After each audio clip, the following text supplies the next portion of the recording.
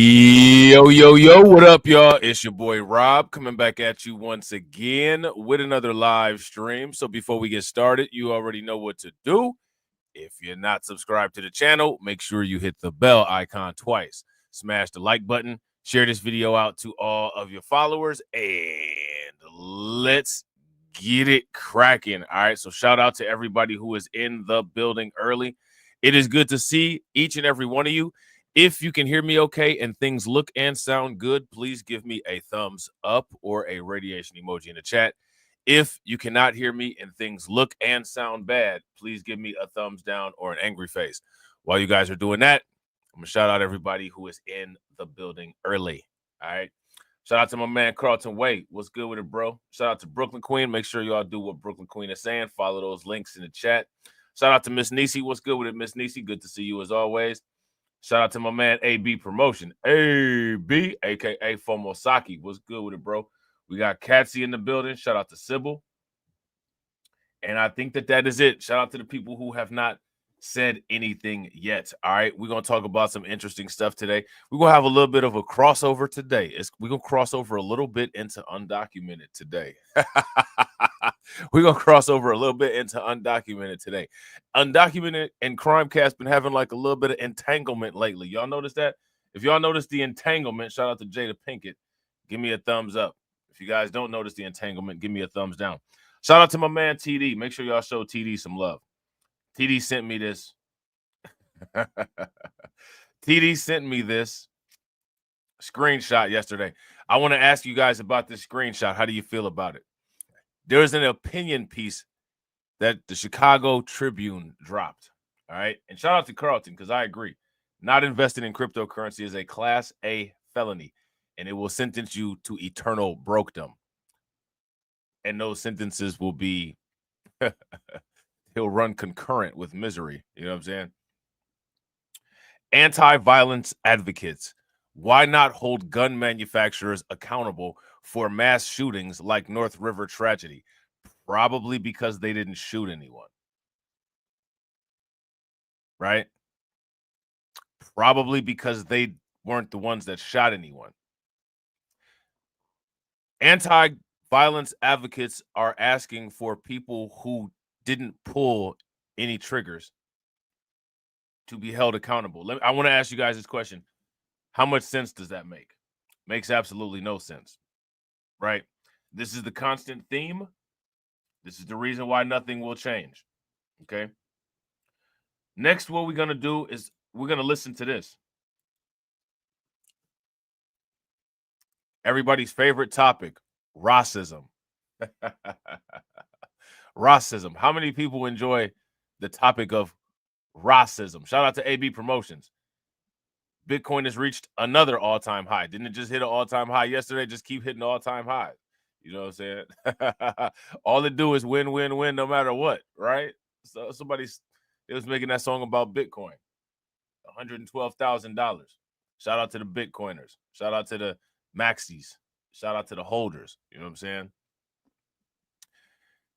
I want you guys to let me know how you feel about what JD Vance says here. Okay? Let me know what you guys feel about what JD Vance said here. Vice President JD Vance is saying the quiet part out loud, advocating for rethinking what it means to be an American. Now, I want to ask you guys this question. What is the quiet part out loud? Someone tell me what the quiet part out loud is. Shout out to everybody watching. If you guys haven't smashed the like button yet, please do me a favor. Take a moment, smash that like button. Also, if you guys have not hit the bell, please take a moment, hit that bell, and also please share the stream to your social media.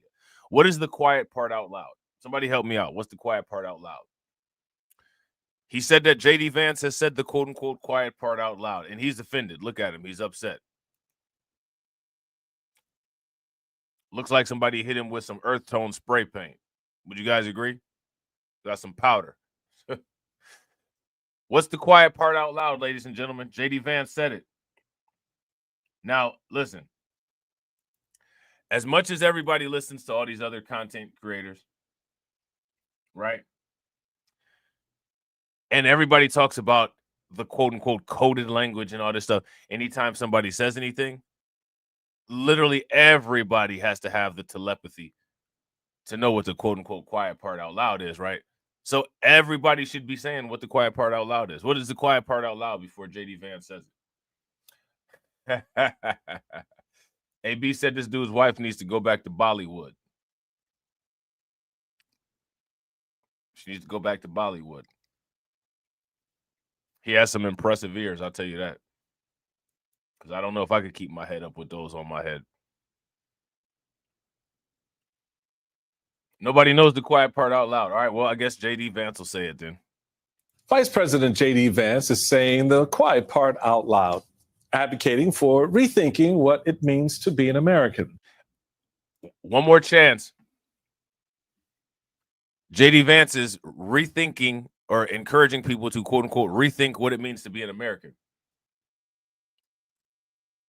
Everybody seems to have their own definition of American. Oh, shout out to AB. You said, no, JD Vance. Yeah, that's facts. You know, she got their house with that aroma. You know what I'm saying? She got the house, that kitchen, boy. You got to put on an N95 before you go in there. Shout out to Katsy. Katsy said, I'm going to guess violent criminals. If you guys agree with Katsy, give me a thumbs up. If you guys disagree, give me a thumbs down. Now, over the holiday weekend, Vance addressed a friendly audience at the Claremont Institute, a right-wing conservative think tank that has called for the end of birthright citizenship. Now, Vance seemed to call for a vision of citizenship where people whose ancestors have been here longer have more of a claim to be American. What's not logical about that? This guy is outraged.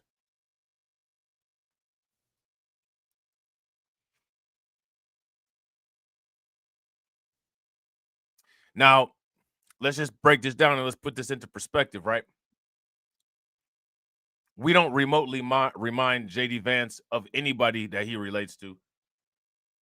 So that comment clearly was not aimed towards us. Despite the fact that you will see a bunch of 10 IQ YouTubers making videos. JD Vance said the truth. JD Vance said the truth. You know what I'm saying? He might have said something that makes sense, but we know that there's no substance behind it in regards to being applied to us. However, we qualify under the statement, right?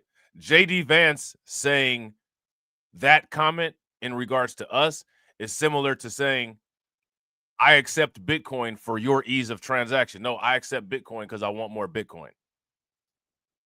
But, you know, if you're somebody that pays with Bitcoin, and yes, it'll make your transaction easier.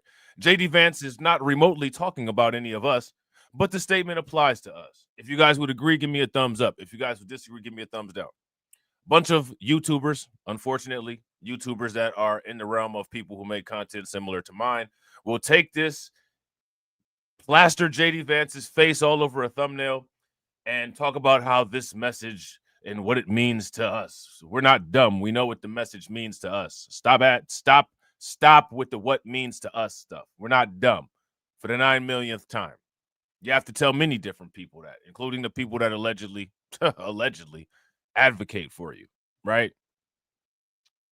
So how do people feel about this is my question. Shout out to Carlton. Carlton said, facts, Rob. You already know. Proof of work, baby. You already know. Proof of work, proof of stake.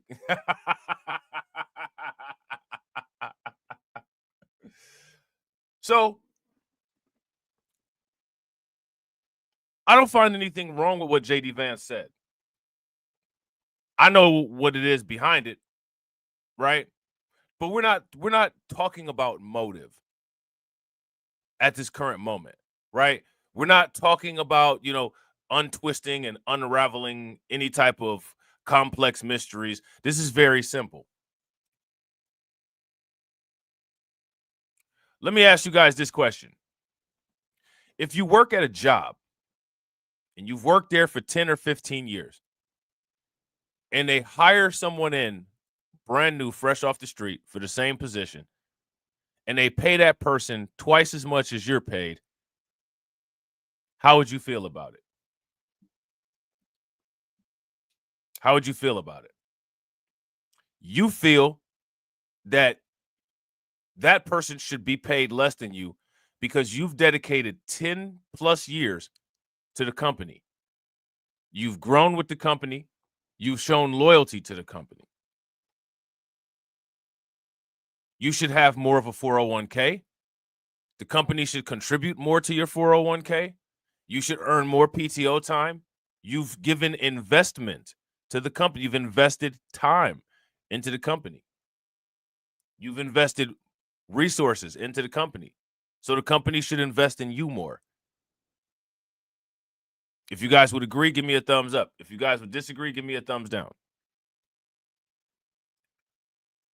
At the United States Corporation of America, some political parties believe that new employees should get premium pay while the old employees work twice as hard to hold up the infrastructure. That doesn't make any sense.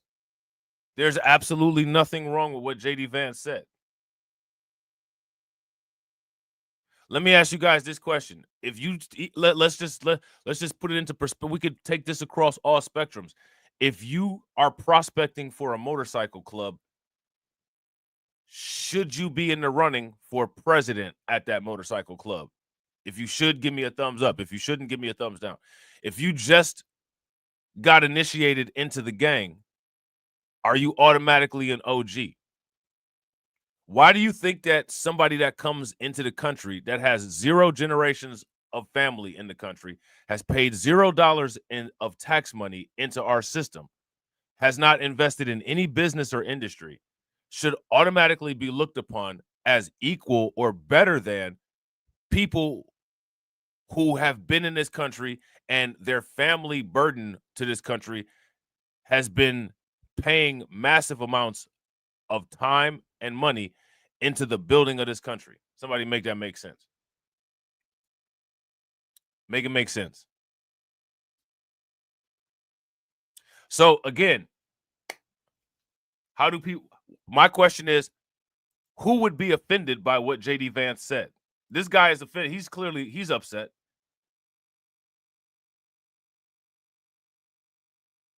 And honestly, I don't think that he's too confident in what MSNBC has him doing, because he kind of paused for a moment. He wasn't really sure of himself when he said this. Now, again, what are your opinions on this? What is everybody's opinion on this? How do people feel about it? If people have no feeling about it, you better not be on these YouTube streets and be somewhere else and say you're feeling about it. Because if you do, we're going to have to do a screenshot reaction. And I'm going to have to ask, how come you had no feeling about it when I said it? Right? Because that's what we're doing out here. If you guys would agree, give me a thumbs up. If you guys would disagree, give me a thumbs down. Vance is saying the quiet part out loud, advocating for rethinking what it means to be an American. Now, over the holiday weekend, Vance addressed a friendly audience at the Claremont Institute, a right-wing conservative think tank that has called for the end of birthright citizenship. Now, Vance seemed to call for a vision of citizenship where people whose ancestors have been here longer have more of a claim to be American. Take a listen. I think the people whose ancestors fought in the Civil War have a hell of a lot more claim over America than the people who say they don't belong. Vance. If you guys agree with JD Vance, give me a thumbs up. If you guys disagree with JD Vance, give me a thumbs down. Don't be scared. I don't understand. You guys act scared in a place where you don't have to be scared, but are brave in places that want you to be scared. I don't understand, but it is what it is. Went on to blame so-called illegal immigrants, his term, not ours, for, quote, cheapening the very meaning of citizenship. Vance's remarks came one day after Donald Trump signed into law a bill that includes a $150 billion cash infusion for immigration enforcement and border security. I watched the entire speech. I encourage everyone to take 40 minutes and watch it beginning to end, because one of the things that's... Now, again, here we go with this, with the illegal migrant advocacy, right? Everyone who is at this table, who is discussing this, who out of these people is a illegal migrant or relatable to an illegal migrant to give a legitimate point of view? Let me know. Shout out to Brooklyn Queen. Brooklyn Queen said, which side of the Civil War is he referring to? By definition, half were traitors to the country. He's referring to the ones who weren't from plantations. That's who he's referring. He's referring to the ones who would bring shepherd's pie to his family reunion. That's who he's talking about. So those could be people from the Union Army or people from the Confederate Army, right? He's not talking about the chitlin eaters. You know what I'm saying? He's not talking about the chitlin eaters. How many people would agree J.D. Vance is not talking about the chitlin eaters?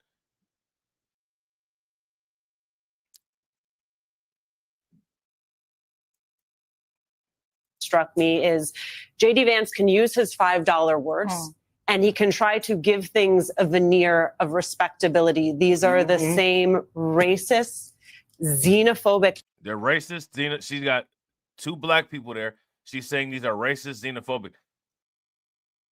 Hey, I'm pretty sure we got ancestors that fought in the Civil War. Sorry if that makes people feel some kind of way. Sorry if white people don't want to acknowledge it. You know what I'm saying? Let me ask you guys this question. How many of you guys got ancestors that fought in the Civil War? In a lot of cases, the Civil War, people want to make this claim, the Civil War, could have possibly been fought about our ancestors, right? But regardless, we're an irremovable part of that conversation, whether clear-eyed J.D. Vance wants to admit it or not, right? The big issue here is Simone Samuel's head looks like an elongated skull of a gray alien. And she's sitting up here advocating for a different color of alien, not gray.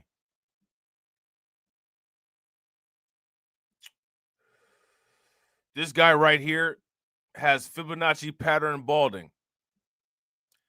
He's sitting up here for what? I don't know. And the white lady is declaring and defining what racism is. My question is, how do you guys feel about this?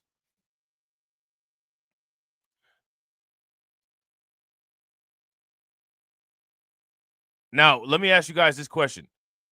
Is what J.D. Vance said racist, or is it historically accurate? It doesn't matter what we say. White people are going to run with it and say that we're just, quote unquote, whining about racism. Because,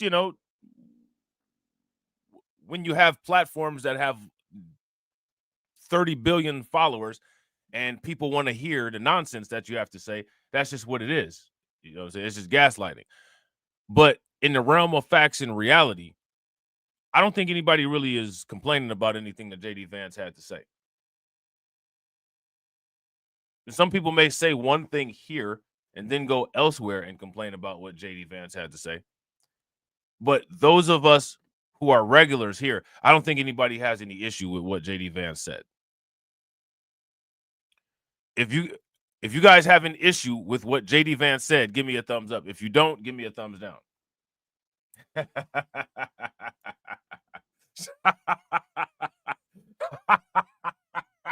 Shout out to Leonard. Leonard said Simone looks like the Crimecast skeleton with a hoodie on. Right, because look at how she looks as criminal, right?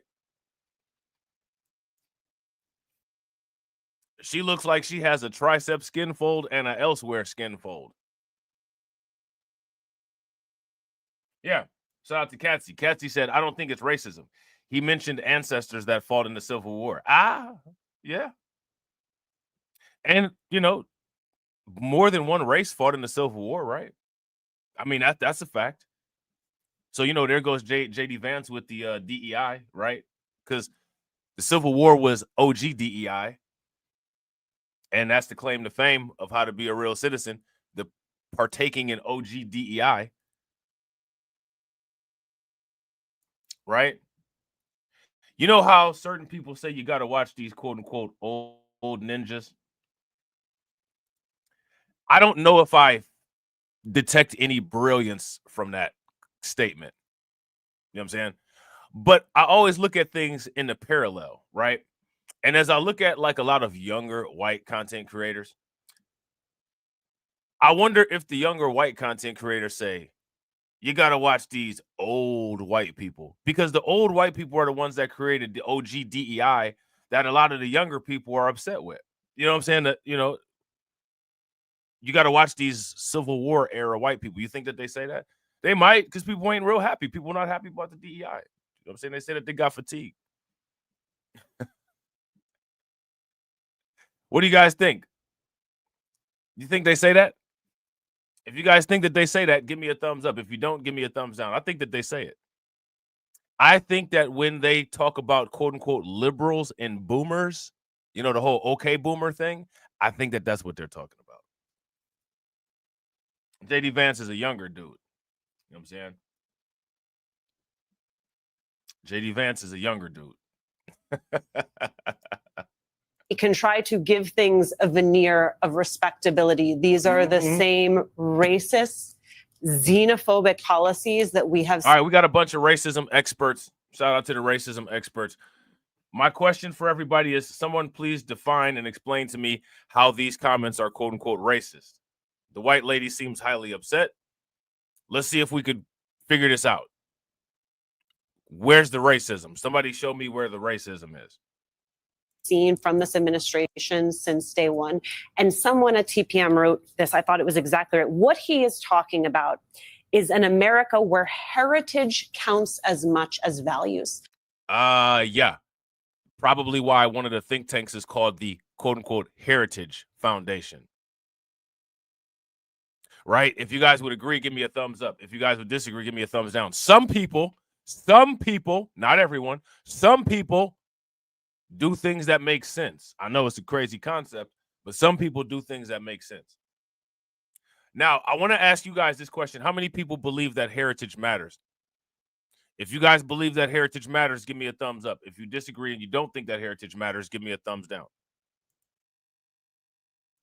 And that's the question that you have to ask yourself. Do we want to redefine American identity to be about heritage? And would JD Vance like to know, how is that a redefinition? How would that be a redefinition? It's always been about heritage. And why wouldn't it be about heritage?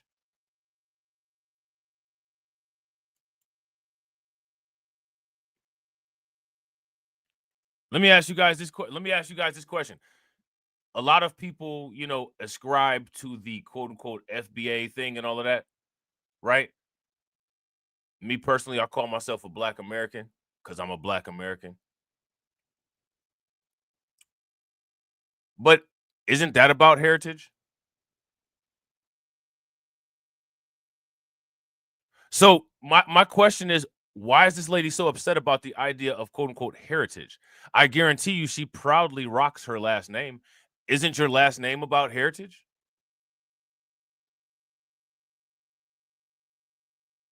Somebody make it make sense. Shout out to Katsy. Katsy said he actually claimed that people whose ancestors fought in the Civil War have a much larger claim to being a citizen.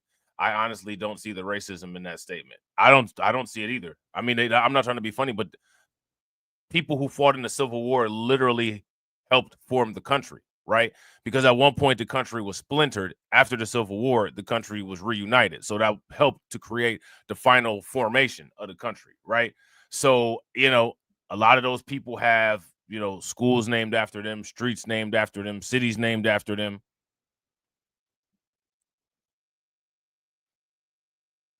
Is there racism in that statement?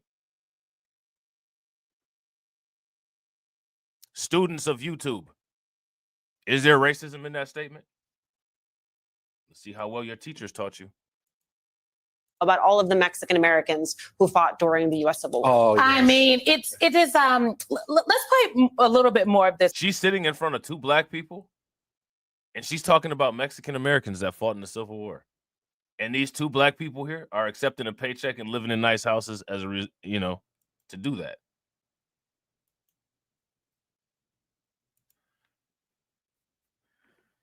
What y'all think about that? What y'all think about that? Mexican Americans who fought during the U.S. Civil War. Oh, I mean, it is. Let's play a little bit more of this, because I think people really need to understand that this is exactly who J.D. Vance is and why it is so just. And look at this cartoon character right here. Shout out to DeAndre. What's good with it, bro?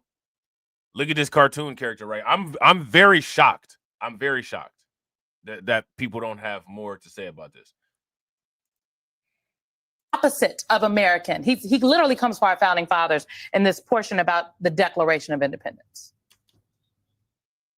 Identifying America just with agreeing with the principles, let's say, of the Declaration of Independence, that's a definition that is way over-inclusive and under-inclusive at the same time. What do I mean by that? Well, first of all, it would include hundreds of millions, maybe billions of foreign citizens who agree with the principles of the Declaration of Independence. Must we admit all of them tomorrow? I don't think there's anything wrong with that logic. Let me ask you guys this question. How many people think that there's anything wrong with that logic? If you think that there's something wrong with that logic, give me a thumbs up. If you guys don't think that there's something wrong with that logic, give me a thumbs down. Want to note that the words in the Declaration of Independence, all men are created equal. It wasn't just a slogan. That is a political thesis. The idea that in America, what makes you American is not your heritage, but your equality and your values. They wrote this while men owned men. So again, on both sides, we have people taking this paper lie seriously, right? But there's that. There's that. And the founding fathers rejected this idea of what some experts now are calling it. What he's talking about is blood and soil, like nationalism. Yeah. And that is yes, the same. It is. It's the same old KKK racist BS. Is it really? Is it? Let me ask you guys this question. How many people in the comment section feel represented by this genius discourse? If you feel represented by this genius discourse, give me a thumbs up. If you don't feel represented by this genius discourse, give me a thumbs down.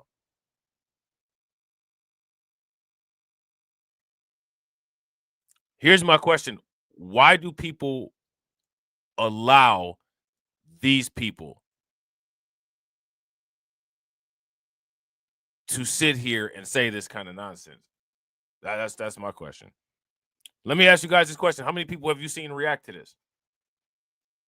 You know how people do. They'll pop in here for a quick second, see us reacting to something that nobody's really talking about, and then they'll go to the people that they love and the people that they glaze and beg them, hey, did you see what Simone Sanders said? To react to that video. It's too late. It's too late. We got it first. And the founding fathers rejected this idea of what some experts now are calling it. What he's talking about is blood and soil, like nationalism. Yeah. And that is yes, the same. It is. Come on, Michael Steele. Same old KKK racist BS. That's exactly what it is. And the founding fathers rejected it. You can look at the Federal papers. The founding fathers were part of it. What is she talking about? Do you guys see how the narratives are switching? She said the founding fathers rejected it. You talking about the ones that, had slaves and created Jim Crow? You talking about them? But now for Democrat purposes, we're talking about Mexicans who fought in the Civil War and saying that being a part of American heritage equates you to KKK rhetoric. Like, make this make sense. Number 1, the Federalist Papers, number 10, they were very, very clear that America is not going to be a country based on heritage. Because to be very clear, Alicia, and Michael are just as American as J.D. Vance. Why is your last name is Sanders? Why would you not be American? I don't think anybody doubts that.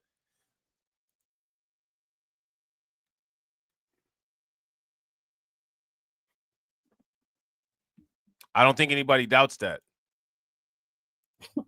Some would argue probably even more so. So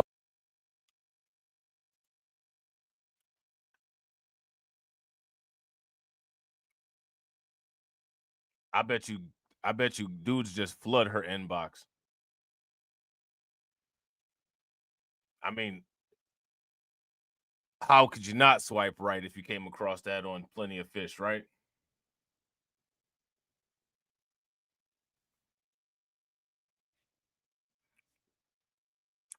Could you imagine? You know what I'm saying? You had to pull the earrings like a lawnmower, like a lawnmower engine.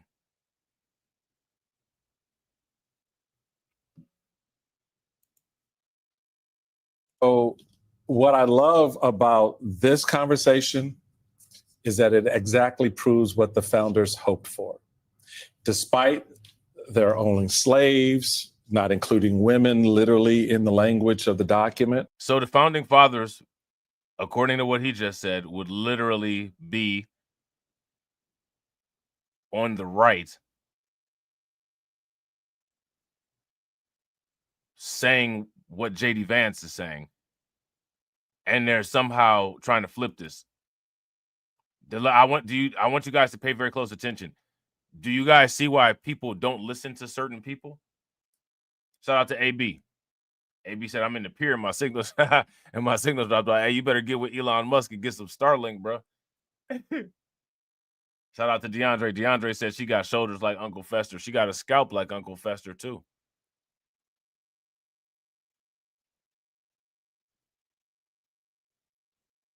And she makes about as much of a point as a ball tip pen. Some would argue probably even more so. So what I love about this conversation is that it exactly proves what the founders hoped for. Despite their owning slaves, not including women literally in the language of the document. But this moment in our history is what the founders would hope happen. What JD Vance, with all that highfalutin education you got, right, don't understand is that the definition of America and Americans is what we make it. And by that very definition, who we are at this table defines us as Americans. Who at the table is undocumented?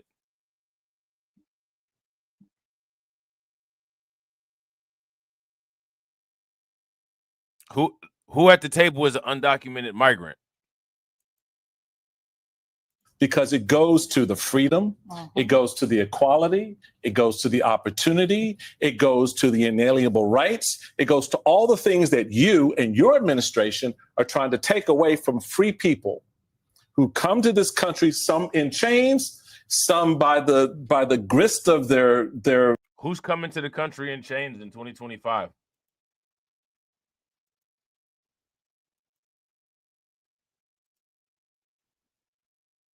Let me ask y'all this question.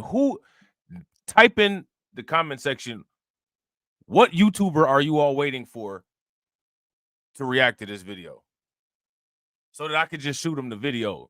For real. Seriously. Don't be scared. Now, let me ask you guys this question. Now again, you got shout out to the shadow people. You mentioned something about how does something affect anybody today? You're automatically a coon, so don't worry about it. No need for sneak dissing. I got it. I got you. Throw the raccoon emoji in the chat for me, y'all. Throw the raccoon emoji in the chat for me. Now, question. Who's coming to the United States in 2025 with chains on? Shackles on their feet, like Genuine and Nas.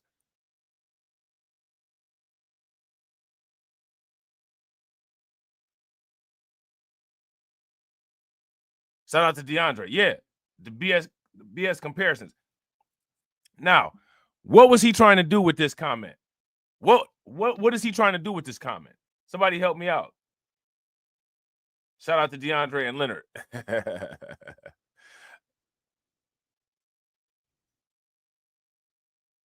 What was he trying to do with this comment?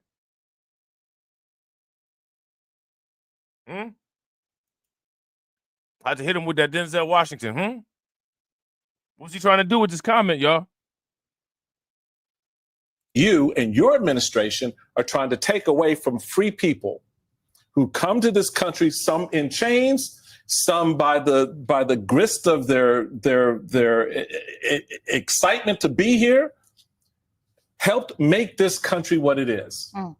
Whether it's a Mexican-American heritage, an African-American heritage. Is Simone Sanders African?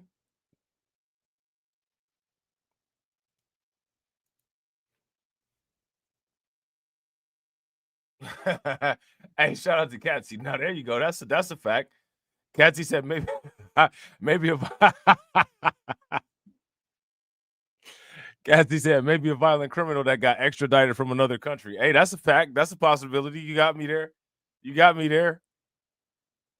But I thought they were sending the people like to El Salvador and to get Moe with the chains on. They leaving with chains. They're not coming in with chains. Shout out to all the coon emojis. You know what I'm saying? Shout out to all the coon emojis. You know what I'm saying? Because we got to talk about that.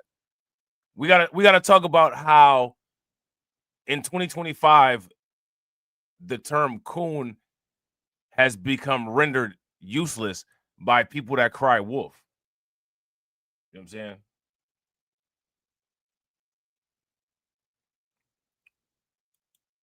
How many of y'all would hire Simone Sanders as your bodyguard?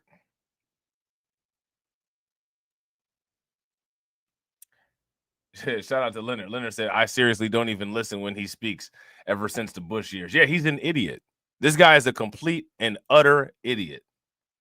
A white European heritage? White.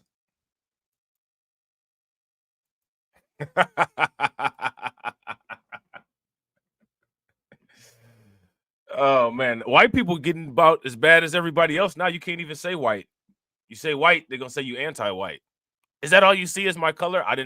Last time I checked, I didn't think white was a color. You know what I'm saying?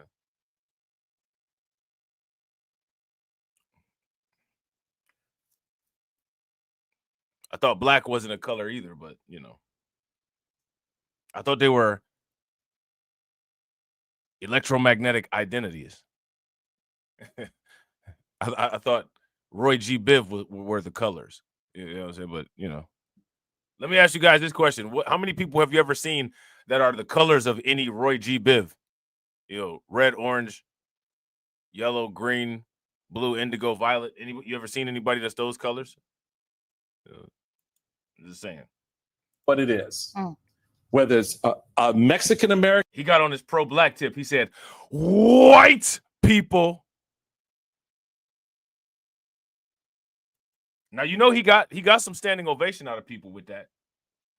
He said, yeah, shout out to Brooklyn Queen. He said white with the hard H. Hard H and a hard W. White.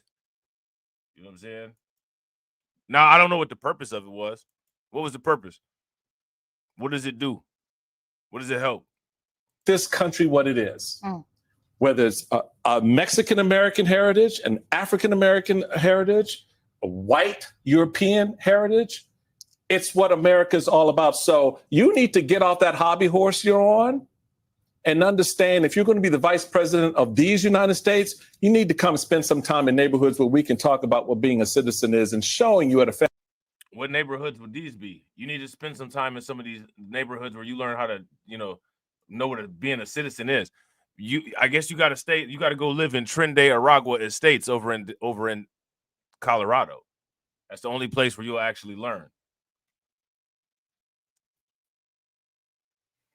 Shout out to Kathy. Kathy said, I live in Florida. I'm tan now. I ain't mad at it. I don't know what a hobby horse is. Anybody know what a hobby horse is? I don't know. Somebody help me out. understand if you're going to be the vice president of these United States, you need to come spend some time in neighborhoods where we can talk about what being a citizen is and showing you at a family barbecue what it looks like. We, the people. Showing you at a family barbecue. So this guy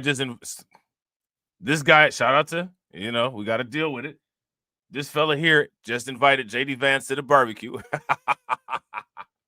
And at a family barbecue, last time I checked, barbecue was like one of the, like, barbecue is American, like hot dogs and hamburgers. I don't.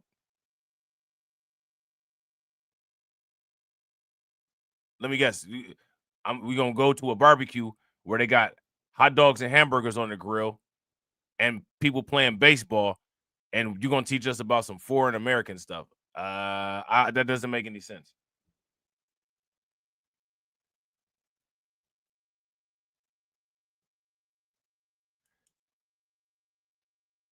This is the joke. In order to form a more perfect Every day. union, he might need to look it up. Every day. Not Michael Steele inviting JD Vance to the family. To the cookout, honey. Cookout. All right, next. What y'all think about that?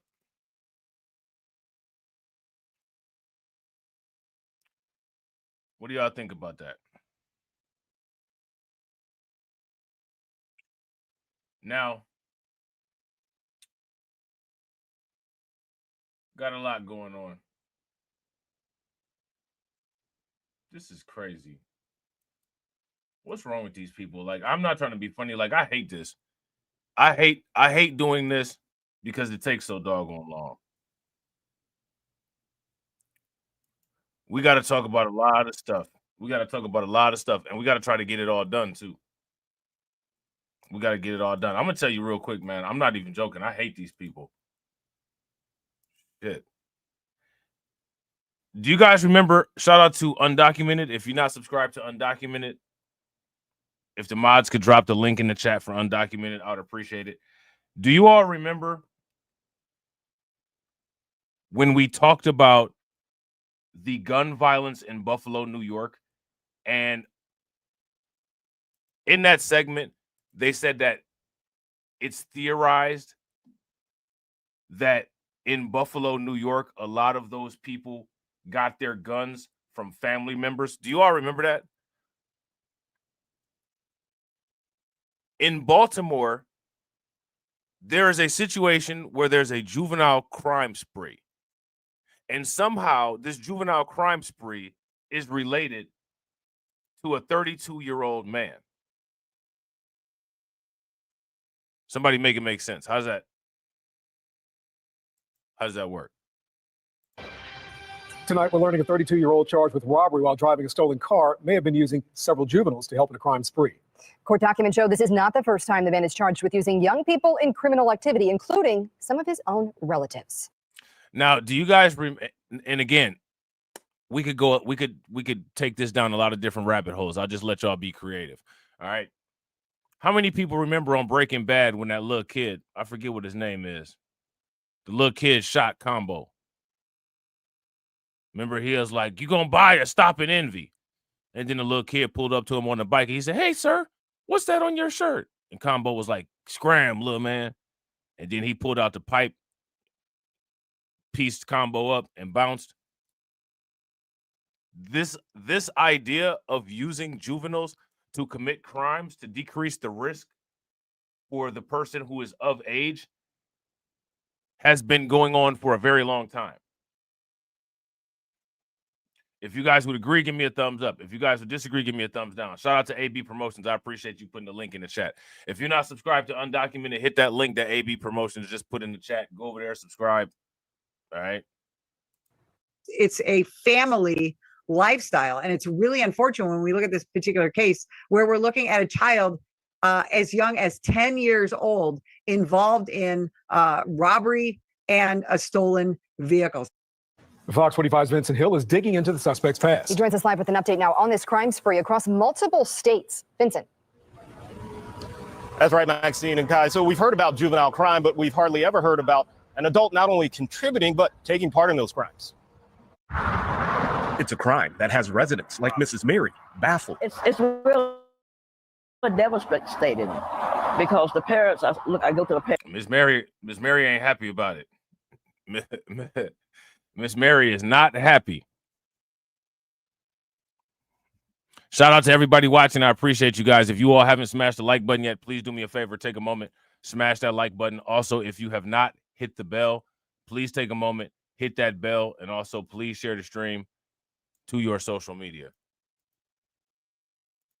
They should know where a 10-year-old child is. Robbery, Fox 45. First told you about Sunday, involving 4 juveniles, a 10-year-old, 2 13-year-olds, and a 14-year-old. Police later tracking those juveniles in a stolen car. It looks like they bailed out. They're going to be coming up the course, 1400 block of course. But also inside that stolen car, a 32-year-old man. And some of them get up with the. Now, let me ask you guys this question. What was the 32-year-old man doing in the car with all those juveniles? What was the 32-year-old man doing inside the car with all those juveniles? What was going on there? She got eternal collard greens cooking. Facts. Shout out to Carlton. Carlton said Miss Mary got some collard greens and cornbread cooking inside. Facts, some saltwater cornbread. You already know. You know what I'm saying? Some saltwater cornbread. It's good as hell too. It tastes like butter is just made into it. You know what I'm saying? Shout out to AB. AB said I'm about to get a hobby horse for my house. Everybody got a hobby horse. Look, I didn't know what it was called. We used to call it a rocking horse though. You know what I'm saying? But I seen what Sybil said it was. That's what we used to call it, a rocking horse. You know what I'm saying? But them hobby horses though, you know what I'm saying? That's what Rogue on X-Men. She said, I'll make you nervous like she said, I'll make you nervous like a long-tailed cat in a room full of rocking chairs or something like that. Oh man, shout out to DeAndre. DeAndre said Miss Mary stayed with something in a crock pot and she got an eternal supply of icy hot. You know what I'm saying? Wrong crowd. And some of them just ease the influence. Sources close to the investigation say that 32-year-old man is possibly related to at least 2 of the juvenile suspects who share the same last name as he does. And we're learning it's not the first time he may have influenced them to commit crimes. According to charging documents provided by Harford County, back in March, he was charged with stealing a Hyundai in Bel Air. State police found the vehicle after a hit and run, but the vehicle sped off. Police later arresting the adult male and a 14-year-old who they say was the driver. Both suspects had the same last name. Then in June, Delaware State Police spotted 2 stolen Hyundais, both stolen in Baltimore County. After a short chase, one vehicle crashed. Inside, 2 adults and 2 juveniles. A short time later, the other stolen Hyundai was found. Delaware State Police arresting that same 32-year-old, as well as a 10-year-old and a 13-year-old. Multi-generational crime. Law enforcement expert Betsy Smith. Multi-generational crime. Now, I want to ask you guys this question because you know that's going to trigger people. Shout out to Carlton. You think that's going to trigger people, Carlton? If you think that's going to trigger people, give me a thumbs up. If you don't, give me a thumbs down. Now, people was acting like they didn't understand what J.D. Vance said, but I know everybody going to come to a conclusion about what this lady was saying with this multi-generational crime comment. Now, let me ask y'all this question. She's showing all her teeth with this smile. See, I want to make sure I got the blurs off of there so I can see. She got the ear-to-ear smile. She said multi-generational crime. What's she talking about? I'm gonna let it rip. From an expert, Betsy Smith. What if the parent is sitting next to you as you're a 12-year-old or a 14-year-old driving a stolen car, and it's your mom or your dad who is encouraging you and assisting you in committing this crime? Now, let me ask y'all this question. Why are they not showing the 32-year-old man? Shout out to DJ Elmo. What's good with it, bro? Why are they not showing the 32-year-old man who is involved in leading this juvenile crime ring? Why are they not showing this 32-year-old man? We know that sometimes they don't show the juveniles, right? But why are they not showing the 32-year-old man? While it's not clear exactly what relationship the 32-year-old has with the juveniles, Smith says she believes he's using them to his advantage. It's long been the practice of some criminals to utilize juvenile offenders to commit the worst parts of the crimes, knowing that these juveniles are going to face little, if no, consequences. Smith pointing to the fact that the adult has bonded out on the 2 other cases, but hopes these latest charges keep him behind bars for the sake of the juveniles. Every crime that you can charge this person with do it because he, of course he's endangering. Now, let me ask you guys this question. How many people believe, if you guys believe, how many people believe that when dealing with situations like this, the person that manipulates the juveniles should get charged with all of the crimes that the juveniles committed, that they coerced the juvenile to commit? If you guys agree that that's how that should get dealt with, give me a thumbs up. If you disagree and you don't think that that's how this should get dealt with, then give me a thumbs down. Shout out to DJ Elmo. DJ Elmo said, you know why? Probably a SLC 24A5 male. That's a possibility. If you guys agree with DJ Elmo, give me a thumbs up. If y'all disagree, give me a thumbs down. Children, whether they're criminals or not. I mean, you're talking about robbery, car theft, violent crime. These children are truly in danger, and endangered children need to be removed from that situation and put somewhere safe. Meanwhile, we still don't know if those 4 juveniles in that stolen car involved in that robbery from over the weekend are still at DJS. As far as the 32-year-old, he still remains in the hospital from breaking his leg while running from police. For now, we're live at BPD headquarters. Vincent Hill, Fox 45 News. That's what happens when you're old and you try to play silly games. He broke his leg trying to run from police. People are doing wild stuff now. There was a situation where somebody just decided to take an unmarked tow truck and I'm just going to take your car. And they just took this lady's car with an unmarked tow truck. We're just going to take your car. You know what I'm saying? I don't know where they do that at. Shout out to Carlton. Carlton said, why is the phone on the ground with the woman recording? Because they throw everything else on the ground over there. You know what I'm saying? The station that's working for you. This is Fox 4 News at 6 p.m. Tonight, another victim of predatory towing comes forward with shocking video showing a tow truck taking a woman. Predatory towing is crazy. How many people have ever heard of predatory towing? We're moving into new territory. I've never heard about predatory towing before. Apparently, it's a thing. I guess we're gonna learn about it now. If you've heard of predatory towing, give me a thumbs up. If you have not heard about predatory towing, give me a thumbs down. Car in less than 2 minutes. I'm John Holt. I'm Lauren Halifax. So the victim still hasn't gotten any updates from law enforcement, which she says also concerns her. The video's here only on Fox 4, and Malik Jackson joins us live from the North Hyde Park neighborhood where it happened. Malik, if we thought the drivers didn't care before, it certainly appears that way now. That is correct, Lauren. When we thought that putting the spotlight on these predators. Hey, man, shout out to Malik Jackson, man. My dude got started like he was about to sing an R&B song. Well, what happened here today was this. Someone parked on the wrong side of the road. Shout out to you, bro. Shout out to you. That is correct, Lauren. When we thought that putting the spotlight on these predators. My man had his Isaac. That is correct. Man, my man had his Isaac Hayes voice ready. Shout out to Telegram. What's good with it, man? My man was ready. You see it? My man was ready. Let's go. He ain't trying to be working at the news forever. He's trying to get a record deal. Let's go. That way now. That is correct, Lauren. When we thought that putting the spotlight on these predatory towers would stop them, as you mentioned, well, we thought wrong because these tow operators are acting more aggressively than ever before. Take Macy for an example. She parked her car along this road. There's actually cars parked here right now. There's no signs that say you can't park here. And the salon that's right here to my right, they encourage their customers to park right here. But when Macy parked her car here, it was the last time she ever saw it before it vanished. I left for work that day around 1:30, and my boyfriend came home from work around 5, and the car was gone. And here it is. An unmarked tow truck pulls up, the driver gets out, and in just 1 minute and 41 seconds, boom. Hey, that's bold. Hey, that's bold and crazy. Have you ever been towed? Have you ever been told? you big purple? Ugh. Oh, God, never mind. Have you ever been swallowed up? Have you gone through a time of swallowing? Swallowing, goggling.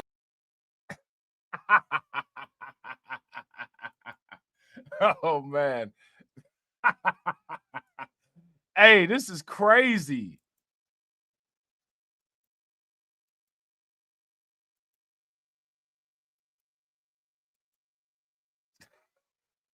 And a little white girl looked like she's 12 years old. Man, should we should we blame it on age and experience?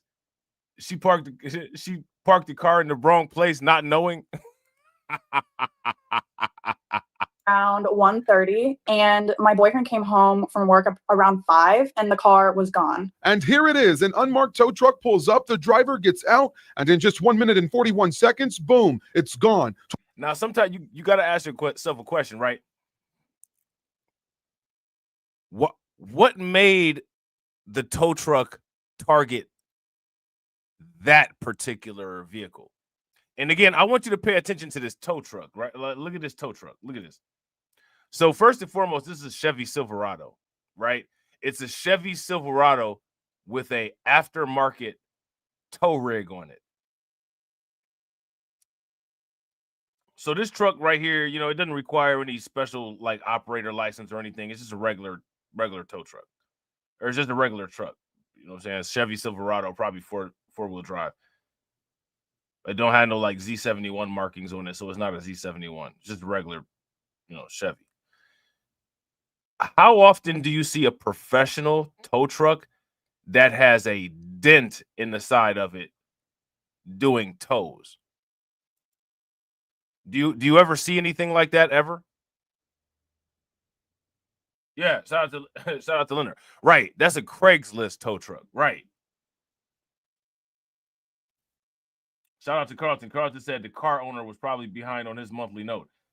The car owner possibly was behind on the monthly note. I would say the tow truck is possibly stolen. What do you guys think?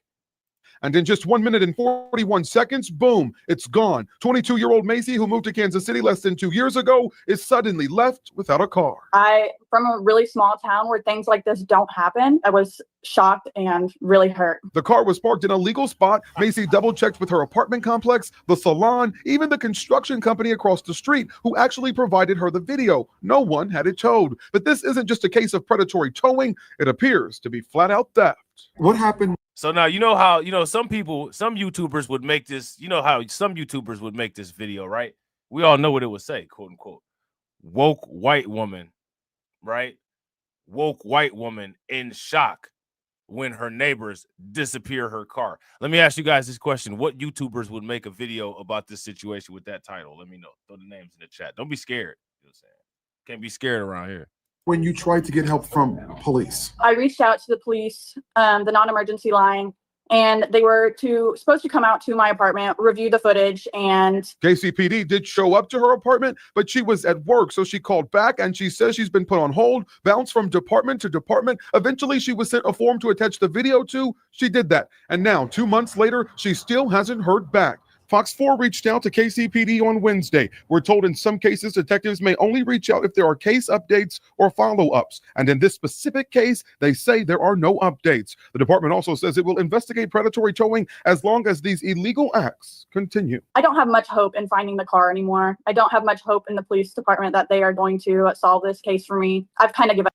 So now let me ask you guys this question. If she has insurance on the car, shouldn't the insurance take care of that if this is indeed a theft?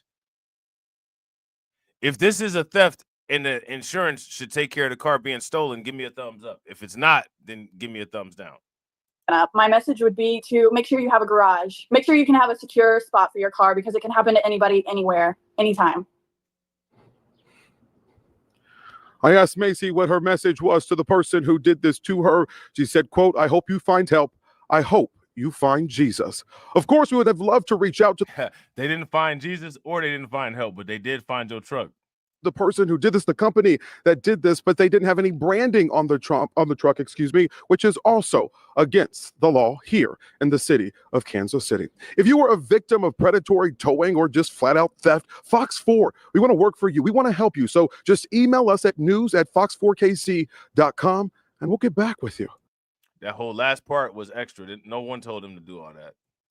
He was supposed to supposed to return the live feed back to the studio.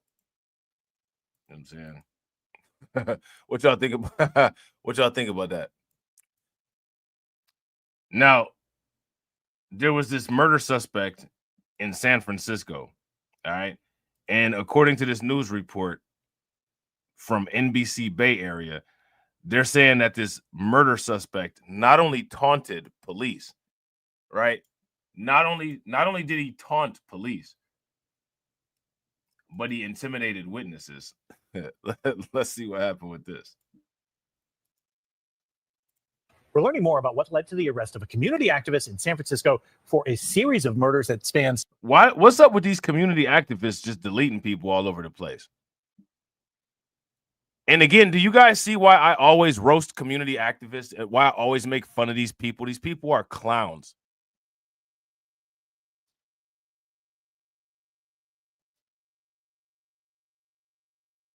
These people, these community activists be like, ain't no way the white man is abusing my people before I abuse them. That's what community activists be doing. It's racism that white man gets to abuse my community before I get a chance to. Why do they all do that?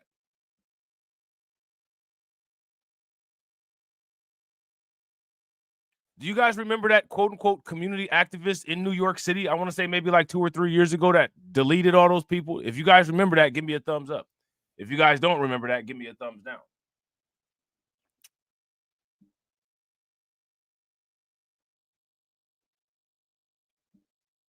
What do community activists ever activate? What do they do? I'll tell you this one right here. He brought shout out to him. He made a lot of money for the funeral homes in the community, right? He helped to patron business there. I guess, you know what I'm saying? I guess that's what community leaders do, right? Let's see what this quote-unquote community leader did. We're learning more about what led to the arrest of a community activist in San Francisco for a series of murders that spans 2 decades. In an affidavit filed in the case, authorities allege the accused. A series of murders that spans 2 decades. Let me ask you guys this question. Who made this dude do this stuff? Shout out to Carlton. Carlton, where you at? Tell me who made this dude do this.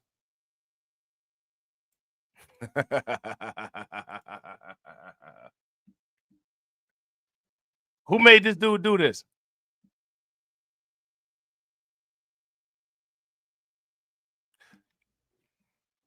Let me ask y'all this question. How many of you all are just elated that I'm roasting this guy instead of like, you know, the Daily Wire or the New York Post? I don't know. I don't get enough support on my channel. So maybe like these type of stories right here, maybe people should just start posting them on Twitter and tagging Ben Shapiro, tag Matt Walsh, tag Actual Justice Warrior.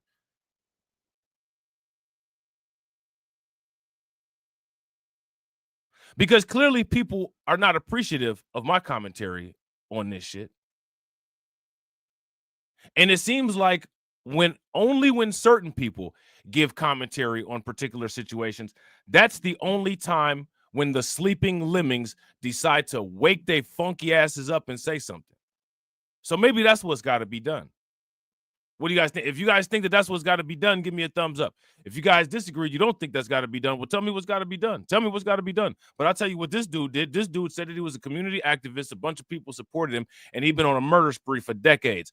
And let me ask you guys this question. What facilitated the murder spree being allowed to happen for decades? You think it was the stupid-ass no-snitch policy? You think it was that dumbass shit? If you think that it was, give me a thumbs up. If you think that it wasn't, give me a thumbs down. targeted potential witnesses against him and then all but bragged about it. Investigative reporter Jackson he was Vanderbecken bragging has about the it. story you'll only see Do you guys notice that? How many times have I said, why is it that certain people have a issue with coded language?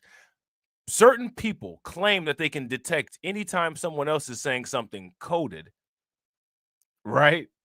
But then they have just this immense difficulty encoding and using their own form of coded language. It's bizarre to me. So you mean to tell me that you can interpret SOS, but you can't send the SOS message? It doesn't make any sense. Somebody make that make sense. Make it make sense. Shout out to AB Promotions. AB Promotions says Sleeping Lemmings is wild. Bro, it's wild. It's wild.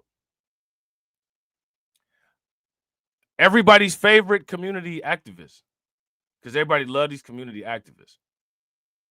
He's been deleting people for decades. How y'all feel about that?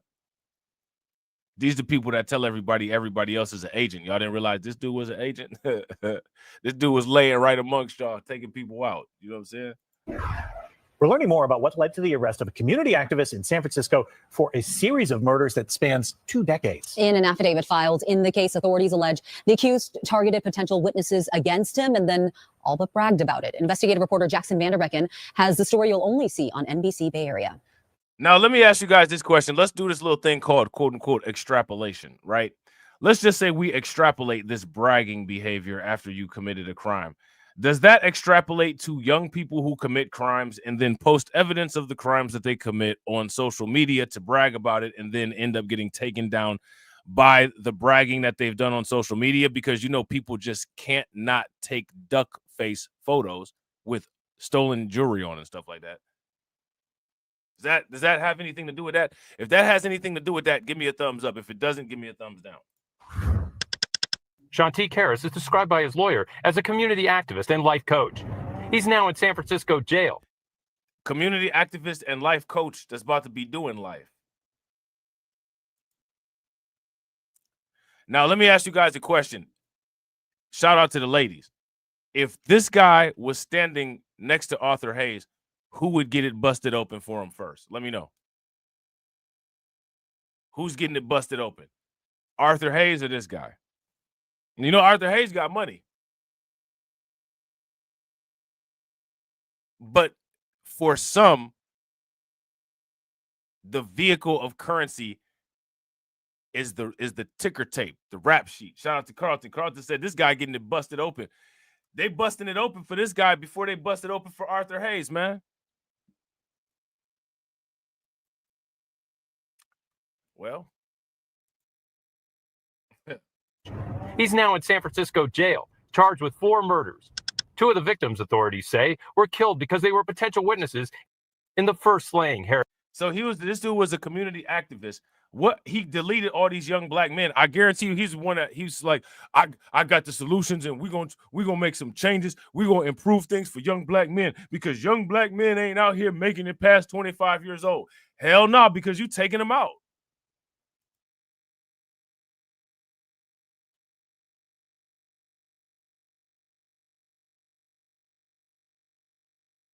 Taking them out. Now, let me ask y'all this question.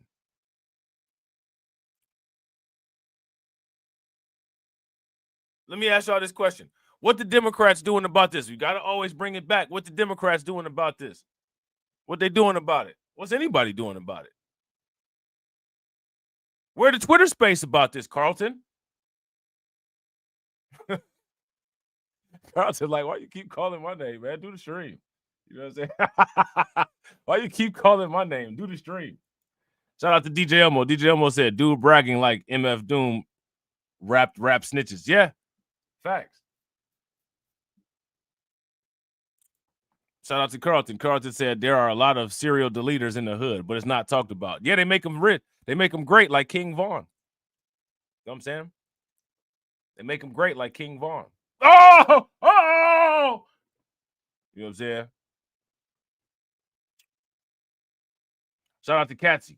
Catsy's an anomaly. Catsy says, I want an intelligent, loyal man that doesn't do crime. Shout out to you. See, when And when there's a situation like this, that's when you have your pick of men, because those men are womanless. If you guys would agree, intelligent, loyal men that don't do crime are womanless and are at every moment just one insult away from self-deletion. Give me a thumbs up. If you guys would disagree, give me a thumbs down. They're not trying to bust it open for the captain of the canoe team out here. You know what I'm saying? Harris is now accused of more than 2 decades ago. He never should have died. That never should have happened. Frankie White says her brother, Gerald White, went to testify before a grand jury in 2002. According to this affidavit filed by investigators supporting the case, Harris was waiting and confronted White in the hallway. White's testimony was delayed. Then, just 3 days later, White, who had 8 children, was found dead, becoming the second potential witness against Harris to be slain execution style in a matter of months. Now, let me ask you guys this question. If I ask people where the outrage is about this, what are people going to say? What's the response going to say? Well, somebody got deleted over here. Okay, that's fine that somebody got deleted over there. We got plenty of videos up the way of people getting deleted over there. My question is, what about this? Why do people keep falling for these clown-ass, quote-unquote, community activists? You got one community activist that has a legacy of stealing people's money. You got community activists like this that got a legacy of stealing people's lives.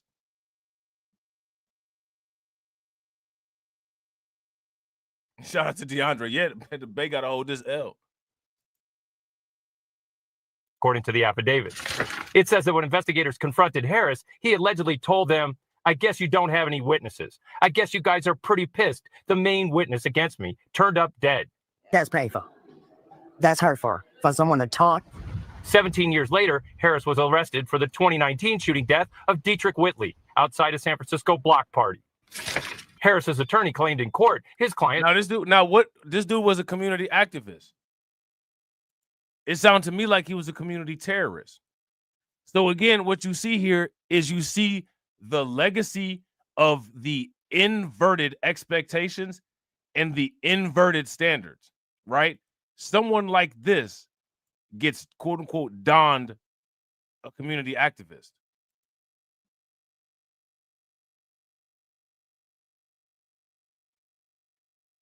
Shout out to Carlton. Carlton said the activist that's the spokesperson for Carmelo Anthony is a career criminal.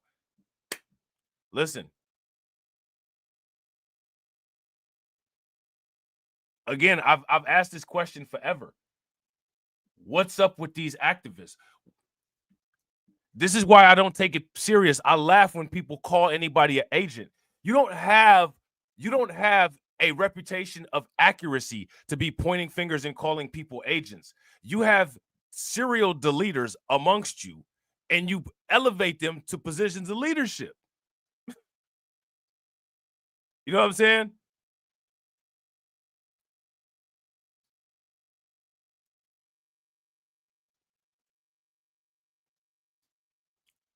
Shout out to y'all. Let me ask y'all this question. How many of y'all think that this person here had action every night if he wanted to? All he had to do was dial a phone number. He just scroll up through his phone, and where the phone stops, he hit that number, and that chick come over, and they have a good time at night. If you guys think so, give me a thumbs up. If you don't, give me a thumbs down.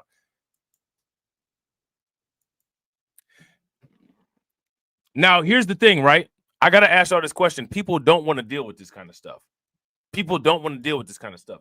But then other people pick up the story and say, you know what? I'm about to make some content out of this. I'm about to make some money out of this.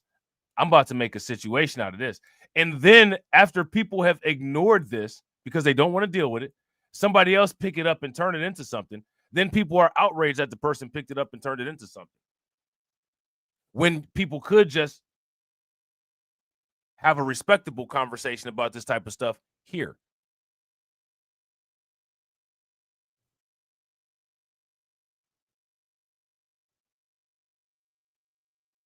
I want people to see the upside down, inverted, backwards thought process that has been ingrained in people from listening to YouTube brain rot for decades.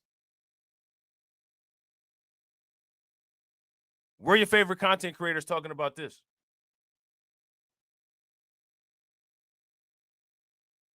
Now, you know what's crazy?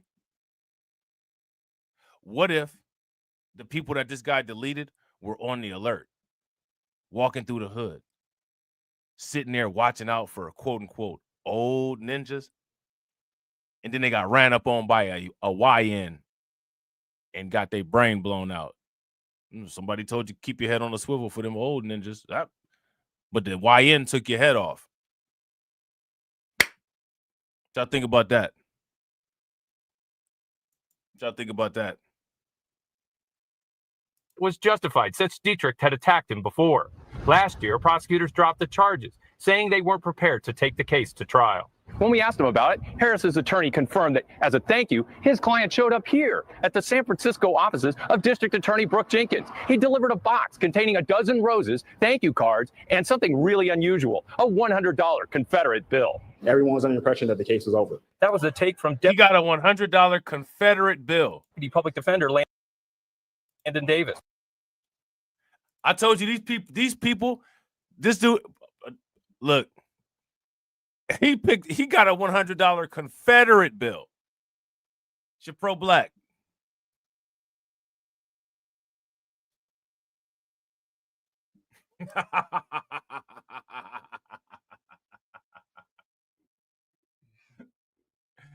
He got a $100 Confederate bill. So think about that. He went all over the United States to find, after he deleted a bunch of black people, he went and found money from the Confederacy. Come on, man. People got to stop giving these people the pass like they don't know what they're doing. Stop it, man. Stop it.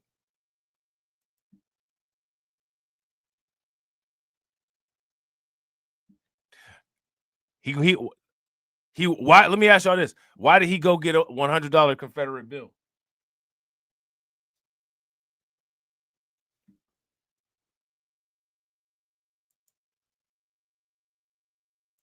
But investigators weren't finished.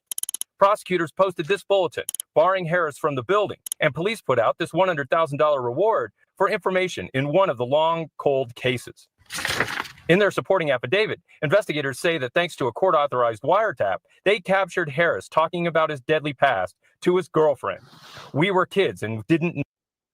So again, he's telling all of his deadly, treacherous things to his girlfriend, to the girl, while she on the other end of the phone with her hands in her underwear. Yeah, baby, you know. I took out somebody that looked just like your son. I did it in the name of the community. Punk ass nigga, just like your daddy took his ass out. Oh, what time can you come over? As soon as I get done wiping these fingerprints off this gun from this other cat that I just took out. Go pick up a bottle of Tito's. I'll pick you up and you could go run in the store and buy it. I can't be seen on no damn camera, bitch. Okay, baby. Okay.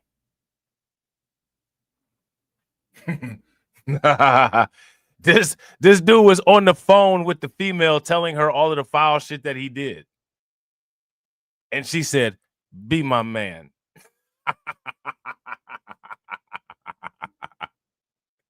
She said, be my man. Now, Arthur Hayes was, probably, at canoe practice or at lacrosse practice or something like that. But the killer about to get it busted open for him.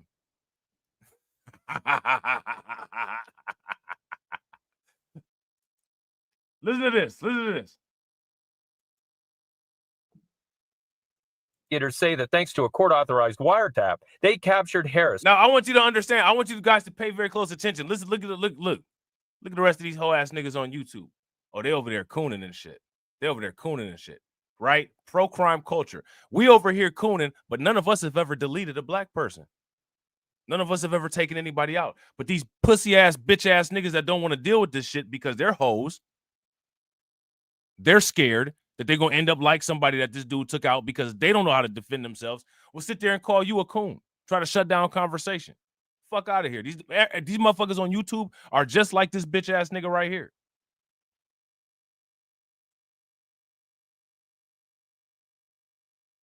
They will protect the criminal. The females will bust it open for a criminal. He about to get it busted open right now. He giving somebody some pillow talk. And what's turning her on is the fact that he took 3 people out. Yeah, bitch, I took these 3 motherfuckers out. Okay, baby, I'm about to take you out. Let's go. We're going to hit the after hours. This that idiot ass shit right here.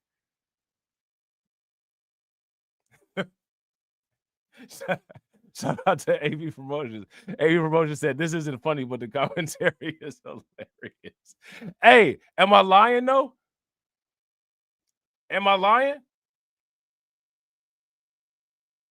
We were kids. I didn't know no better, despite the fact that everybody had their ass in Sunday school, and you know that they taught you about the 10 Commandments with your stupid ass. You never heard of thou shalt not kill, but your dumb ass killed 4 people. If you don't shut your stupid lying ass up, they need to throw this motherfucker into jail and throw away the key. Oh, they cooning over there. They cooning over there. He advocating for locking up a black man. You know what I'm saying? Come get your nigga. Come get your boy. The fuck? I understand pro-crime culture calling us coons for roasting this clown and not doing shit about the fact that he took out 4 people that could have been any male in our family.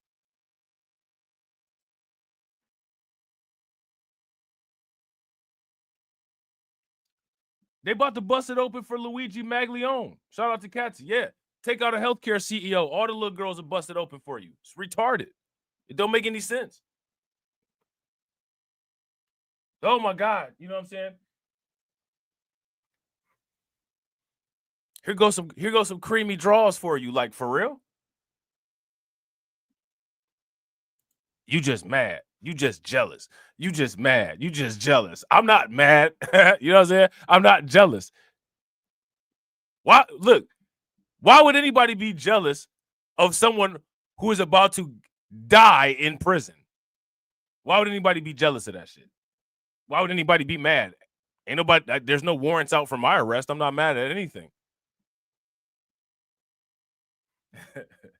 Let's listen to this pillow talk. Maybe we could run these lies on some female and get lucky. You know what I'm saying? Talking about his deadly past to his girlfriend.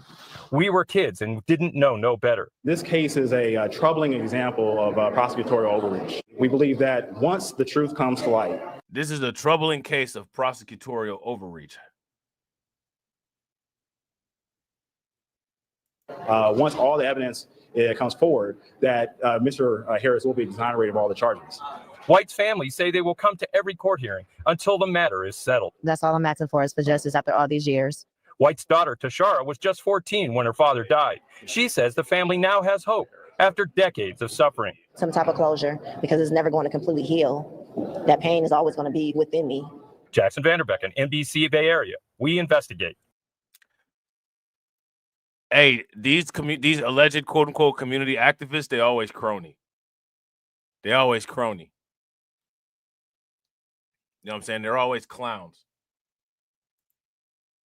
You know what I'm saying? Now, how many people heard about this MS-13 member that was wanted for the murder of 5 people? He was arrested by immigration agents in Omaha. Now, I want to ask you guys this question. Who's protecting the MS-13 members?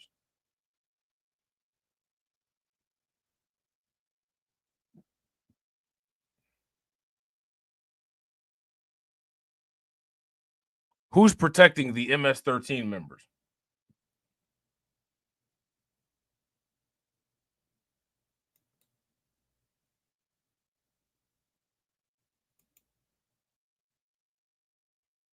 That's my question. Yeah. Shout out to Carlton, Democrats. Shout out to Katsy, liberals. Oh, she's going to be Jay. Bro, all them paychecks, she's going to be Jay paying him like his child support. And be talking about, I love him. I love him.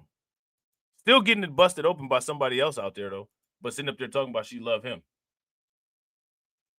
You know what I'm saying? She's gonna send him money before the baby gets anything. Yeah, shout out to AB. Facts. If you guys agree he did know better, give me a thumbs up. If you guys disagree and you don't think that he knew better, give me a thumbs down. And if he didn't know better, then a cage is exactly where he needs to be, because animals don't know better, and dangerous animals end up in cages, right? So if you don't know any better and you think that that's just normal, well, then your ass belong in a cage.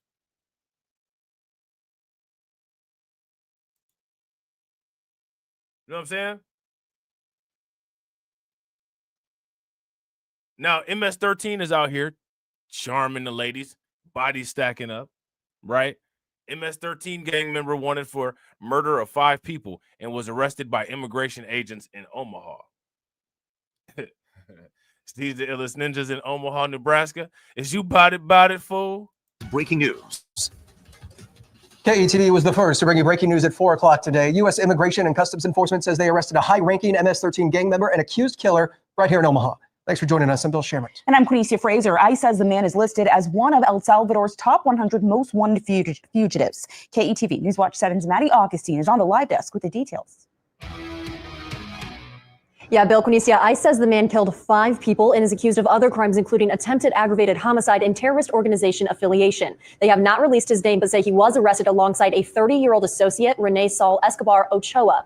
This video shows their arrest. You can hear an officer yell at occupants in the vehicle to open the door. Open the door!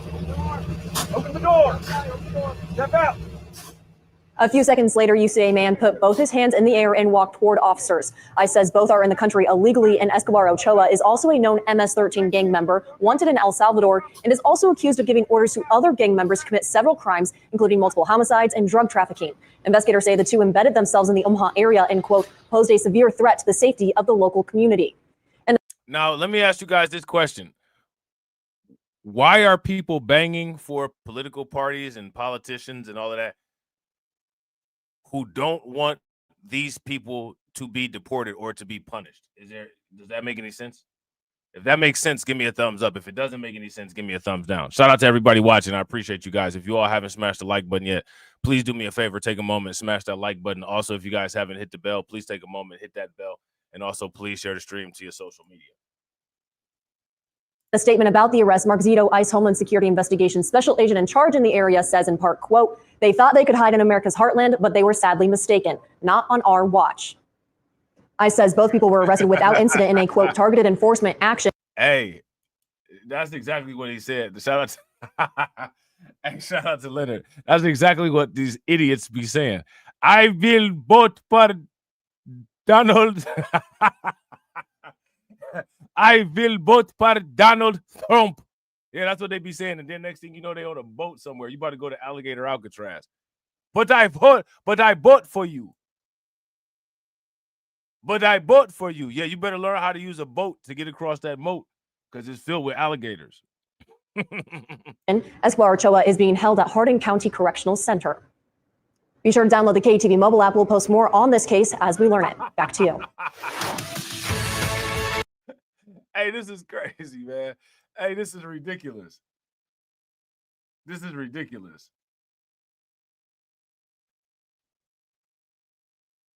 This is ridiculous. Hold on. Here goes some more information about this MS-13 member. Now, again, I gotta ask the question, and I need to know from you guys: why do so many people support pro-crime culture? Somebody help me out. Why? Somebody make it make sense.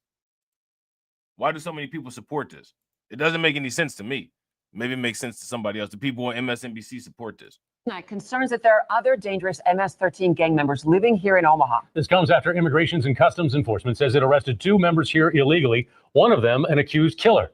Now we have team coverage tonight. KTV News Watch 7's Pete Cudahy has more on the MS-13 gang and their history. But first, Bill Shammer talked with ICE tonight and has more on how quickly this all came together. Bill. Yeah, Rob, Julie, less than 24 hours from the tip coming in to 2 people being arrested. This man, who ICE isn't naming, is wanted for killing 5 people, trying to kill other people. ICE tells me it took incredible teamwork to make this come together. Step out of the vehicle. Step out. Get out. Walk back. Walk back to me. Keep on going. Any type of law enforcement operation requires planning for safety purposes. So generally speaking, the type of planning we did for this operation was finding out where were the suspects, what was their pattern of life in a very quick situation, and then coming up with a plan to arrest them quickly and safely. Shout out to Katsy. Kathy said, because the Karens think they are being edgy by supporting it. I have no effing clue. Yeah, I have no clue. It doesn't make any sense. I wish some of those type of people would actually not be cowards and come and, like, discuss this stuff in the stream with us so we could figure out, so we could see what's going on inside of their brains besides mothballs, flying around, right? But yeah, man, but again, it's not just those Karens, right? It's not just the Karens. You know what I'm saying? We just saw evidence of a community murderer, giving some pillow talk to some chick that was getting hot for him. You know what I'm saying? She having some of that pillow talk late night. She had some candles lit in her room. Oh, you know what I'm saying? Yeah, I had to take these 3 cats out. Oh, tell me more. Tell me more. You know what I'm saying? Tell me more.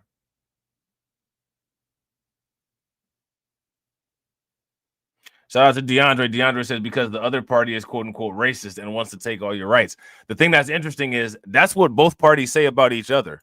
And I would say that when both parties talk about each other, that's the only time they tell the truth. when both parties slander each other, that's the only time they tell the truth. If you guys would agree, give me a thumbs up. If you guys would disagree, give me a thumbs down. Shout out to Carlton. Carlton said, I was told on Twitter Spaces that some people are pro-crime because the drug dealer in the hood was seen as a rebel and someone that beat the system to an extent, as they lay there with their brains coming out of their head. You know what I'm saying? Yeah, that's my man right there. You know what I'm saying? He beat the system as he sits there with scrambled brains on his forehead. He died a real one. You know what I'm saying? Yeah, he died a real horrible death. You know what I'm saying?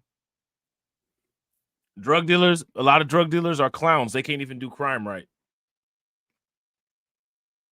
A lot of these people can't even do crime right. You know what I'm saying? Shout out to DeAndre. Yeah, they're only being honest when they shit on each other. That's the only time you get any honesty out of these motherfuckers. ICE says it got a tip about these 2 accused gang members yesterday. They were arrested in North Omaha early this morning. They believe they're from El Salvador and have likely been hiding out in Omaha for several years. The other man arrested, 30-year-old Rene Saul Escobar Ochoa, is accused of being part of MS-13. ICE says both are here illegally. Shout out to AB Promotions. AB Promotions says the only thing I know about Omaha is the steaks. Hey, you don't remember old boy from Omaha? I don't like that. I don't like that shit at all. You know what I'm saying? I don't like that shit at all. Drop a dime on these fools. Somebody dropped the dime on these fools. Here's what we know. The man not being named is one of El Salvador's 100 most wanted fugitives. He's also accused of killing 5 people, trying to kill others, and being affiliated with a terrorist organization. Ochoa is accused of ordering other gang members to commit murders, extortion, and drug trafficking. Should the people... Let me ask you guys this question. How many people think that other countries, right, like this guy is wanted in El Salvador? If it comes to light that these people are getting safe harbor here in the United States, should the United States be liable for harboring these people? Because the reason why these people are here is because the United States harbors them, and because the United States creates an environment that facilitates them hiding here. So since the United States feels that it's a safe harbor for all of these, criminal migrants, once these criminal migrants are extradited back to the place that they're from or back to their country of origin, should the United States have to pay a stiff consequence for harboring these criminals? If you guys think that the United States should indeed have to pay a stiff consequence for harboring these criminals, give me a thumbs up. If you guys don't think that the United States is liable for this in any way, shape, or form, then give me a thumbs down. Shout out to everybody watching. I appreciate you guys. If you all have not smashed the like button yet, please do me a favor. Take a moment, smash that like button. Also, if you guys haven't hit the bell, please take a moment, hit that bell, and also please share the stream to your social media. Omaha be concerned that there are other MS-13 gang members living here? The people of Omaha should rest assured that my team at HSI is going to do everything in our power to bring all these MS-13 associates in Omaha and throughout the state of Nebraska to justice. So is that a yes? There are likely others here? Yes. Now, the tip came from the Nebraska Fusion. Hey, he punked that dude. Forget all that other shit that you saying. Are there still people here? I have no choice but to say yes. He said that yes so shamefully. Listen to this. There are likely others here? Yes.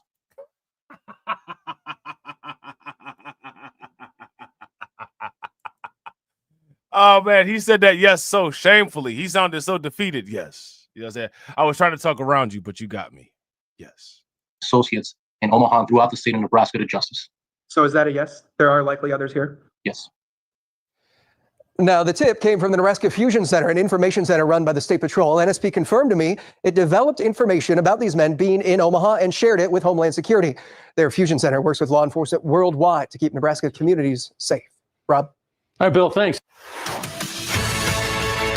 All right, so there's that. So again, you know, why is it that the national media does not address any of these local stories? They don't address any of these local stories. Now, I got to ask you guys this question. How many people heard about the Southern California gardener who was arrested by ICE while working outside of a medical clinic? Did you guys hear about this guy? We'll probably talk about these in greater detail on Undocumented also, right?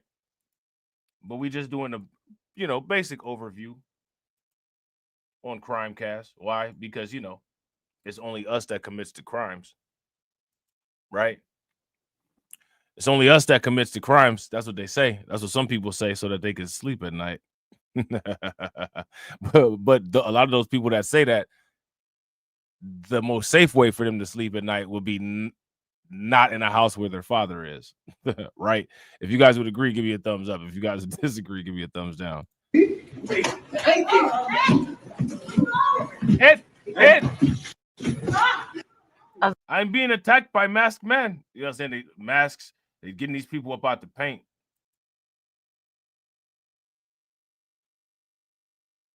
Just running up on you. This man, that's just running up on you with the mask on. That's like Fabulous said. Michael Jackson with the glove. Freddy Krueger with the glove.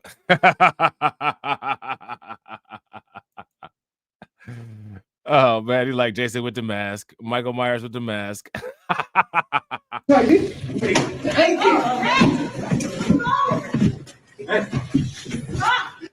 A violent arrest inside a medical center after a landscaper tries to get away from ICE agents and runs into the clinic. Workers inside the surgical center. Now, you know, if that was the police ain't doing all that. The police finna just, you're not about to make it to trial.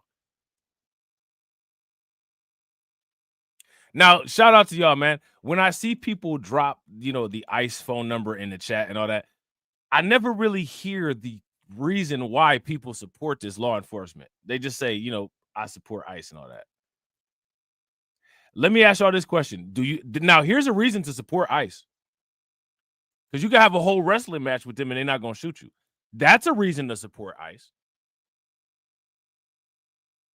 Right? Because if you did all this with the police, what would the police do? The police ain't about to sit up here. The police ain't about to sit up here and wrestle with you.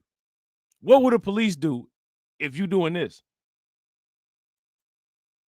But I never hear anybody say that this is the reason why they support ICE. People just drop, I support ICE. Did somebody tell people to say they support ICE? Who told y'all that? Who told y'all to support ICE? Who told y'all to support law enforcement? Who told y'all to be the blue line black people? Who told y'all that? Somebody told y'all that. Somebody on YouTube told y'all that. Now, you know, very simple, very innocent, right? I simply ask why people support this branch of the blue line. I simply ask why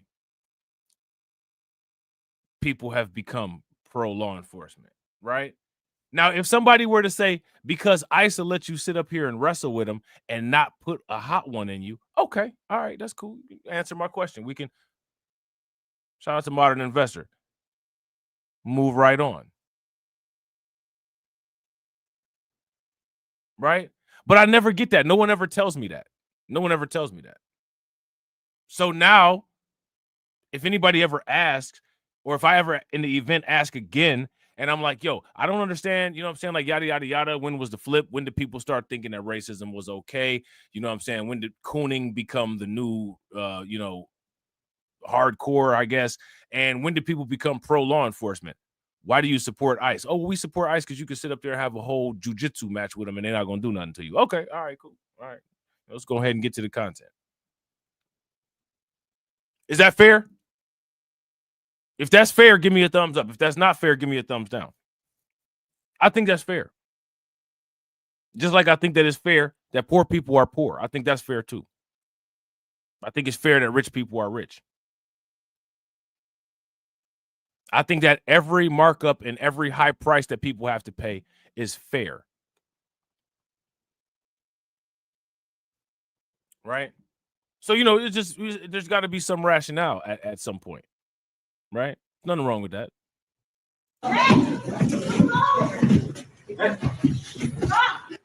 A violent arrest inside a medical center after a landscaper tries to get away from ICE agents and runs into the clinic. Workers inside the surgical center tried to protect the man, demanding the federal agents produce documentation. And hey, they was inside of a surgical center. Could you imagine? Yo, check this out.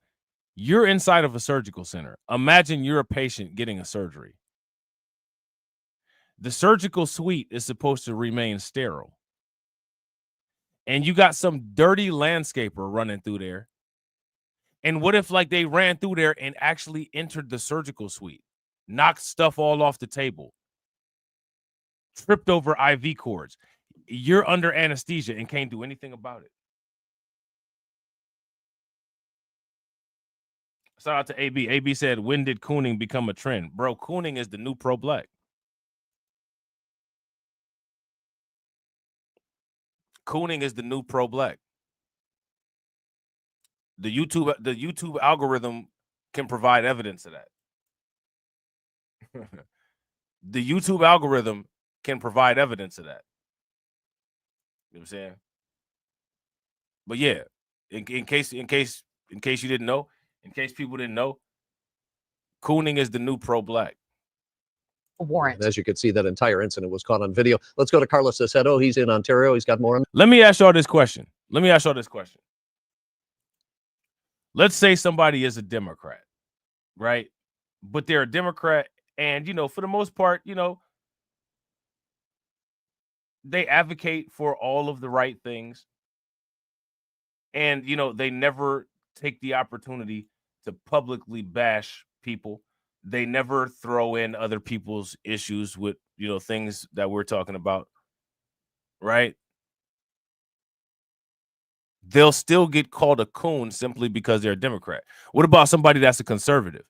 What if somebody is a conservative and they support Trump and they never take the opportunity to, you know, bash black people for their conservative audience? You know what I'm saying? They never attempt to race bait using, you know, content that would be easy money for them with their audience. They don't do any of that. They just simply talk about the news, have a conservative perspective, and support Trump. In 2025, those people are equivalent to the Hodge twins.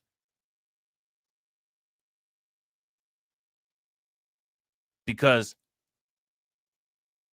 the word coon has been abused so much. The word Sambo has been abused so much.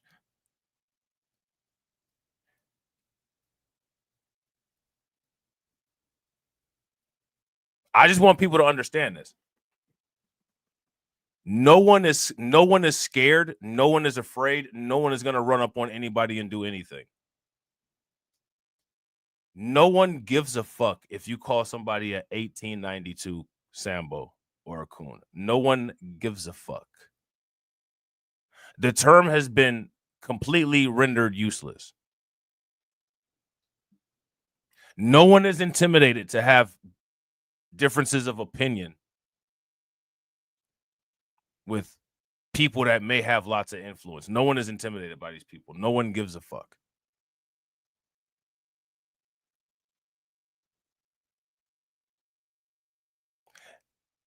No one gives a fuck except for the people that do.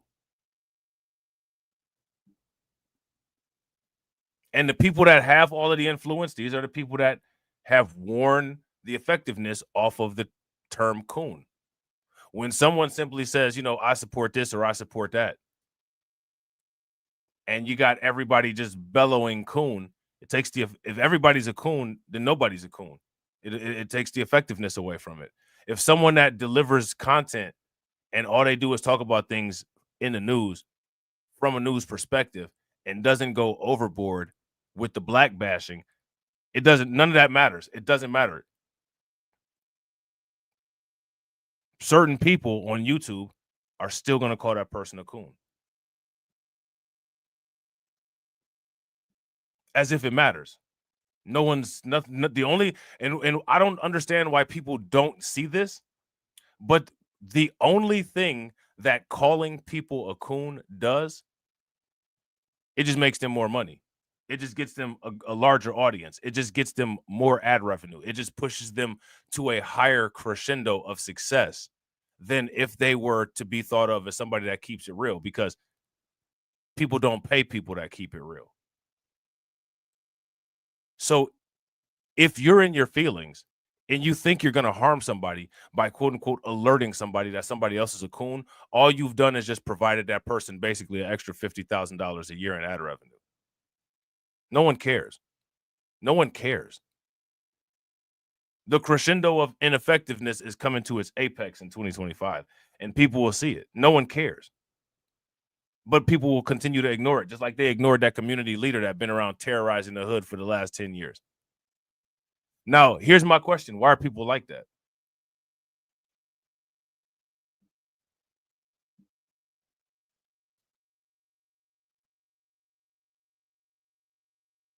Let me ask you guys this question. When you call somebody a coon, and that person says, well, if this person has determined that I'm a coon, I'm just going to quote unquote coon appropriately. And then they get massive inflows of capital and support, quote unquote. Does that constitute as quote unquote leaving? Somebody let me know. Does that constitute as leaving? It's amazing how like there's these stories of quote unquote people quote unquote leaving, but then upon further research, it's always found out that in some way, shape, or form, many people were rejected or many people weren't appropriately supported.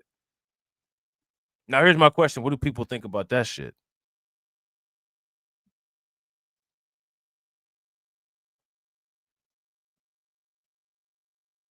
What do people think about that shit?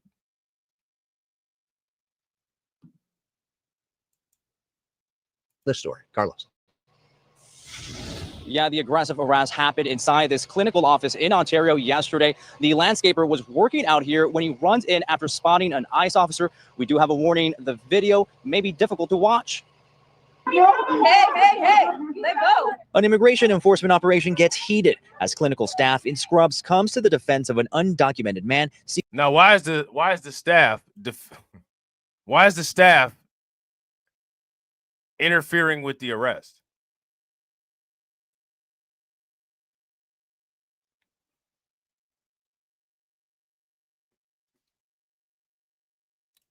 Shout out to DeAndre. DeAndre said Coonan seems to be in style in 2025. Well, if you ask me, YouTube agents have blurred what a coon actually is.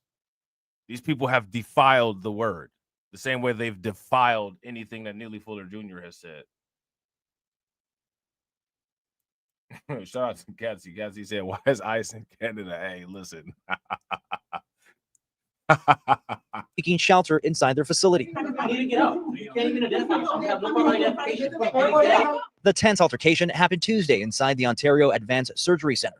30-year-old Dennis Guillen Solis and two other landscapers were working outside the building when ICE pulls up and targets the workers. They never said who they were. They just basically started running after him. He then ran inside of the clinic where they were working at to seek shelter.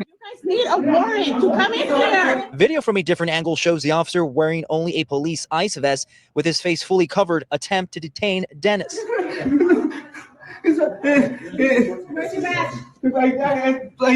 You can hear him weeping, asking the agent to identify himself before more backup arrives. The clinical staff in disbelief. They actually were questioning the individual to present an ID, to present a badge, to present a warrant. He was not doing that. They were asking him to leave, that it was private property. The aggressive tactics by federal agents in multiple raids have been called into question by immigrant rights groups. The Department of Homeland Security sent KTLA a statement reading in part. Hey, I just shout out to y'all. I just want people to know. Shout out to y'all. I just want people to know. Just so y'all know, the Democrats are about to steal your term, the beloved race soldier term. They're about to steal it, and there's nothing anybody's going to do about it, and it's going to be applied to this. You know what I'm saying? They're going to start calling ICE agents race soldiers in the next 2 or 3 years. And no one's going to do anything about it, except for make more videos about how, quote unquote, the culture needs to be protected.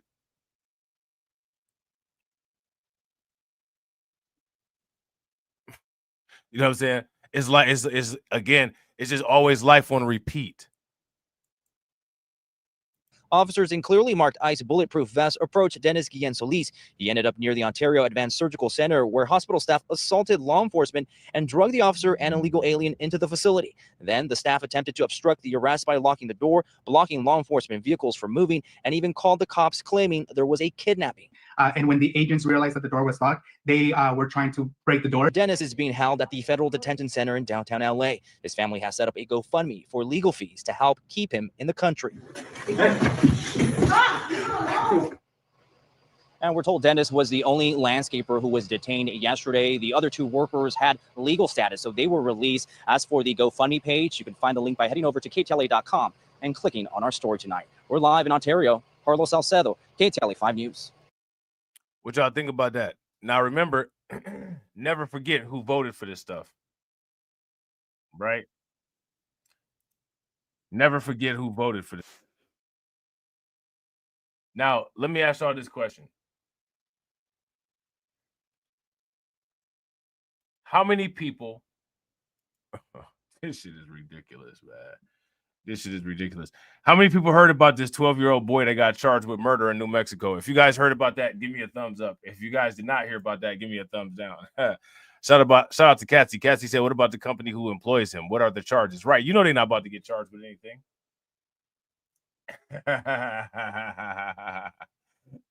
Shout out to AB. AB said, Rob, people come to my channel and leave all type of commentary on who they think I am. Then I look at their channel and I see why they mad. Bro, I'm dead. Oh, man, I'm dead. I'm dead. Man, there's a lot of stuff going on, man. Hey, look, shout out to Brooklyn Queen.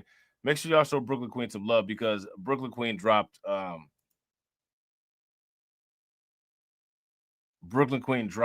article into the Discord. All right. She dropped the article into the Discord, and we're going to get to that article. I said Crimecast might be 3 or 4 days. Let me ask y'all this question. Why do you think people get so uptight about Crimecast?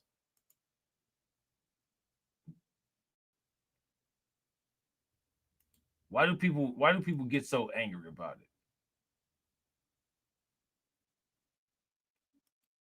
What y'all think?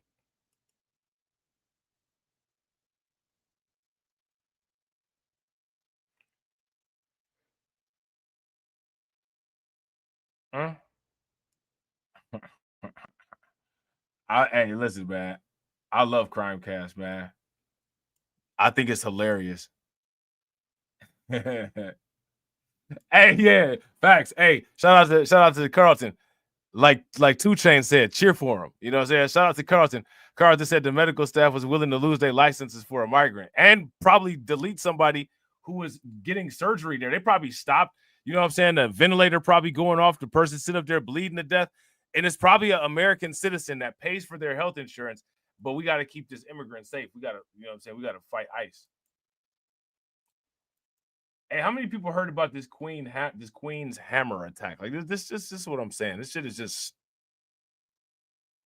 let's look at MC Hammer real quick.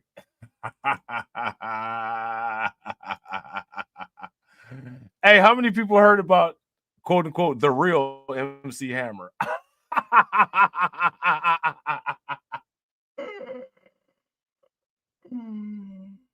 Oh man.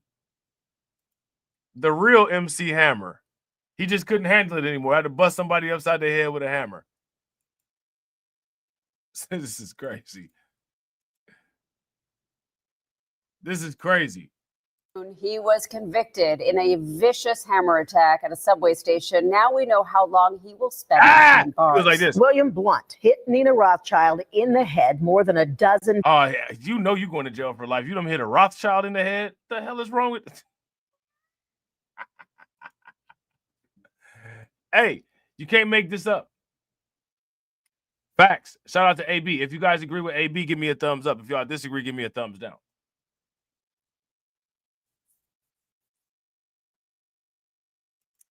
He done busted a Rothschild upside the head with a hammer. Let me ask y'all this question. What y'all think about to happen to him? You can read it right here. Man sentenced to life in Queens hammer attack. Uh-oh. Uh-oh. Here come the hammer. Uh-oh. Hey, that's probably what they were saying. He came down the stairs like, uh-oh. Uh-oh. Here come the hammer. Uh-oh. Uh-oh. Here come the hammer. Uh-oh. Uh-oh. Here come the hammer. Uh-oh. Uh-oh. Uh-oh. Uh-oh. Uh-oh. Here come the hammer. Uh-oh. Uh-oh, there go the hammer.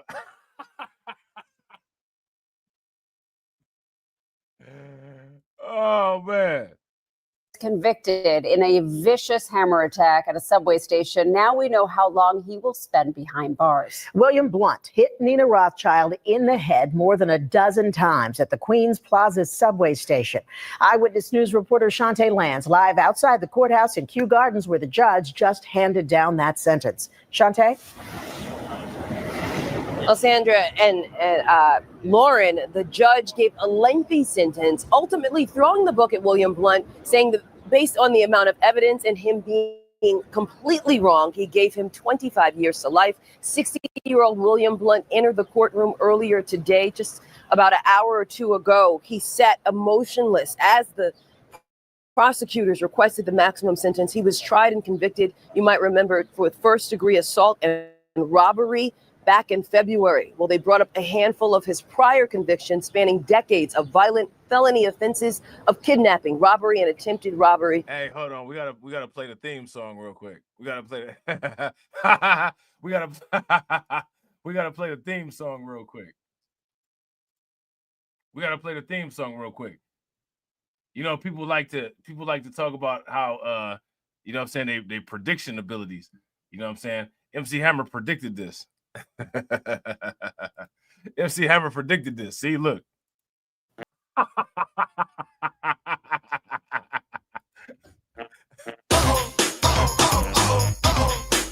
up the hammer.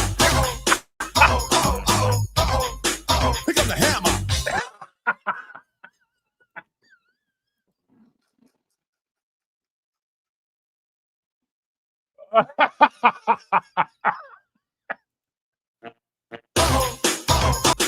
Pick up the hammer.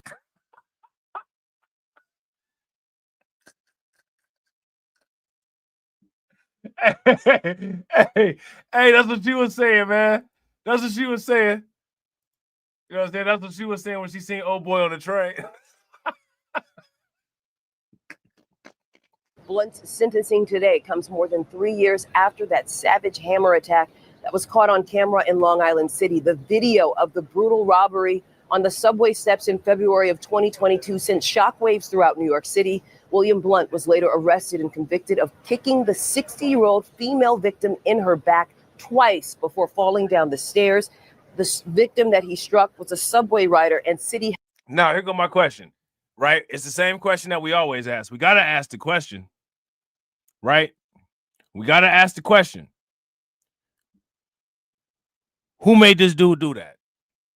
Let me know. Let it rip. Shout out to Katsy. Katsy said, yes, but she isn't one of the quote-unquote elite Rothschild. They wouldn't be caught dead on the subway. But that name, it don't even matter. That name, ain't nobody even trying to deal with it. The courts read the transcript and they already knew what they was going to do. They seen the name on there. That we got to do something about this. Health worker, 60-year-old Nina Rothschild. She was struck in the head 13 times with a hammer. Rothschild was headed home from her job as a research scientist with the New York City Health Department when she was attacked. Now, despite having a fracture, she's a scientist. She's a scientist with the New York City Health Department, like doing research. You know what I'm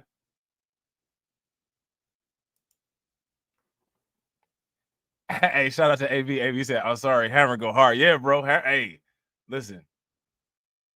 You know what I'm saying? I'm telling you, pumps into bumps. Pumps into bumps. skulls. She survived and returned to court today to deliver her powerful impact statement. My rhetorical question is to Mr. Blount.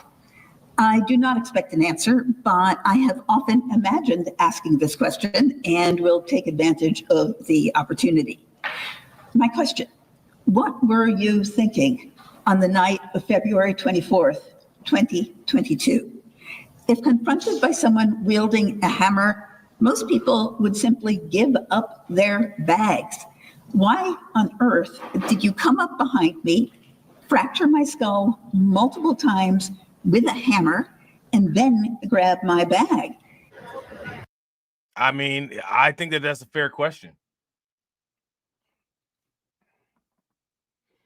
Let me ask you guys this question. How many people think that that's a fair question? I think that that's a fair question. Throw the coon emoji in the chat. I guess, you know what I'm saying? Fair question. Logical. You know, logic is the new cooning. Throw the coon in the chat. You know what I'm saying? And she asked for the maximum sentence. And I asked Nina Rothschild what it was like seeing William Blunt and being able to speak with him for the first time. She simply said that it was freeing. Reporting live and outside of Queens Criminal Court, Shantae Lands, Channel 7, Eyewitness News. Hey, shout out to, do you guys remember on Just Talking with TD and Rob? Do you guys remember when, TD had brought up that article where Eric Adams was saying he was just going to start locking up the people who had mental disorders? And, you know, people were highly opposed to that. They were like, yeah, that's not fair. Yeah, you know, yada, yada, yada. I'm not cool with this. You know what I'm saying? Now, shout out. Throw the alerts in the chat for Carlton. Carlton said, now, has someone laid Blunt down, right? If they had a laid Blunt down, right? Or if they had a quote unquote lit the Blunt up, right? Not using a Bic, using the Castle doctrine. Oh man, it would have been nonstop outrage. If you guys agree, give me a thumbs up. If you guys disagree, give me a thumb. He would have been a new hero. Shout out to DeAndre. DeAndre said, just talking with TD and Rob. What's that? That's that show we don't do no more. That's that show that we don't do no more. That's me and TD's channel. You know what I'm saying? An unusual situation when a man grabs and then throws a little boy. How many people seen this? If y'all heard about this, give me a thumbs up. If y'all didn't, give me a thumbs down. This dude that looked like Shang Tsung from Mortal Kombat grabbed a little boy and then threw him down right in front of his parents. Now, you know, the centralized YouTube media and its affiliates, its tentacles, right, will sit there and say, nobody talks about this. None of the mainstream media talks about this. They've put out multiple clips about this, not only in the New York Post, but on Fox News. What's interesting about it is that MSNBC and CNN and all that, they didn't talk about this. But yeah, this has definitely been on, this has definitely been rotated around the Fox turntable. So I'm curious, why do people accept so many lies from their YouTube gods? Is my question. Let me ask you this: how many of y'all want to see y'all YouTube gods get beat up? Intellectually, YouTube manual reviewer. How many of y'all want to see that? Because if you want to see it, all you have to do is go outside of the echo chamber and literally watch the rest of YouTube dragging these people. and them not defending themselves at all and feeding you ideas and fantasies of fake W's.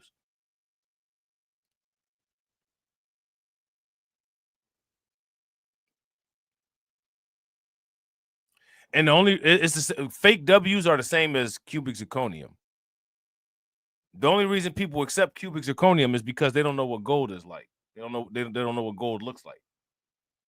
So they'll get fooled and they'll take some cubic zirconium.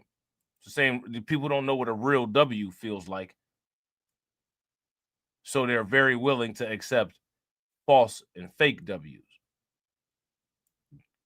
That kind of is a little bit of a self-exposure. You know what I'm saying? That's kind of a little bit of a self-exposure.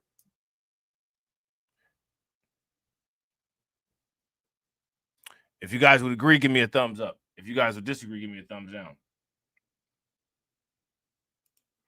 Shout out to AB. AB said, I can't see Carlton's comments. That's because I have a group of YouTubers who do everything to try to harm my channel. Now, my channel is good enough to copy off of, you know what I'm saying? Right? It's good enough to copy off of. But they work behind the scenes to try to throw off anything that I'm doing. So they probably done reported people, blocked people, all kind of stuff. You know what I'm saying? An unusual situation when a man grabs and then throws a little boy in Coney Island over the weekend. That incident happened in front of a crowd of people. It was even captured on video. Police say the man in the video is in custody tonight. The question now is why? Eyewitness News anchor Tanya Referral is live. Look, Carlton gave away the goods. He said, I'm on the other channel. Carlton gave up the goods. He said, I'm on the other channel. You know what I'm saying? In Coney Island with the very latest. Tanya. Well, Joe and Sandra, last night these streets were filled with revelers soaking up the final few hours of a lovely holiday weekend.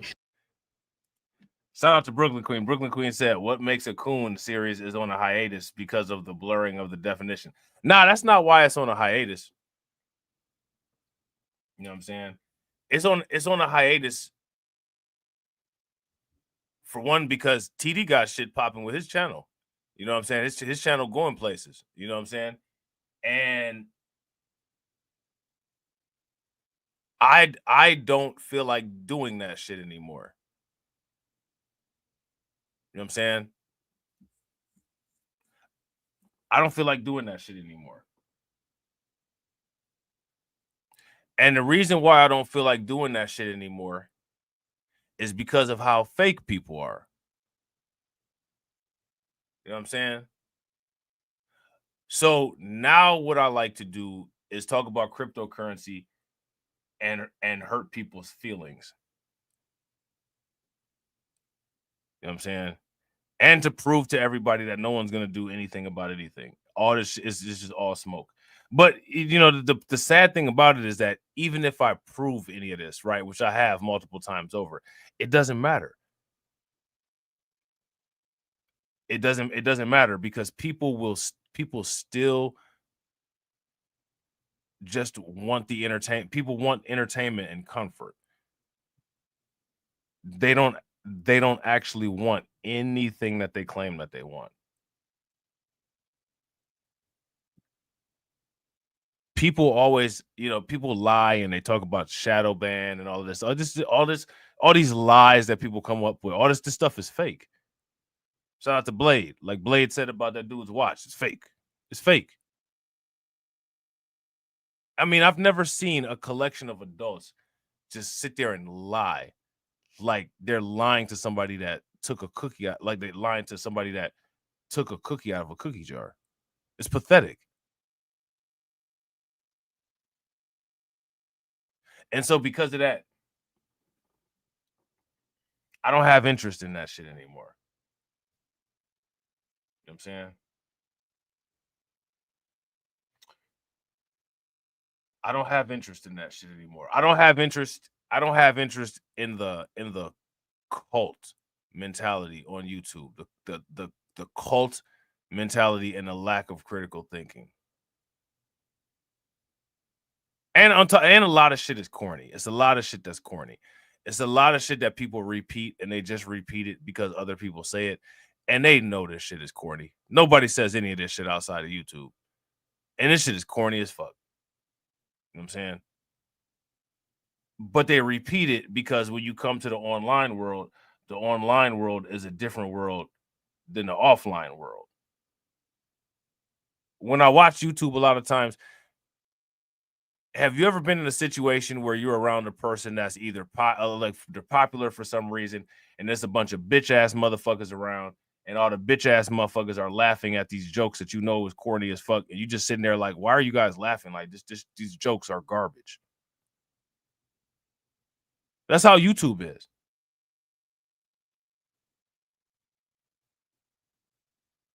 And no one says anything. If no one says anything on YouTube where there's absolutely zero risk of any kind of harm, no one's gonna say anything in real life. Like, fuck out of here. You know what I'm saying? So just because of the sudden and detailed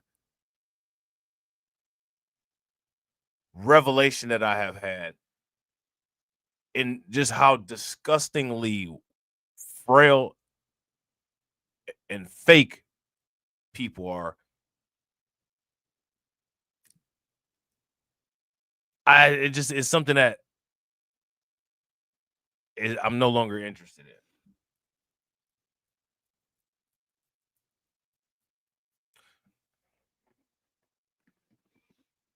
It's just something that I'm no longer interested in.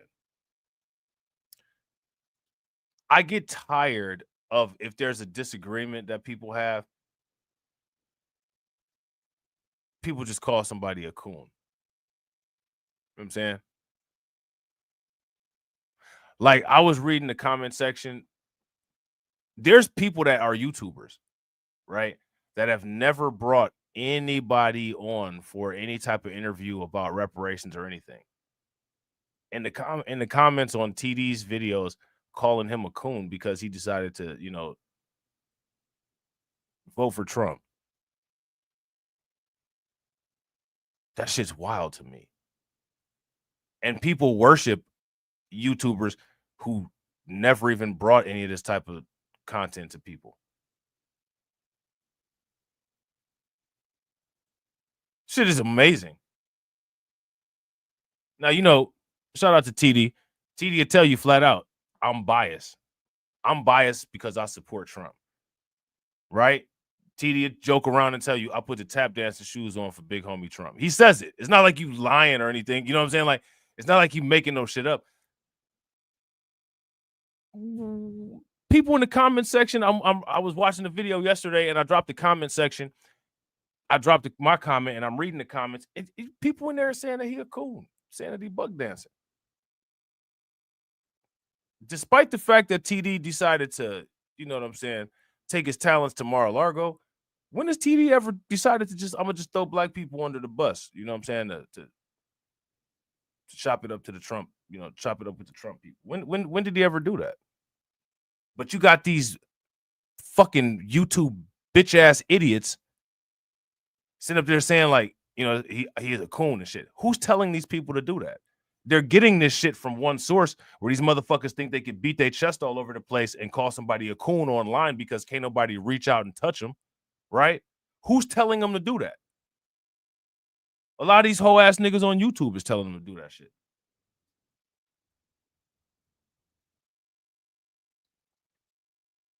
People act like they forget what the fuck a coon is.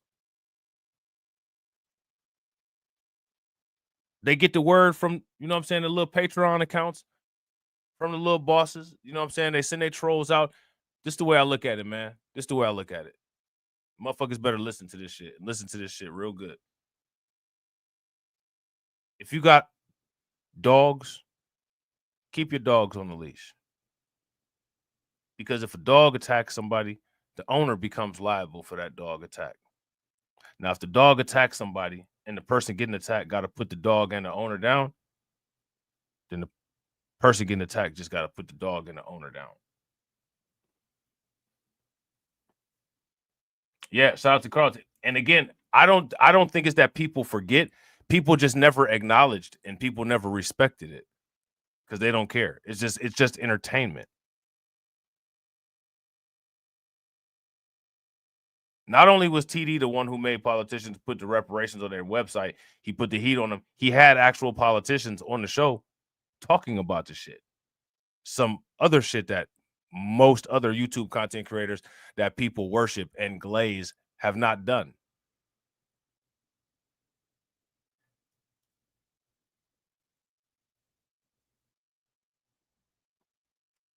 You know what I'm saying?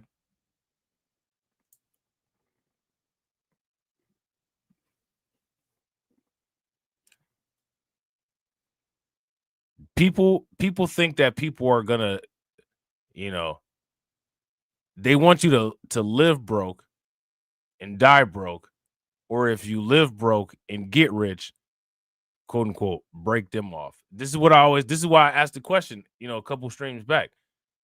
People always say give back. This idea of quote unquote give back. Give back. Shout out to Lil Jon. Give back to what?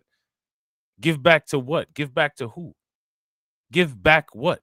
How do you give back when nobody gave anybody shit?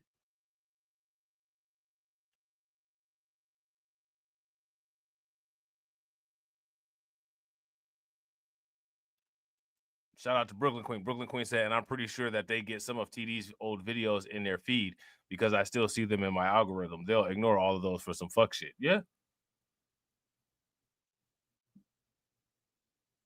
But we see people do this shit all the time, though. But I'll tell you one thing that, you know what's crazy? They don't, any of the people that they say are coons, they don't ignore. Anytime Anton Daniel says some shit, they don't ignore that shit. You know what I'm saying? Anytime the Hodge twins say something, they don't ignore that shit. Anytime Jason Whitlock say something, they don't ignore that shit. Greg Foreman say something, they don't ignore that shit. These motherfuckers are I want you to pay attention, look at your peers, and thank whoever it is that you think that you're not stupid like them. Because YouTube has created a generation of incapable critical thinkers. None of these people are capable of critical thought. None of these people are capable of basic thought. You know what I'm saying? Shit is crazy. So now, you know, a lot of times when people make assumptions, right? People will make a lot of assumptions and no assumption, like what they're saying hasn't even been said yet.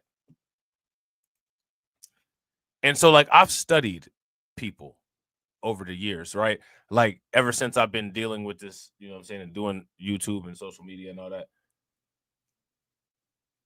I've studied people. You know what I'm saying? And I know what upsets people.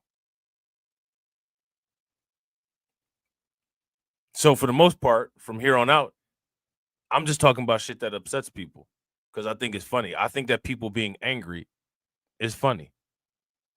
You know what I'm saying? Because they don't want to be happy. Let me ask you guys this question. How many people want to be happy? How many people want to fix their lives? How many people want to live in the best, most healthy way that they possibly can? There's no evidence that shows that this is what people want.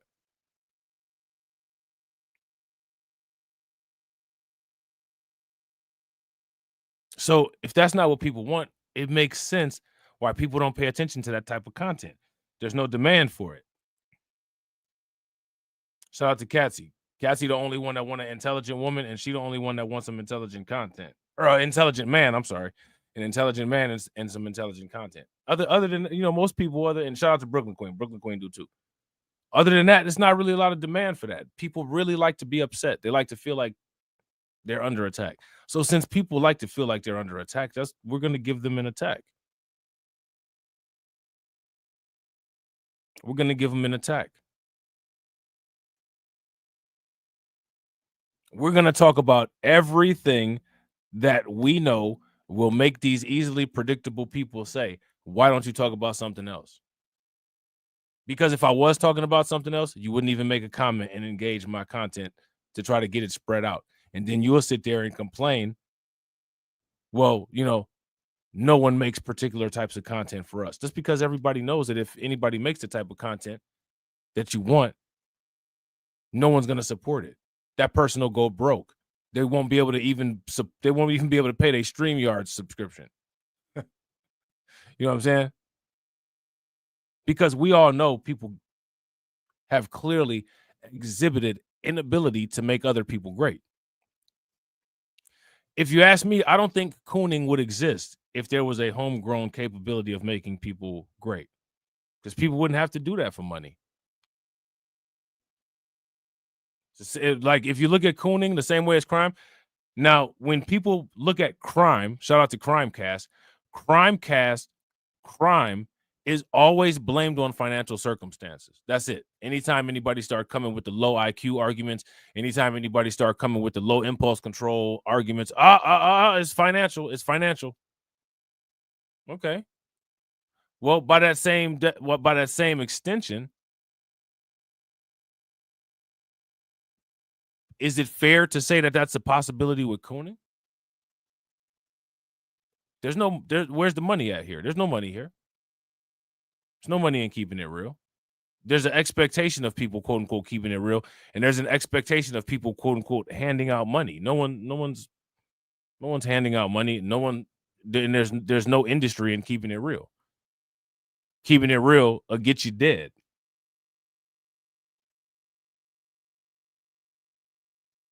So why do that? Where's the incentive?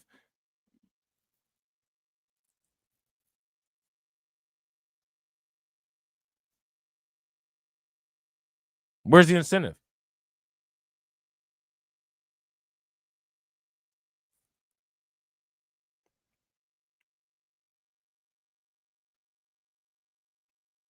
There is no incentive. Maybe people should think about incentivizing that. If they incentivize that, then maybe they would see less of what they don't like. But people don't understand that. People think that, awkward voices and coon and shambo shaming people is going to literally stop people from saying anything. No one's going to stop saying anything. Like I said, nobody cares. Nobody cares. The days of people attempting to try to control people's thoughts through intimidation and all of this nonsense that people do, it's over. It's over. Does anybody think that shit works in 2025? If this idea of quote unquote coon shaming works so well, why is it that all of these people that are allegedly quote unquote coons, why is it that one of their channels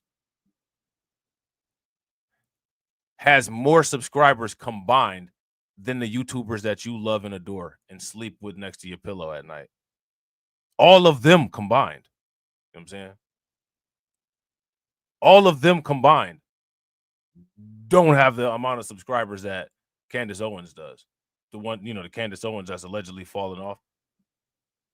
All of them combined don't have the amount of subscribers as one of the Hodge twins channels. These are all failures of people. If you care about your people so much, make them have more subscribers than the Hodge twins. Make them have more subscribers than Candace Owens. Give them some meaningful engagement. But people are not capable. Everything that exists in the world is a reflection of people's capability. And people have already shown what the apex of their capability is. And it's not the 1M. And that's reality. Because if it's not, then show me where the 1M is. Let me guess. It's a shadow ban. Because all them people that got the 1M, they say that they're shadow banned too. Which is another reason why I don't believe in a shadow ban.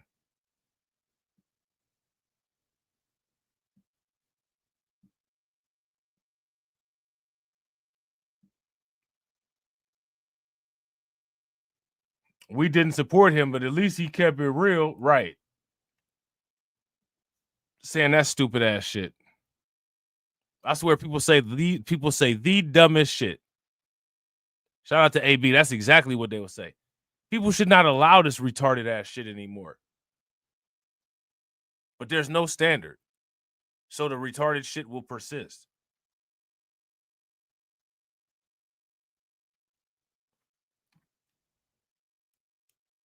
It'll persist. You will never make it to the moon if your genius is an algebra professional.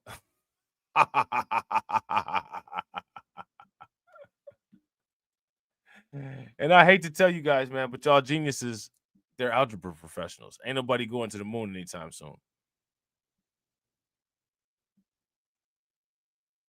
Nobody going to the moon anytime soon. Y'all should expect better.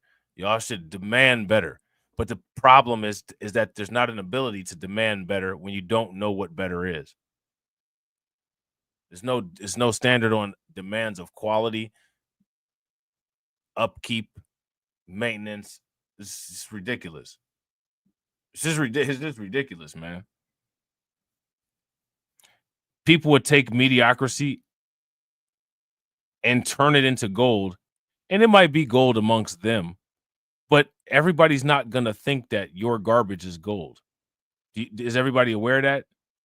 You might think that your garbage is gold. No one else will think that your garbage is gold. Everybody else will think that your garbage is garbage because it is. It's garbage. You know what I'm saying? But that weekend took a very dark turn for one family when their child was snatched by a stranger, then thrown at them when they tried to recover their terrified son. The disturbing incident caught on video. Police say that man, clad in black and wearing a hat, grabbed 6-year-old Rashem Gant, then threw the child at his parents when they ran to rescue their son. Oh my God! It happened just before 10 p.m. at the corner of... Hey, look, I'm not, look, so see, now we about to go in on people, right? As big as this dude is in these skinny jeans, who did he think he was about to run after? And there goes Shang Tsung with the fez. Like, this dude like Shang Tsung wearing a fez.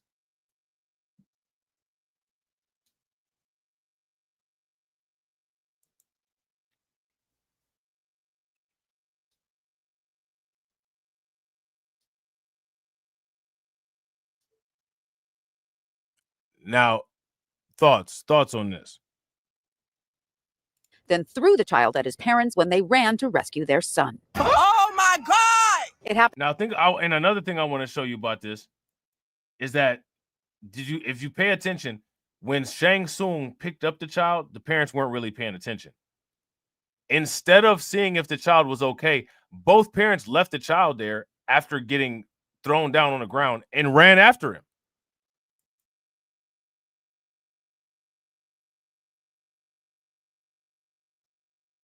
Not exactly how I would have dealt with that. Now, I want to ask you guys this question. How would you guys have dealt with that?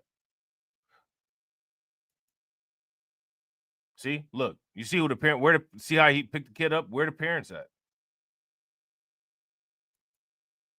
Look, here's the whole camera view. Where are the parents? Disturbing incident caught on video. Police say that man, clad in black and then he started walking for a little bit. And I want you guys to understand. Shout out to AB Promotions. Shout out to Carlton Way. Do you guys see it? Because we're saying what was going on here, people can't handle it. They got to leave. This is what YouTube has built.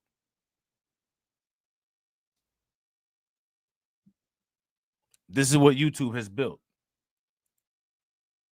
wearing a hat, grabbed 6-year-old Rashem Gant, then threw the child at his parents when they ran to rescue their son. Oh my God! It happened just before 10 p.m. at the corner of Stillwell and Surf Avenues as the Gant family was wrapping up a day of fun on the boardwalk. When I turned around, I saw him scoop my son up and run towards the boardwalk. Once he saw us chasing him, he threw him down. It sounded like his head hit the concrete. Gant says he and his wife chased the man and pinned him down for about 4 minutes until police arrived. This was somebody who actually ran to attempted to kidnap my son and then assaulted him. The streets were full of witnesses to the terrible event, several staying with the crying boy and his toddler sister while his parents pursued the suspect. It was just shocking. I'm a mother myself, so we all ran over, to see what happened. Police say a man with known mental health issues who's had prior interactions with police remains in custody.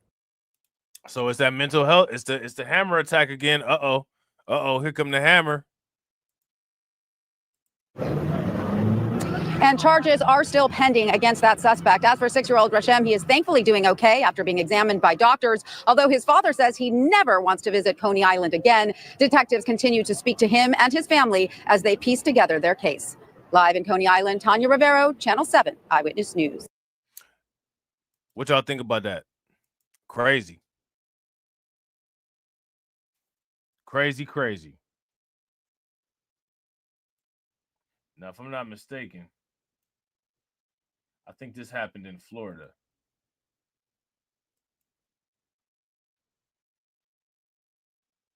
We got to look at this. We're going to look at this before we look at this Florida shit. Hold on. We're about to look at this before we look.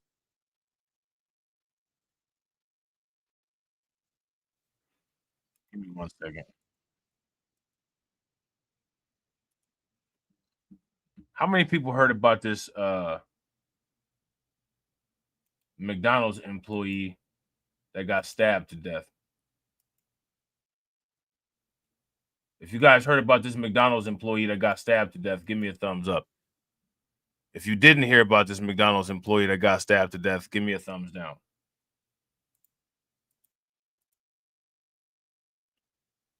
This right here is ridiculous.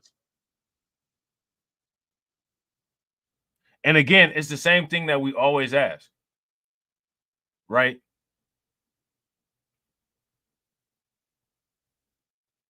We got to ask this question. Who made these people do this?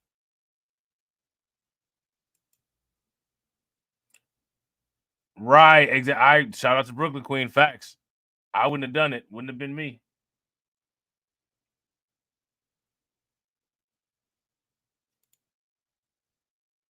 Wouldn't have been me. Fast food crime. The most crazy things happen at a lot of these fast food places. Now, I got to ask you this question. What is it about fast food that just makes people act stupid?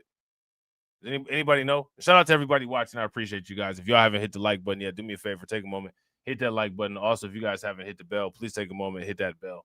And also, please share the stream to your social media. What is it about these fast food places that just makes people go crazy? Somebody let me know. And more breaking news this morning. Violence breaks out at a local McDonald's where police say an argument between co-workers led to one of them being stabbed to death. Fox News' Camille Mary, she just got an update from East Point Police a short time ago. Camille joins us live now. Camille, what have you learned?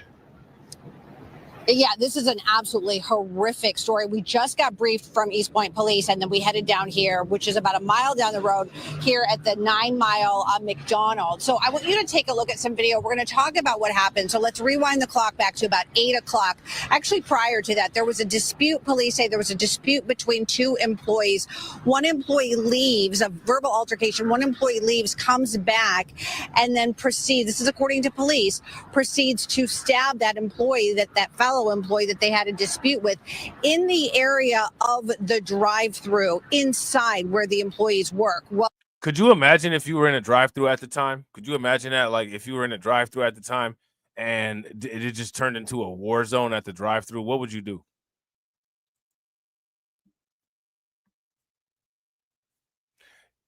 Now, listen, right? We got to go back to this.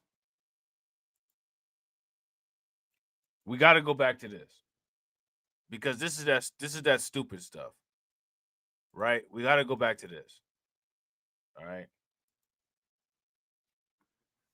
Anti-violence advocates. Why not hold gun manufacturers accountable for mass shootings like North River tragedy, right? Okay. Well, who gets held accountable for this? because there was no gun involved in this. So since we can't blame a gun company, who gets blamed here? Let me ask you guys this question. How many of you all grew up being raised to present like this at work? If you did, give me a thumbs up. If you didn't, give me a thumbs down. Why am I asking this? Trying to figure it out. Trying to understand this. Right? Well, then this is where things take a twist. A customer in the car going through the drive-thru sees this, witnesses this. He takes a gun, this according to police, shoots it up in the air, and then realizes exactly what's happening, trying to stop this stabbing from happening. And then he actually chases the suspect, runs away, and then he chases that suspect, holds that suspect at gunpoint until police get there. Now, we did talk to some witnesses, and we're going to hear from them in a minute, but I do want to report that we have confirmed from police that the victim is deceased, a woman in her 30s, and the suspect is in custody, a 26-year-old woman. But let's listen to what that one witness had to say. Shout out to Alonda. Alonda said, Rob, I'm not going to lie. The restaurant industry is a very toxic, hostile environment. If you work there, coworkers always fighting each other in restaurants. I worked at a couple restaurants. I worked at this restaurant called Perkins. I worked at this restaurant called Cracker Barrel. I worked at this restaurant called what's the other one called? Roadhouse, Brown Derby. And I worked at Burger King.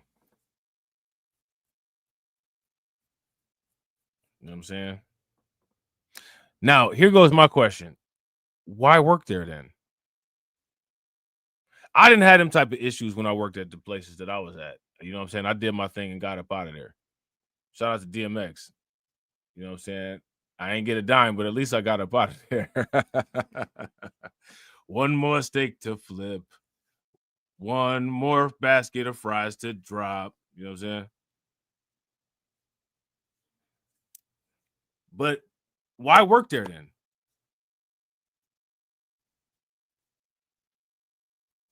Let me ask y'all this question.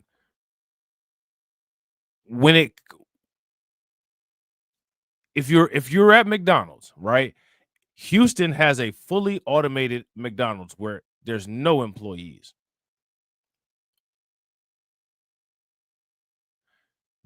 After an incident like this, would it make more sense to risk profile the employees and say, you know what, I'd rather have artificial intelligence and automation serving the food than quote unquote these people, quote unquote, these people being employees, right? Because the risk profile is too high. Let me ask you guys this question. When is the last time robots got into a fight and deleted each other and held up the line and brought bad publicity to your business?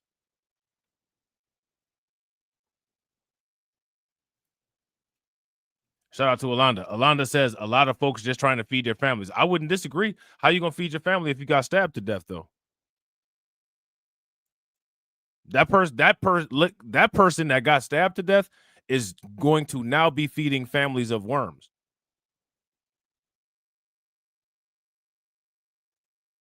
So that individual went to work to feed the family, and now she's gonna be feeding worms. So here's my question. Why go into that environment?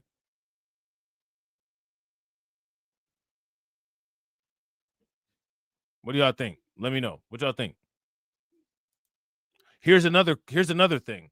Why not prepare yourself for a life that is fast food employee free? Prepare yourself so that you don't have to be an eternal cashier, an eternal burger flipper. Yeah, I wouldn't disagree. Shout out to DeAndre. DeAndre says this type of stuff incentivizes and gives a reason for these companies to automate. If you guys agree with DeAndre, give me a thumbs up. If you guys disagree, give me a thumbs down. If I had a business that I could fully automate, I'm fully automating. I'm not taking any risks with any employees. I can't trust employees. Can't trust anybody. People work at jobs They ask you for a job, and then when you tell them what to do, they act like they, for whatever reason, they're not going to do what you tell them to. But you just asked me for a job, though. See? Shout out to Alonda. Alonda said, in contrast, I worked at Foot Locker, and the environment was very peaceful. I worked at an athletic apparel place, too. It used to be called Koenig back in the day, but then they got bought out by this larger company called Champs. I think Champs is still around, if I'm not mistaken. You know what I'm saying? Yeah. Why work at McDonald's? When I used to see people working at McDonald's, they always had a lot of zits. They had people people that worked at fast food companies in high school had the worst acne. They had the worst acne out of everybody in the school. They had the big giant pimples all on their nose. Big giant pimples all on their forehead. Like, I don't know if it was something that had to do with working in that environment or like grease popping up on you or what, but I always associated fast food employees with horrific acne. So I just never really I didn't really want my skin looking all like that. You know what I'm saying? Like, I got eczema and stuff like that already. I don't need anything worse. You know what I'm saying? But then people had like, I mean, they had wild acne. They had the type of acne like you're gonna have to go get on some oral antibiotics for that, like Noxzema and none of that over-the-counter stuff. Like, none of that over-the-counter stuff would even help with the acne that's associated with, you know what I'm saying, that grease at a fast food place. So, you know, I always associated that with like, it can't be healthy there if it's doing that to your skin. You know what I'm saying? Shout out to Alonda. Alonda said, I also worked at Nautica. Everybody was very chill. See? You could work at an outlet mall. Why work at, if the environment is so bad at a fast food restaurant, why work at a fast food restaurant? And I'm definitely not about to be working somewhere where I'm fighting with people every day. I'm not doing that. After the first employee altercation, I'm out. I'm not going. I'm not. You win. You know what I'm saying? Goodbye. I just go find another job. That's the type of acne that had him putting Band-Aids over it. Yeah. Yeah. McDonald's associated acne is disgusting. These people look like they had their skin wrapped over marbles or something. Like, it's like ridiculous. It's like it just completely nullified the effect of any type of soap or shower or anything like that. I don't understand it. So yeah, I wouldn't be here. This person went to work. They went to work to try to feed their family, and now they're about to be feeding families of worms. You know what I'm saying? So back to this. Right? Back to this. It says anti-violence advocates. Why not hold the gun manufacturers accountable for mass shootings like the North River tragedy? Here's my question. What gun manufacturing company do you hold accountable for the McDonald's stabbing? That's my question. Somebody let me know. Shout out to Katsy. Katsy said they basically bathe in grease all day. They smell like the grease smells disgusting too. Like it's old grease and it smells so nasty. And it's on the clothes, like, and it just don't get off the clothes. Like, you can even wash the clothes like multiple times, and it's just still slimy and greasy. You know what I'm saying? She left for 5 minutes. She came back with a mask on her face, and the only thing I seen was her hands. That's how I knew it was her. She should have applied to ICE. She came back with a mask on her face. She should have applied to ICE. She would have had a better job, probably a place where you could actually take a break at. She would have been able to get a drink of coffee and stuff like that. Actually feel like a real person. Sometimes it's nothing more relaxing than when you duck off into the break room and you have a drink of coffee and like you just sit there and drink your coffee in the break room because you done ducked off. You know you're supposed to be doing some work, but you done ducked off and you got you a little bit of break on the company's watch. It's nothing more refreshing than that in a lot of cases. Go get you a job where you can do that. That's the minimum benefit for working at a job that I want to have. I got to at least have the amount of downtime where I could duck off and at least just get a couple sips of coffee in the break room. Some people don't even have that level of standard for themselves or that level of self-love for themselves. I would never work at a ridiculous fast food place, especially where you got employees fighting and all that. I'm not doing that. I'm not doing that. I'm saying. And she started stabbing her, and I ran for help, and basically asking everybody like help or whatever. I tried to stop her. It was no stopping her. She stabbed her everywhere. Absolutely. Now, another thing that we have to bring up in regards to this particular situation here is that this was a woman. These were women deleting each other. This woman was deleted by another woman. So that girl code went right out the window in this particular situation.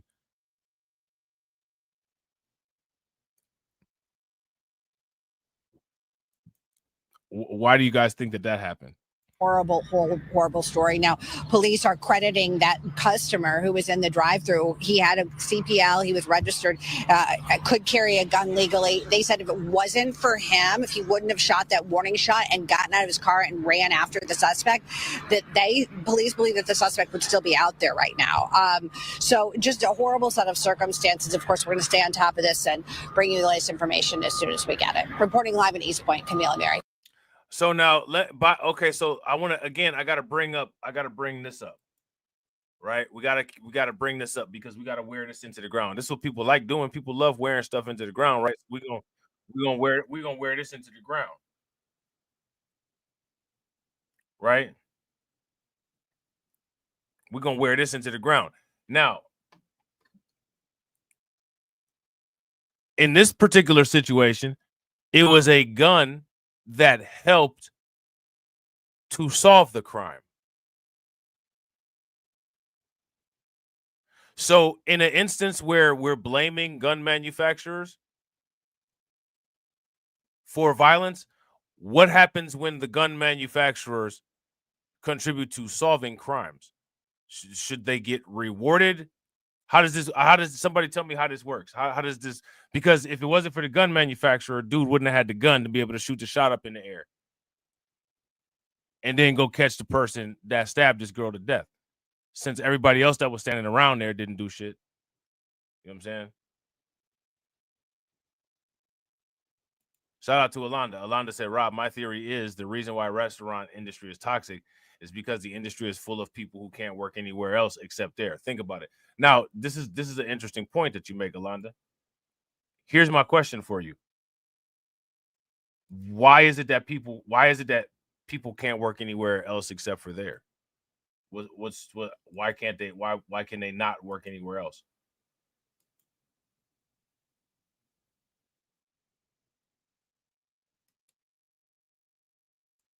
People should be able to work elsewhere, right? They should be able to, right? But if you can't work somewhere else, there's an issue. Now, here's my question. What's restricting someone from working elsewhere? Is it an issue with the person?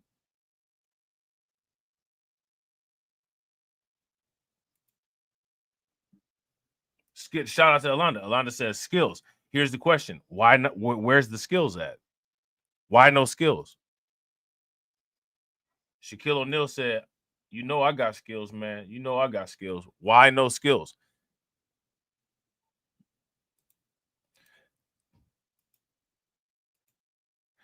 So here's my question. If there's a lack of skills, right? Don't people think that it would be important to try to make sure that they have a sufficient skill set? A sufficient skill set to make sure that they have a job that they can do that doesn't put them in harm's way or danger? That's my question. What do you guys think? Let me know what you guys think.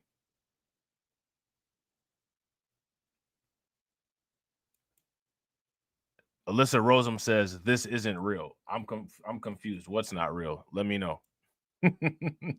What's not real? Take to a breaking story we have been following the last few hours out of East Point, where police say an employee stabbing her own manager to death This all happening inside a McDonald's on 9 Mile. That's where we find Fox 2's Camille Amiri joining us with the latest. Camille, a lot coming out of this. Yeah, absolutely. We just spoke with the victim's daughter, who is. Yeah, I mean, clearly it is a real live stream, right? I mean, I'm responding to your comment. I'm kind of confused. Let's look. Let's do it like this. Is this a real live stream? If this is a real live stream, give me a thumbs up. If this is not a real live stream, give me a thumbs down. Absolutely beside herself. You're going to be hearing from her later today on our newscast, Fox 2 News at 5 o'clock. But first of all, let's break down what happened. And I think you've got some video that you can show. Oh no, it's all good. I was just kind of confused. I was just kind of confused. You all good though? This was around 8 o'clock this morning here at the McDonald's in East Point on 9 Mile. There was some sort of verbal altercation between this manager and an employee who, incidentally, the daughter says they were friends, that they were friendly. Hey, the employee goes home, according to police, gets a knife, comes back, stabs the manager. Shout out to Brooklyn Queen. If you guys agree with Brooklyn Queen, give me a thumbs up. If y'all disagree, give me a thumbs down. Brooklyn Queen said they need to have Chick-fil-A standards of training. All the ones I've patronized have been extremely polite and focused on customer service. Now, shout out to AB Promotions, because AB Promotions will come out the woodworkers. AB Promotions will come out the woodwork and start with the Chick-fil-A hate, right? But I wouldn't disagree. I've said that too. You know what I'm saying? Like, they got teamwork. Everybody's always happy there. They have the longest like no one should. The only restaurant that got the right to complain about lines is Chick-fil-A, because with Chick-fil-A, every day is opening day. There's always a crazy line at Chick-fil-A. Somehow nobody's ever stressed out or anything like that. Like, it just, you know what I'm saying? It just always goes down very easy at Chick-fil-A. I don't understand it. But it seems like everywhere else is chaotic and even, dangerous. I don't ever feel in danger or, worried about anything at Chick-fil-A. What about you? Do you guys feel that way? If you guys feel that way, give me a thumbs up. If you don't feel that way, give me a thumbs down. We've learned her name is Jennifer Harris, 39 years old, 6 children, a single mom, working here for 15 years, stabs her to death. And then somebody in the drive-thru, this is happening in the area of where the employees are working in the drive-thru section of the fast food restaurant.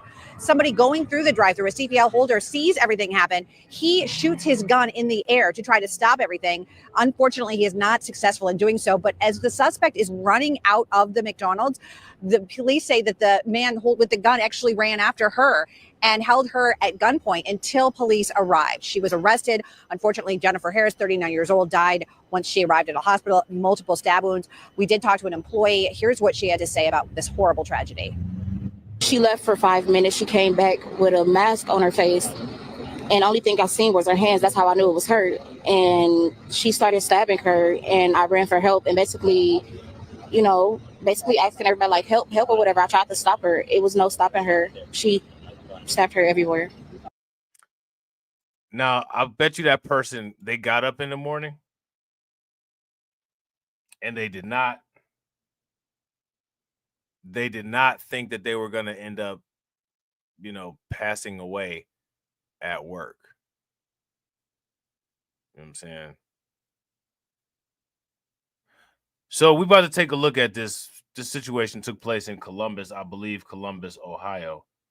And after a year, this individual admits guilt to deleting a victim, right? After car theft. Okay, so this is kind of wild. So again, same question. Who made this person do this? Why did they do it? Where are they talking about it at? Let me know in the chat. Terry, he really did not speak too much in court, but this sentencing does come just about 1 year after Alexis Stakely was tragically killed while trying to save her 6-year-old son from an apparent carjacking. Now, one of the suspects involved in this case did plead guilty this morning to the charge of involuntary manslaughter. We'll take you to some of that court video.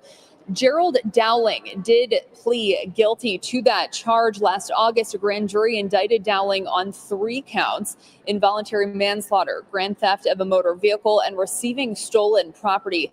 That victim, 29-year-old Alexis Stakely, was killed while trying to save her son. He was in the back seat of her car as it was being stolen in a parking lot of a Canal Winchester apartment complex. Now, again, my question is I always ask this question: what made this individual do this?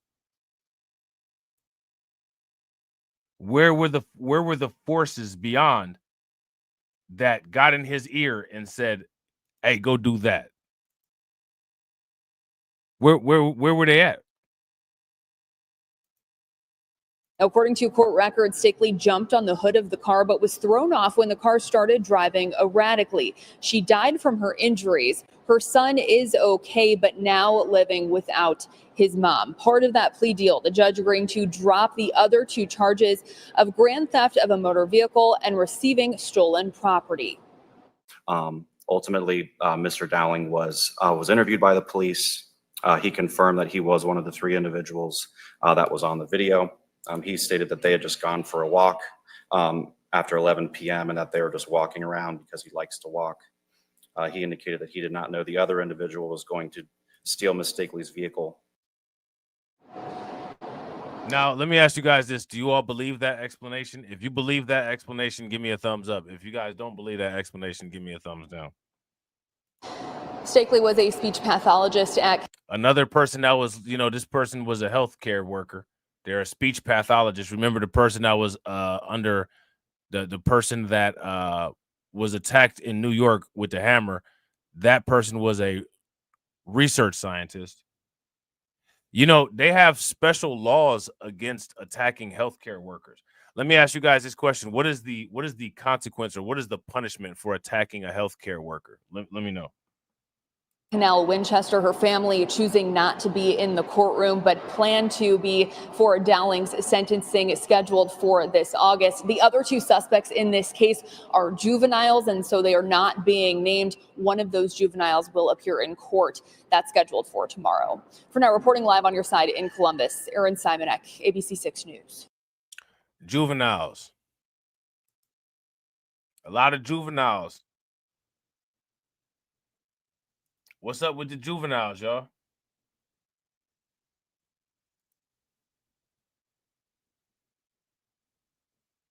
Why so many juveniles?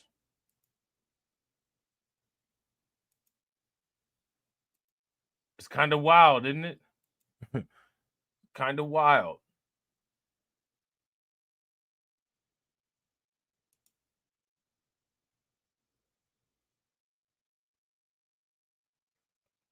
Hey, look, shout out to Katsy. Katsy said up to 16 years for unaliving someone.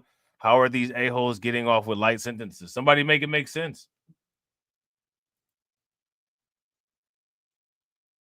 Somebody make it make sense.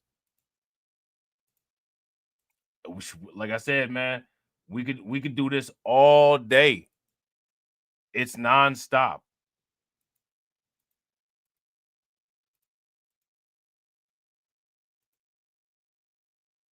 Now let me ask y'all this question. What do y'all think the chances what do y'all think the chances of some of these people ending up in alligator Alcatraz is? Let me know. Now to a truly twisted and sickening safety alert. A little girl lured into a park bathroom where deputies say that she was raped by a stranger. Local 10 Sonella Sabovic live now in Northwest Miami-Dade with a disturbing detail. Sonella. Calvin and Nicole, disturbing and horrifying. The victim in this case is only 11 years old, and deputies say all of this happened at the bathroom here at Gwen Cherry Park, and several vigilant people that were here at the park held that suspect down until deputies arrived. 18-year-old Antoine Johnson is behind bars this afternoon, accused of sexually battering an 11-year-old girl. Deputies with the Miami-Dade Sheriff's Office say this happened Tuesday night at Gwen Cherry Park along Northwest 22nd Avenue. So again, it's the same question that I always ask, because in these situations, a lot of times, quote unquote, these individuals, quote unquote, are quote unquote made to do this. So again, thoughts. Does anybody know? Is there anybody out there? Contact. You know what I'm saying? Is there anybody out there that can tell me, quote unquote, what made this individual do this?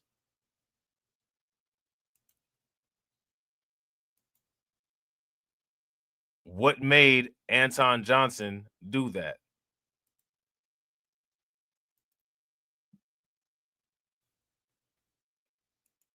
Anybody know?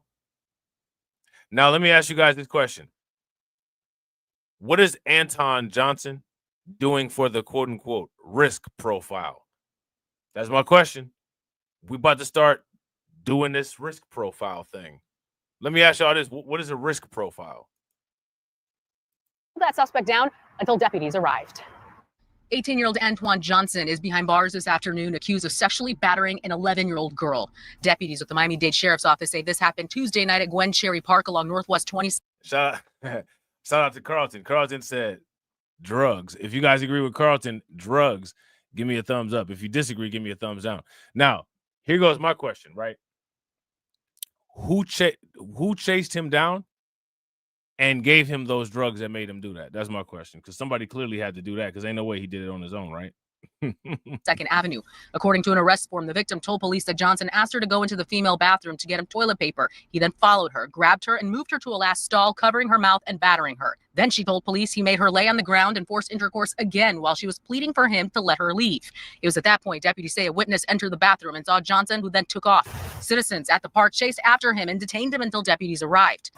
They spent a good part of the evening investigating, sealing off the park with crime scene tape, collecting evidence, and speaking to witnesses. Miami-Dade fire rescue crews transported the child to an area hospital in stable condition to get checked out. A former classmate of Johnson's who didn't want to show his face on camera reacts to hearing the news. I went to school with him back in 9th grade. Didn't really talk to him, just knew of him. He wasn't really in the right headset, the mindset in 9th grade when I was in 9th grade. So hearing about it, it's disgusting, to be honest. Johnson is facing 3 charges that include sexual battery on a minor by an adult, kidnapping, and false imprisonment of a child under the age of 13. He made a bond court appearance today, and a judge denied him bond on his first 2 charges. So Johnson was also ordered to stay away from the victim. That is the latest. Reporting live out of Northwest Miami-Dade, Sanella Sabovic, Local 10 News. What do you guys think about that? Let me ask you guys this question, man. How many, I mean, you know, this is why I always ask people this.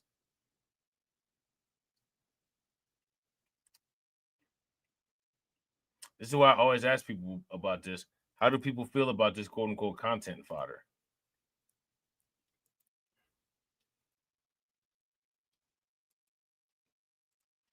How do people feel about this content fodder? Man, I'm telling you, there's never a shortage of content. It's never a shortage of content.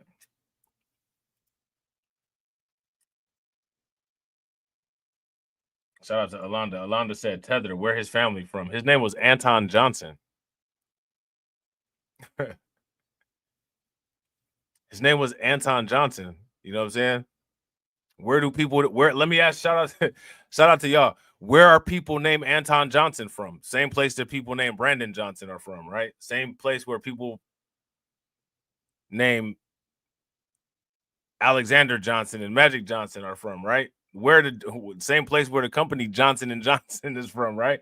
Where are people named Anton Johnson from? Help me, ladies and gentlemen. Help me. Help me. Help me. I'm drowning. Help me. Also at 5, attacked at the park. A suspect sitting in jail tonight after deputies say he lured a young girl into a bathroom and... Look, here go the name right here. Anton Johnson. Shout out to God. I'm just asking. Let me ask y'all this question. Y'all know what my name is, right? You can see it right in my Cash App. You know what I'm saying? Alonda says there are Johnsons in Jamaica and Barbados as well. Shout out to Katsy. Katsy said could be one of those Caribbean islands too. Now here goes my question. Does that get him off for this? Like, does that do any? Like, so should he not go to jail because of that? Like, I don't understand. I don't get it. I don't understand. You know what I'm saying? Like me personally, I don't know either way. You know what I'm saying? This is some foul ass shit as far as I'm concerned, right? Regardless who the fuck did it. You know what I'm saying? You ain't got no business like chasing minors into the bathroom and throwing them down and, you know what I'm saying, doing what you think you want to do. But my thing is, right? My thing is,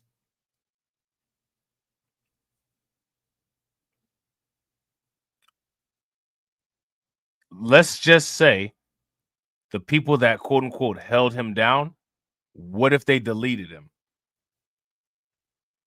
How would people feel about that? That's my question. See, because me, like, I gotta put this out here. Like, people are doing this thing now where anytime something happens, automatically the person is not a Black American, right? And I get that, but I don't know if the news implied that this individual was anything other than a rapist. So my question is, why are people doing that all of a sudden when the implication's not there? It'd be a different story if this was a TikTok video and, you know what I'm saying, like somebody was like, oh yeah, like, you know what I'm saying, like Black Americans, like, y'all ain't got no culture. Like, we see people attacking us like that all the time. You know what I'm saying? But I don't know if it can be said that anyone made the assumption about this dude's ethnicity. Did anybody make any assumption about this dude's ethnicity? Let me know.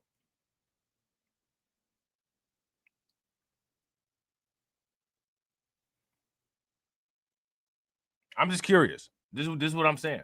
Shout out to Alonda. Alonda said, Rob, let's not forget Miami-Dade County in Florida is a haven for non-FBAs. I know. I've been there. You know what I'm saying? My thing is, did this individual still do this? I don't think. Let me ask y'all this. When people saw this article, when people saw this video, did they feel a certain kind of way? Because as I'm watching this video, the video didn't seem to me that they were trying to quote unquote brush this person off as anyone. It just, you know what I'm saying? Like, just this person did this foul ass shit. Here this motherfucker go, call it a day. So my question is, when people start talking about this kind of stuff, why is it that all of a sudden, like, that's the knee-jerk reaction? Now, here's my thing, right? Does that reverse the crime? Does that stop the crime from taking place? Does that stop the public perception? That's my question.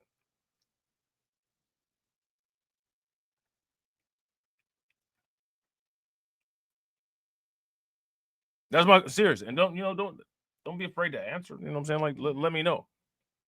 Me personally, I didn't give a fuck about what this motherfucker, you know what I'm saying, ethnicity was or whatever. I just think this motherfucker nasty. You know what I'm saying? But I have this feeling. I got this feeling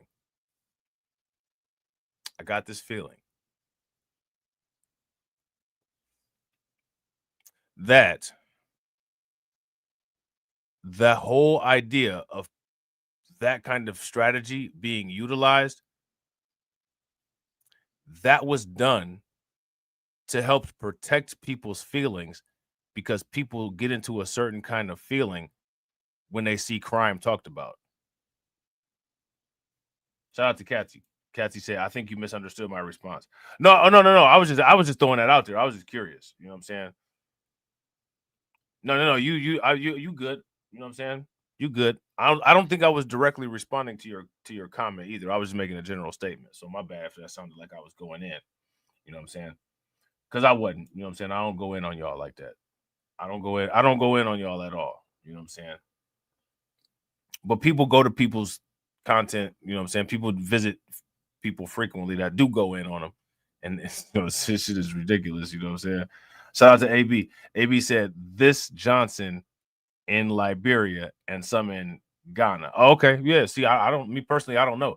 Any of that shit, right? Whether the motherfuckers FBA, whether they from Ghana, whether they from Nigeria, I don't know what the fuck that has to do with the fact that this motherfucker was graping an 11-year-old and he was so nasty that people in the public had to pull him off of her. I don't, me personally, like, I'm just trying to figure out what the two got to do with each other. You know what I'm saying?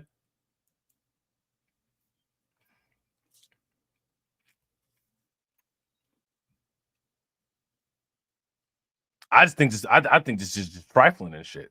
But you know what I'm saying? Like the event of having to do the mugshot name-based forehead forensic DNA examination in light of a wild ass crime taking place is just kind of bizarre.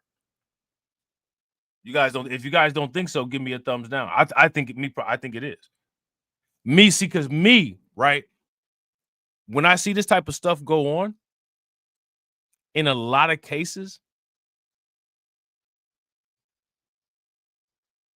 I don't make the assumption that it's a Black American. Like, I don't make the assumption that it's anybody other than somebody trifling. Like I said, I'm from the Midwest. You know what I'm saying? I ain't even grow up around a lot of people that's not Black American. But this is some YouTube shit that motherfuckers do. This is some YouTube shit.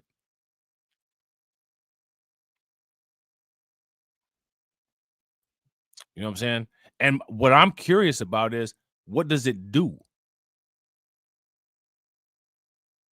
Shout out to Alonda. Alonda said, I was just making an observation. That type of nasty shit ain't part of our culture. I would go as far as to say that most people of most cultures don't do nasty shit like that. I would say that the criminal element of people of most cultures do nasty shit like that. Now, hold on real quick.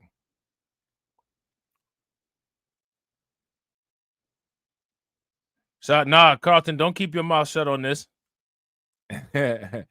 because my thing would be, what about that shit that went on in Philadelphia? Here you go. Hold on real quick. I would be very cautious, right? I would be very cautious about what people contribute to culture, right? Because here goes my thing. There's this issue with rap music, right? There's this issue with rap music has created, right? Rap music has created this issue where people call quote unquote rap music quote unquote the culture. How many people have heard that? If you guys would agree and you've heard that, give me a thumbs up. If you guys would not agree, then give me a thumbs down. Now, when it comes to the quote unquote culture, what kind of crimes do rap music describe? A lot of times they don't describe stuff like this, but there's a lot of crimes that rap music describe. Me personally, I don't like to associate that shit with quote unquote culture.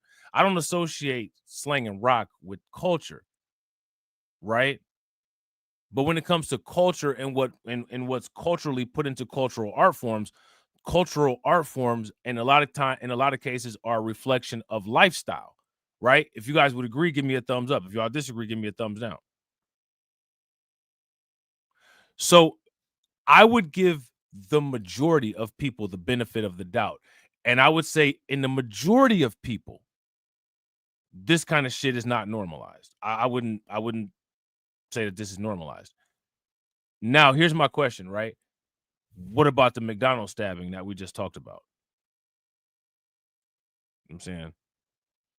See, and this is why the YouTube arguments, I would tell people I would avoid that. You know what I'm saying?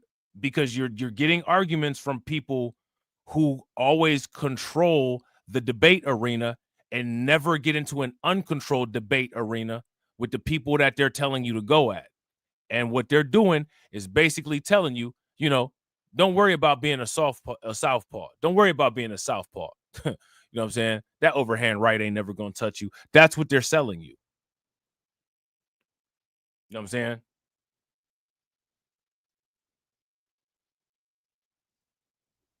Shout out to Carlton. Carlton said, okay, here we go. The people were calling the cops in Memphis that beat Tyree Nichols to death, non-FBA. Have y'all seen them cops' names? Bro, right. That's like people be saying Charleston White's not FBA. Like, what? You know what I'm saying? Come on, man. You know what I'm saying? Like I don't know if anybody is aware of this, but like, you know what I'm saying? Like, it's okay if a motherfucker's a degenerate. You can call the motherfucker a degenerate. You know what I'm saying? It's actually more respectable to call a motherfucker a degenerate. That's a degenerate, and point him out and actually show some element that you're able to self-police, that people always talk about, self-policing, than it is to try to just, I'm gonna live outside of reality and turf this person off as somebody else. Like that, you know what I'm saying? Like that to me is kind of like, it's kind of skating. You know what I'm saying?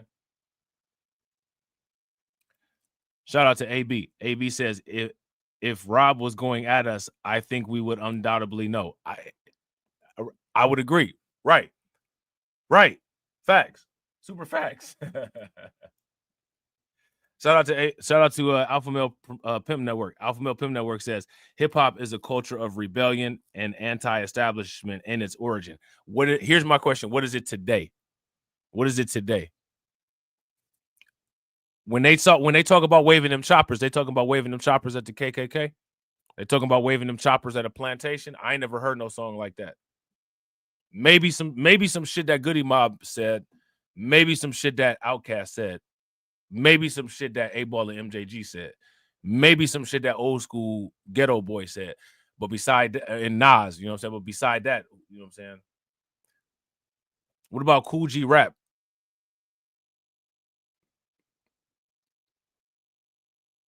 You know what I'm saying?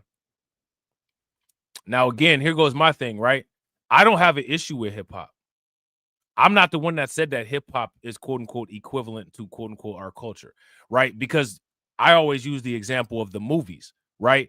As much as people cry and complain about hip hop, there's movies that are worse, right? You got Friday the 13th, you got Freddy Krueger, you got Scream, you know what I'm saying? You got the Godfather series, you got Scarface, you got all these movies, right? So there's, if I'm not mistaken, there's movies have been around longer, and there's more movies than there are hip hop albums and all that, right? At least, you know, mainstream productions, right?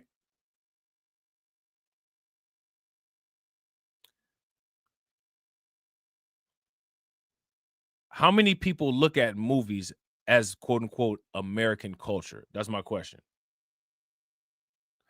Who's ever made the claim that quote unquote movies are American culture? That's my question.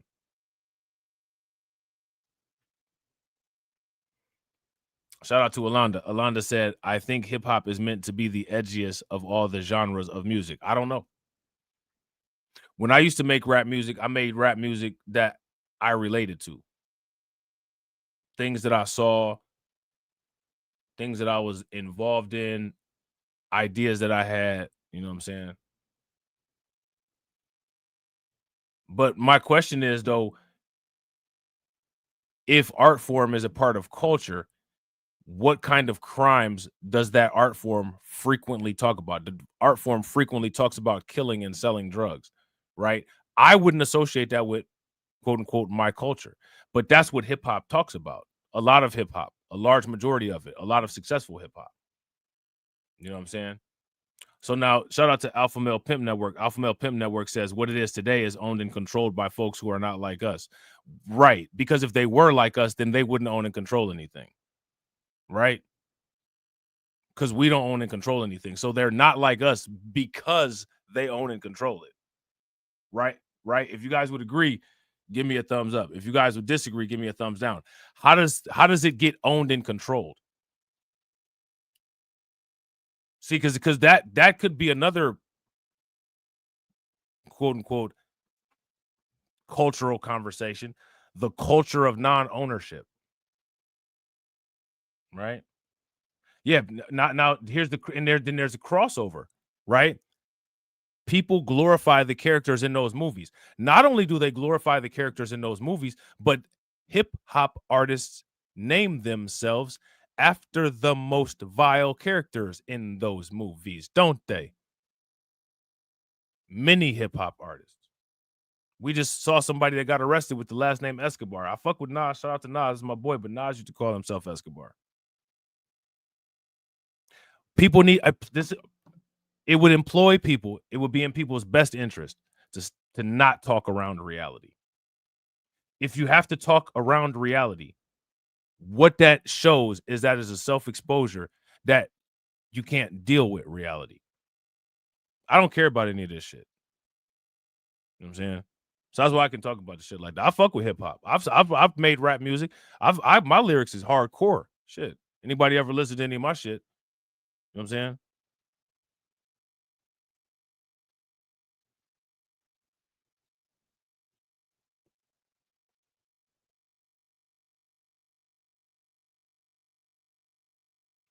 Right?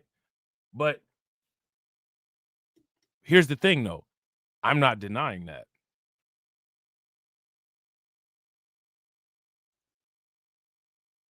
Shout out to Carlton. Carlton said Griselda Records were named after a criminal. Isn't Murder Inc. named after criminals? Murder Inc. isn't. It's not. Irv Gotti didn't originate that. Shout out to Alpha Male Pimp Network. Alpha Male Pimp Network says, don't get me wrong, I like Jay-Z, Rick Ross, Meek Mills. Those guys resonate with me. I'm not mad at that. I'm not criticizing anybody's rappers or anybody's favorite rappers. You know what I'm saying? We're just making we're just resetting reality orientation. You know what I'm saying? Now, let me ask you this. Do Jay-Z, Rick Ross, and Meek Mills rap about quote unquote particular crimes? That's my question. Yeah, see, shout out to AB Promotions. AB Promotions said, yeah, I think Murder Inc. was a couple of quote unquote Crown Heights killers. CHKs, right? Some Crown Heights killers, right?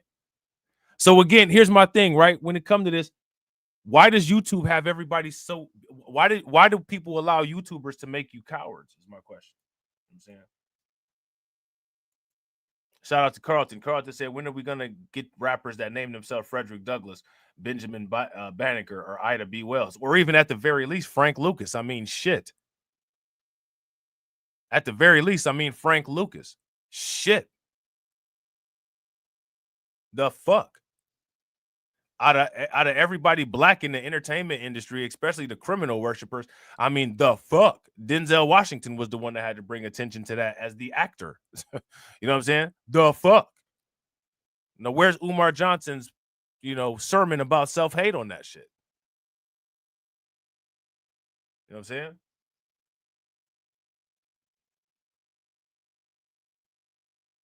Shout out to Carlton. I used to have, I had, in 2017, I had an alias called 50 Bits.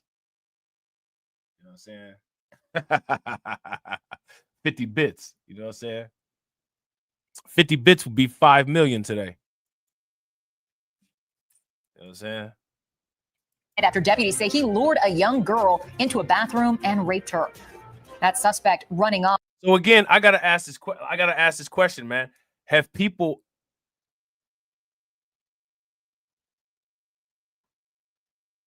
I don't see, here go the thing with this, like, you know what I'm saying? Again, you never will hear me sit there and, go in on Black Americans, like, you know what I'm saying? Like, Black Americans, yada, yada, yada. You know what I'm saying? Like, I don't do that, right? And I don't need to do that.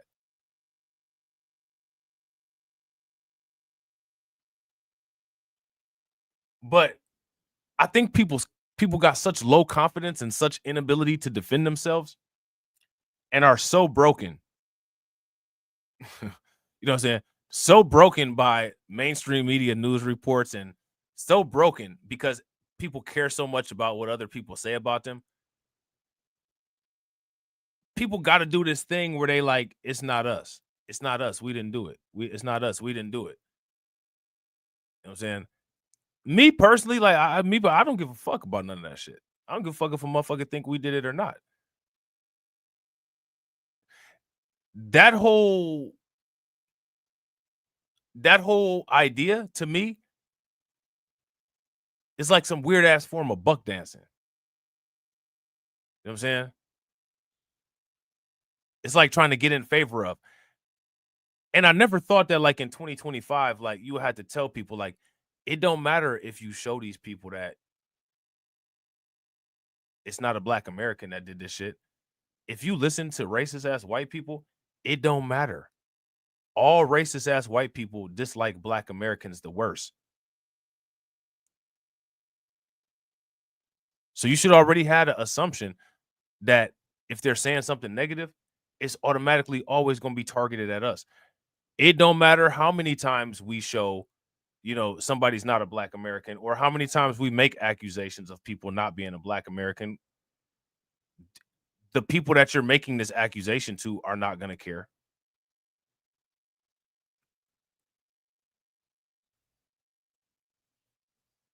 My question for people is, don't you have confidence in your own greatness?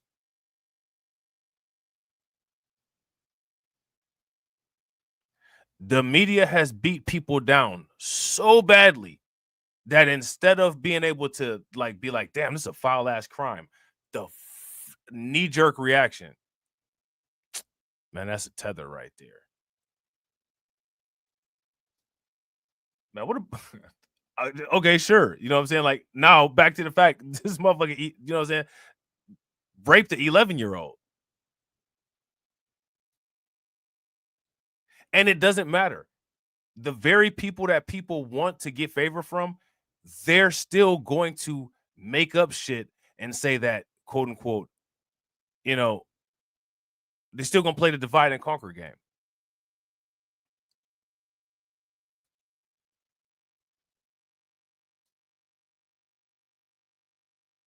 So my question is, I don't understand, why don't people see the play? You know what I'm saying? Let me ask you guys this question.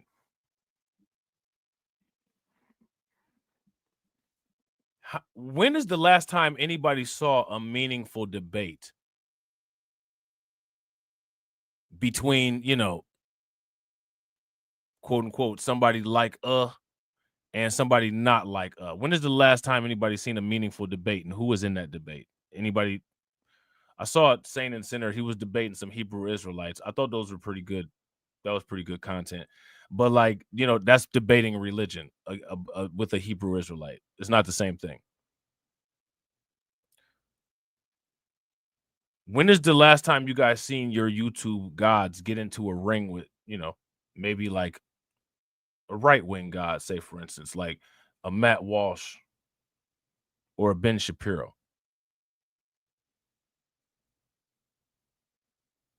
And just put somebody on the mat quickly with these effective, indestructible talking points. Anybody seen that lately?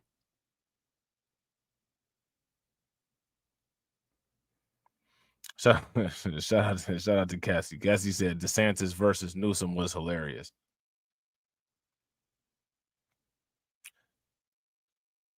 Gavin Newsom reminds me of Marcy Darcy's husband on Married with Children.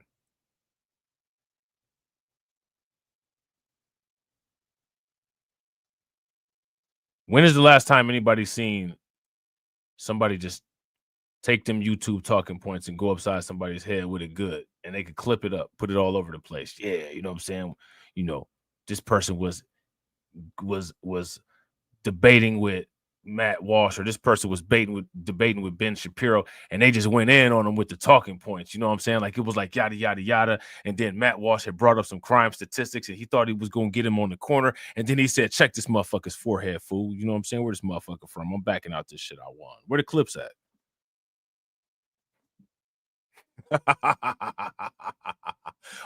Where the clips of that? Where the clips of that at?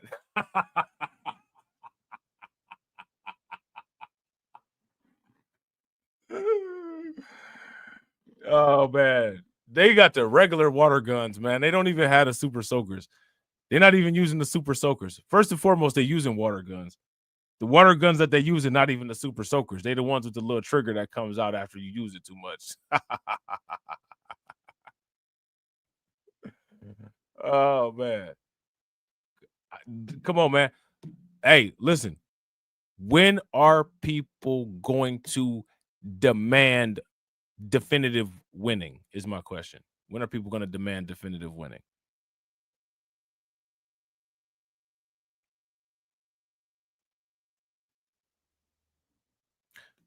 I want to see somebody that got mopped, mollywopped, and bullied with these talking points. Where's that? Show me some. We'll react to the video. Where's the video at?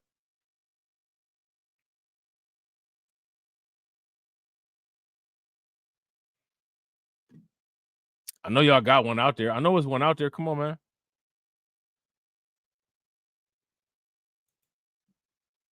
But he wouldn't get very far. Good evening. I'm Lauren Pastrana. And I'm Elliot Rodriguez. Others who were there at the time chased him down and held him until the deputies arrived. CBS News Miami's Trish Christakis is live for us at the scene with the very latest. Trish?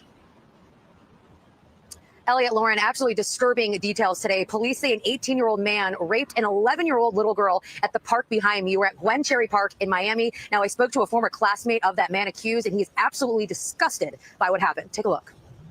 Police say this man, Antoine Johnson, is being charged with sexual battery on a minor, kidnapping, and false imprisonment of a child under the age 13.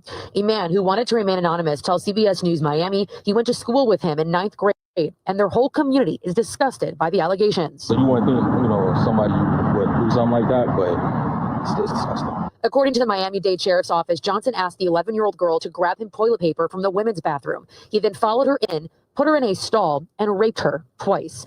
Old classmates of Johnson says something was always off about him. They saying the same thing I'm saying. So now, look, I want to ask this, right? So it's been known that there's something off about this individual, right? Like, it's known that something was off about this individual. Now, here goes my question. Who did anything about it?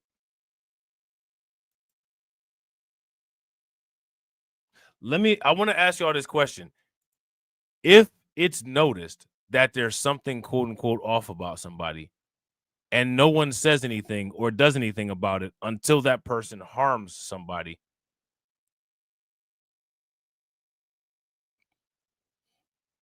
what does that do exactly? What does that do? Somebody help me out. Hate to breathe the same air as him. They hated. They went to the same school. Spoke. They hate it. It's disgusting. The arrest form says the 11-year-old victim pleaded with Johnson to let her go, but he did not. A witness then came into the bathroom and ran out yelling for help, that someone was being raped. People at the park ran after Johnson and held him until police arrived. Johnson was arrested and taken to jail. I have read the arrest form, and it provides probable cause for charges, Judge. You're waiving the charges. In bond court today, Johnson was issued a no contact order with. Shout out to everybody watching. I appreciate you guys. If you all haven't smashed the like button yet, please do me a favor. Take a moment, smash that like button. Also, if you guys haven't hit the bell, please take a moment, hit that bell. Also, please share the stream to your social media. Now, I want to actually come back to this comment. Shout out to Carlton, right? Carlton says, when are we going to get rappers that name themselves Frederick Douglass, Benjamin Banneker, and Ida B. Wells?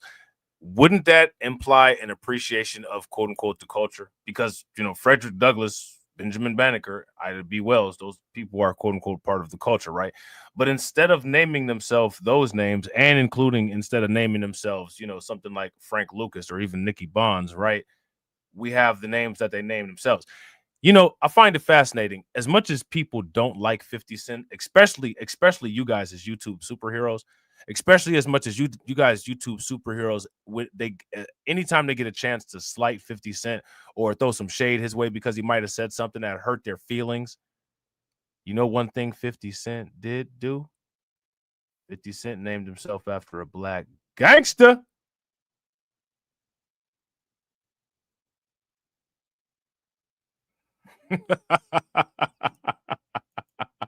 I'll just say, I just had to throw that out there, man. It was just sitting there bubbling and sitting there brewing. I was like, I got to get this out. The victim and no bond. Those in the community are shaken up and wanting more security at parks. My siblings go here, so I really we hope we better the security around here, monitoring the youth and stuff like that, because my siblings go here, and if I find out something like that to my siblings, I don't know. It's hard to think about, to be honest. Now, I did reach out to Miami-Dade Parks as well as Johnson's lawyer and have yet to hear back from either of them. We will continue following this case and giving you the latest updates right here on CBS News Miami. For now, reporting in Miami, I'm Trish Christakis. Back to you. All right, so there's that.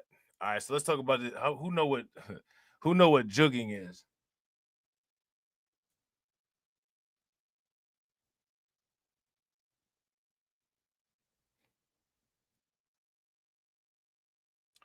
Anybody know what jugging is? If you don't know what jugging is, you're going to find out. Some people got jugged.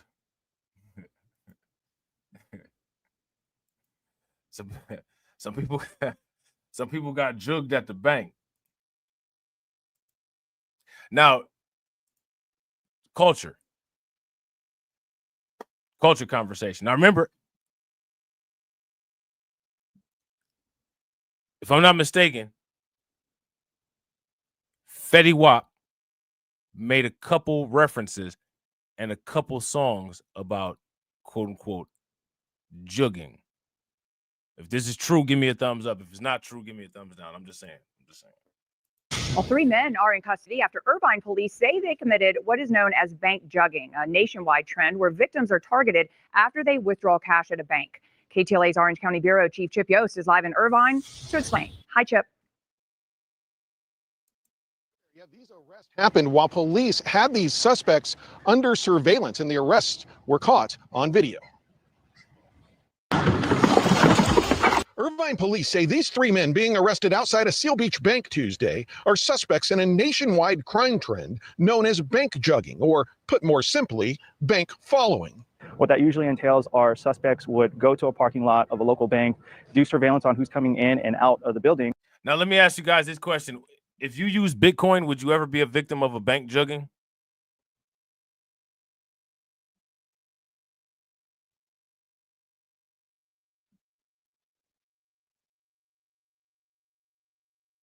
If you use Bitcoin, would you ever be a victim of a bank jugging?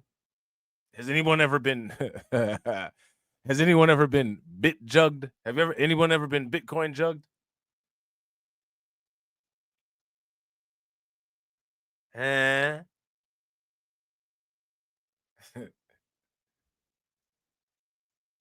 don't think that anybody's ever been Bitcoin jugged. I don't think anybody's ever been Satoshi stabbed. But somebody correct me if I'm wrong, though. Shout out to Katsy. Katsy says no. If you guys agree with Katsy, give me a thumbs up. If y'all disagree, give me a thumbs down. Katsy said you ain't getting Bitcoin jugged. But they're specifically looking for people who are carrying cash, and they're looking for something obvious, like someone walking out with cash in an envelope. Or they're looking for people. They're not looking. Yeah, so they're not looking for people that have Bitcoin. They're not looking for people with a ledger wallet. You know what I'm saying? So if you use Bitcoin, you're safe from this.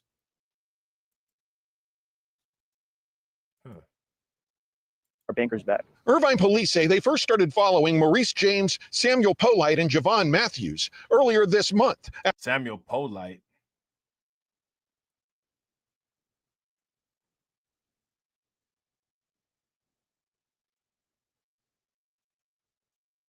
Samuel Polite. After tying them to 2 Irvine car burglaries in which the victims had just withdrawn money from a bank. As they watched them go from bank to bank around Orange County Tuesday, police say they caught them in the act in Seal Beach. At one point in the city of Seal Beach, they followed the expedition, and one of the occupants. Now, again, it's the same question. Same question. Been asking. I don't be getting answers.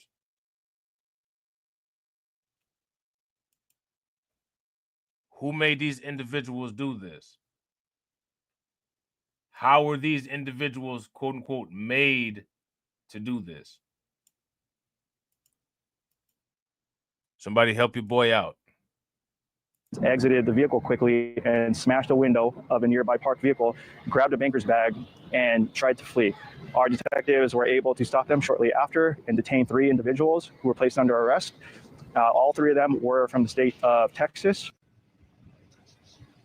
As you heard, all 3 of those folks were from Texas. And one of the interesting parts of this involves the license plate reading technology they have here in Irvine and in other cities. This car they were driving originally had Texas plates, but as a lot of criminals do, they allegedly switched the plates with some stolen plates that they stole off of a car here in Irvine. But here's the key. The person who had their plates stolen in Irvine called the police department, reported the plates stolen, so they were looking for those plates on some of their license plate reading.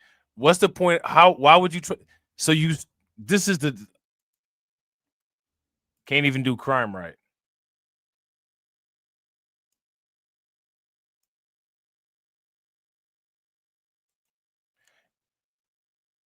When you have to, when it has to be discussed how miraculous of a failure your attempt to conceal your identity was, and how your attempted concealing your identity actually brought more attention to you, that's crazy work.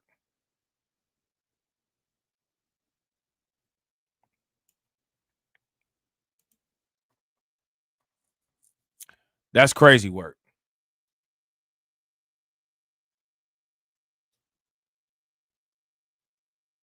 You can't make this up.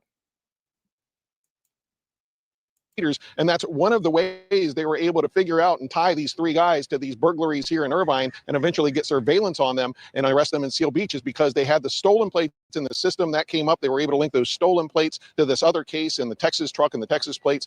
So the key, or the kind of the takeaway to residents, is if you get your license plate stolen, report it to police right away, because it could be your license plates are being used in a crime, and that could help police find the suspects. Reporting here in Irvine, I'm Chip Yost, KTLA 5 News.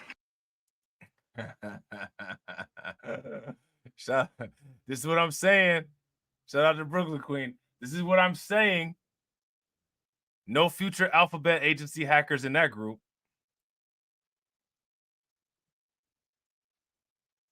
Yeah.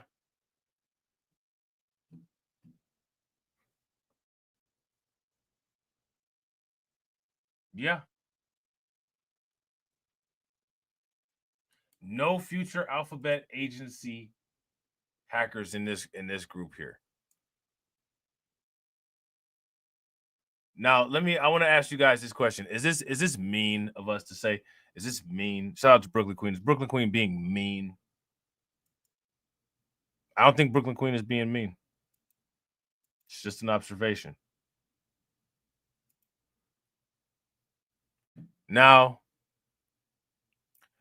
we got to make everybody happy before we get out of here, because this was a lot today. This was a lot today. Okay. So, we have to make everyone feel a little bit better. We have to make everyone feel a little bit better. Let me see what we got here. So we will make everyone feel a little bit better by talking about this before we get out of here, because this is what it's really about. This is what it's really about. That's what it's really about. There you go. There you go.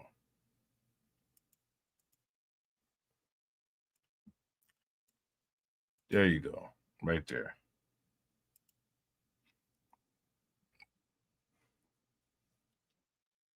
What it really is about is,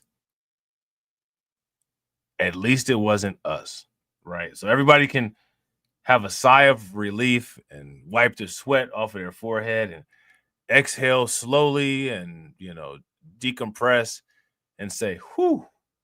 See this one? This one right here? You see this one right here? This one right here? At least it wasn't us. Because that's really what this shit is about. It's not about trying to change anything. It's not about trying to improve shit. That shit is lies. That shit is bullshit. You know what I'm saying?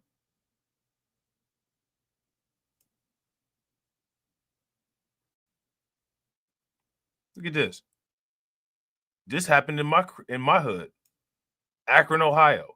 A 39-year-old woman in Ohio was found guilty of raping an infant and was sentenced to life in prison.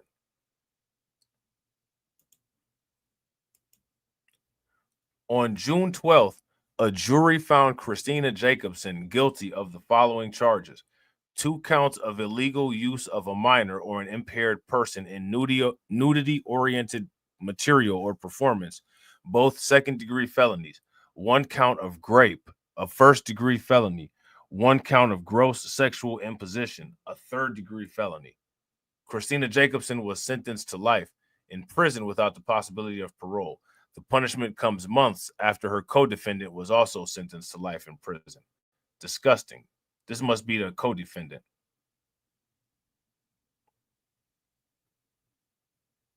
They're never going to be released from prison, and they shouldn't be, because they're disgusting. Now,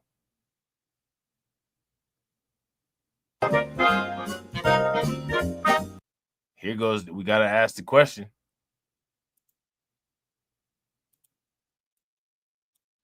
How come nobody asked the question, is these people immigrants?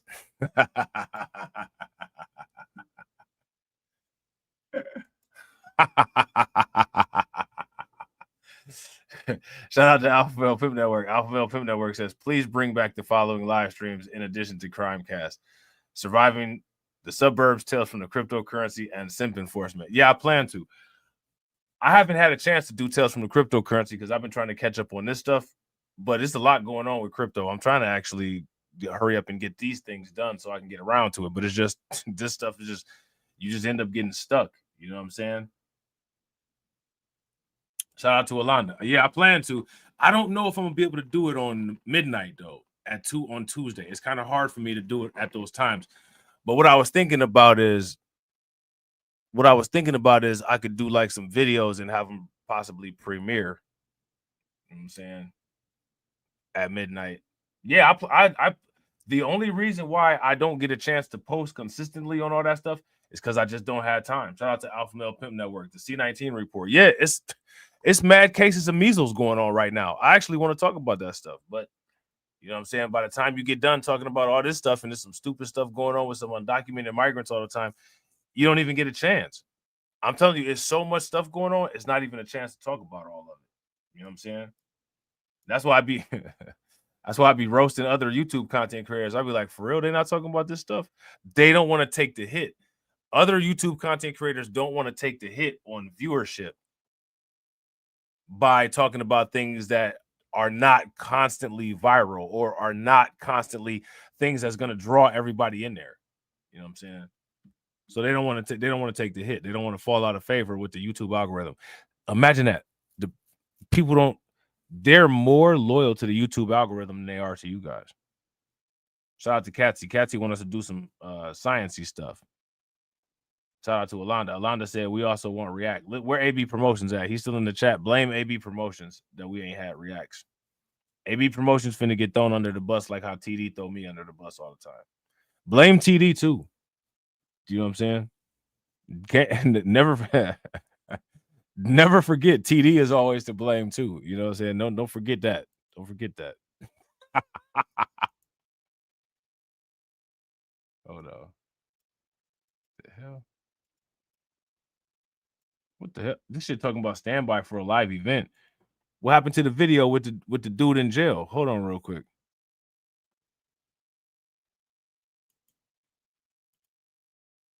Let's see. We just sat here and waited for that commercial and everything.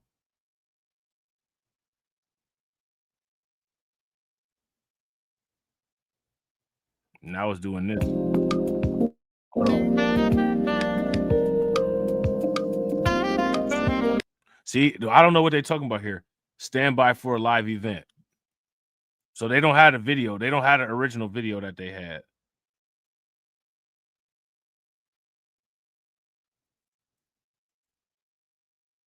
Uh-oh. We got a simptuation right here. Hold on, before we go, we got a simptuation right here.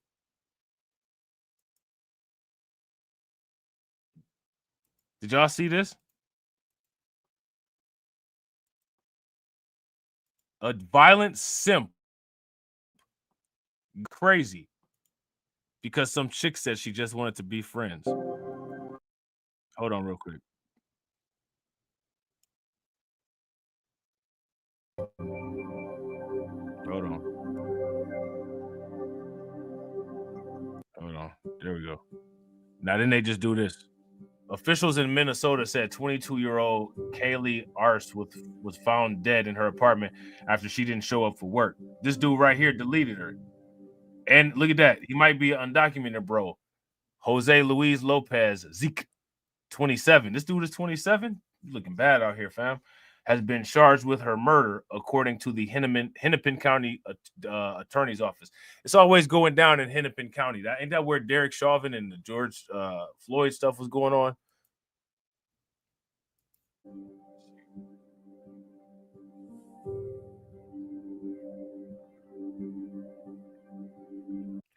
He is accused of deleting her after she told him she just wanted to be friends and was not interested in a romantic relationship. I wonder if anything else went on. She a little gothy.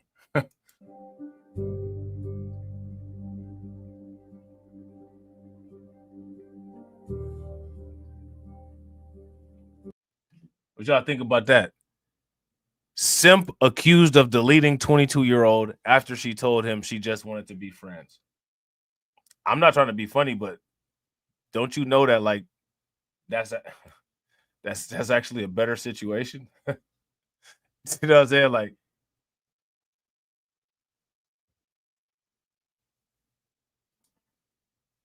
how many people would agree that's actually a better situation? This kind of stuff is wild to me. She had one of those feminist nose rings. You know what I'm saying? But I give her a pass on the feminist nose ring though, because she's quote unquote a little bit gothy. You know what I'm saying? So she probably OG pierced up. So you know what I'm saying? I'm gonna give her I would give her the benefit of the doubt on it. A man in Minnesota is accused of deleting a young woman after she told him she just wanted to be friends and was not interested in a romantic relationship. According to the Hennepin County Attorney's Office, 27-year-old Jose Luis Lopez Zeke has been charged with one count of second-degree intentional murder. Officials said 22-year-old Kaylee Grace Arseth died in her apartment in Richfield, just outside of Minneapolis, from multiple gunshot wounds on June 16th. So he shot her up. Let me ask y'all this question. You think she thought that she was about to she thought that she was about to die that night?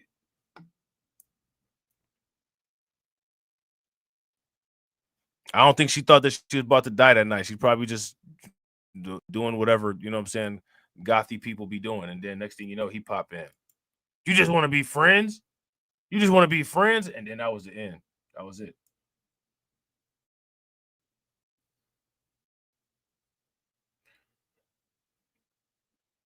So candidly, man, you can't tell them that there's you know what I'm saying, you're just gonna be friends. But now here goes my thing. I'm curious, right? She told him that they just wanted to be friends. Are we making the assumption he didn't get any? You know what I'm saying? Like, because like I'm not trying to be justified, right? Let's just put that out there first and foremost. This is never justified.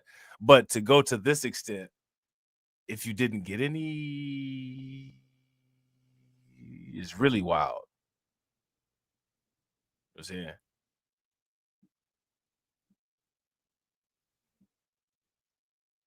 So I love. How many of y'all do y'all think that there was anything going on here? It could have been like, you know what I'm saying? Like sometimes dudes hit it and quit it a lot, right? A lot of times, like dudes can't handle when females just hit it and quit it. A lot of times, like dudes be going kind of crazy over that sometimes. You know what I'm saying? But you know, they never gonna mention none of that because they're gonna you know, like talking about the integrity of the woman, and you know what I'm saying? Like, you know what I'm saying? Like, I mean, to me, I'm not looking. I'm not people do these things. We're adults. People do this shit. You know what I'm saying? So, you know, I ain't looking at anybody any type of way. You know what I'm saying? I'm just trying to figure out the accuracy of it. And to me, I don't know even a crazy dude. I don't know the extent that a crazy dude would delete. How do you friend zone? I don't understand how that works.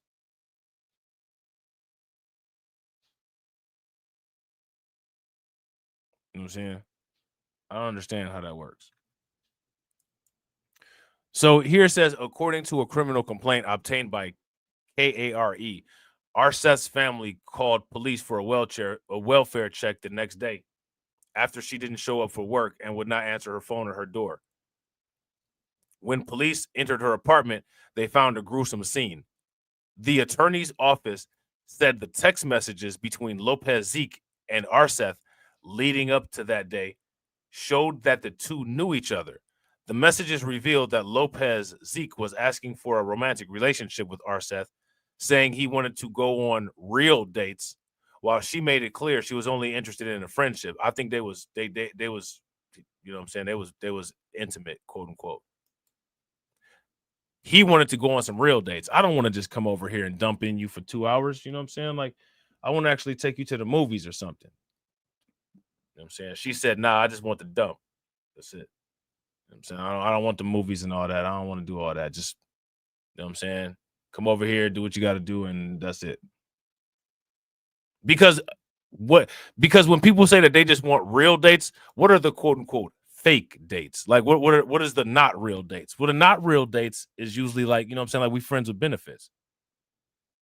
I want something more meaningful. Now in 2025 is when the guys want something more meaningful.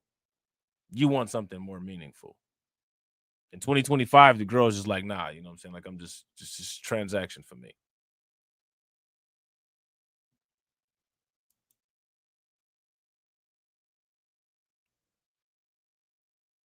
What's up with that, man? Why are dudes becoming increasingly soft?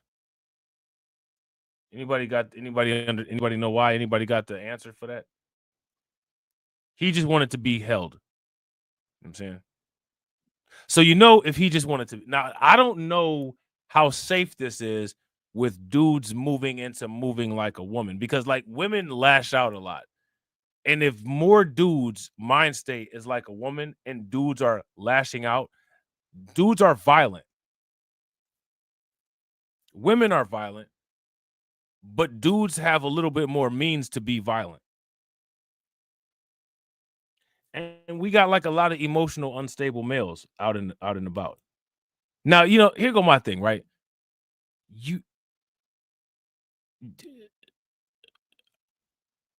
Is it really in your best interest to try to advance a relationship with someone that you're just having casual intimacy with? Is that the best strategy?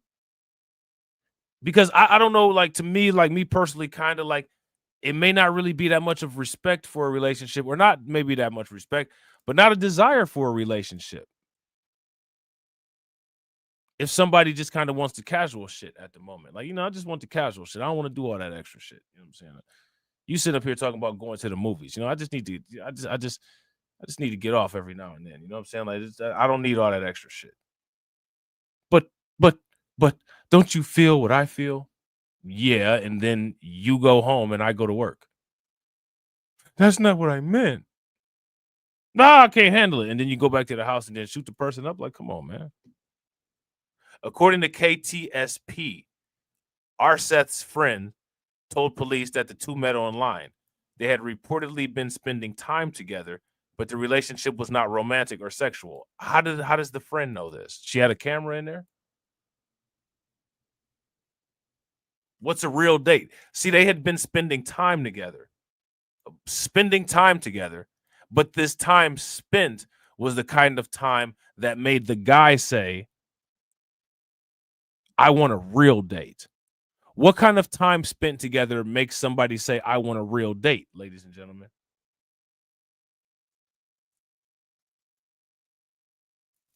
Okay, shout out to Cassie. Cassie says coffee and convo is not a real date. Okay, that's fair. That's fair. Following Arseth's death, investigators said location analysis of Lopez Zeke's phone showed he was at Arseth's apartment for about an hour on June 16th. A neighbor said they heard fighting in the apartment. Phone location showed Lopez Zeke was later nearby in Bloomington, where investigators found 2 bags of discarded items, including ammunition, a box of gauze, disposable gloves, a pair of shoes, and a hat.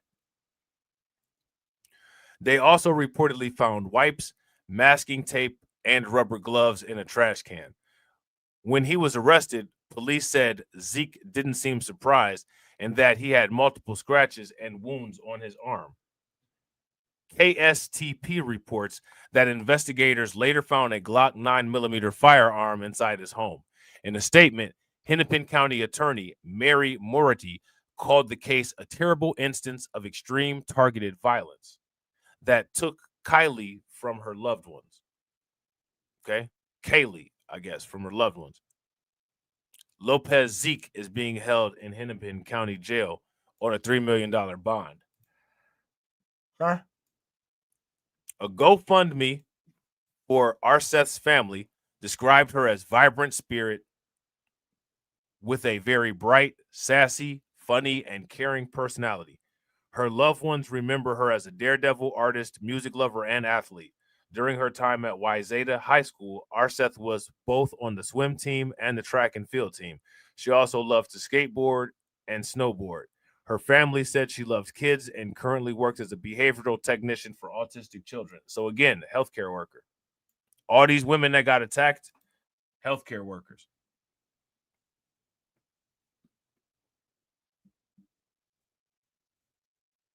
What y'all think about that?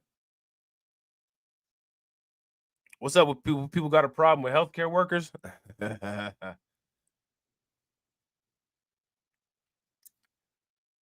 According to the GoFundMe, just 10 days before she was deleted, she told her family she planned to pursue a degree in developmental psychology at the University of Minnesota, where she was already taking classes independently. What we loved the most about Kylie was her unwavering compassion for others. She loved hard and was always accepting of everyone, the page reads. We will never stop until we find justice for you. We love you and we always remember you. That's sad, man.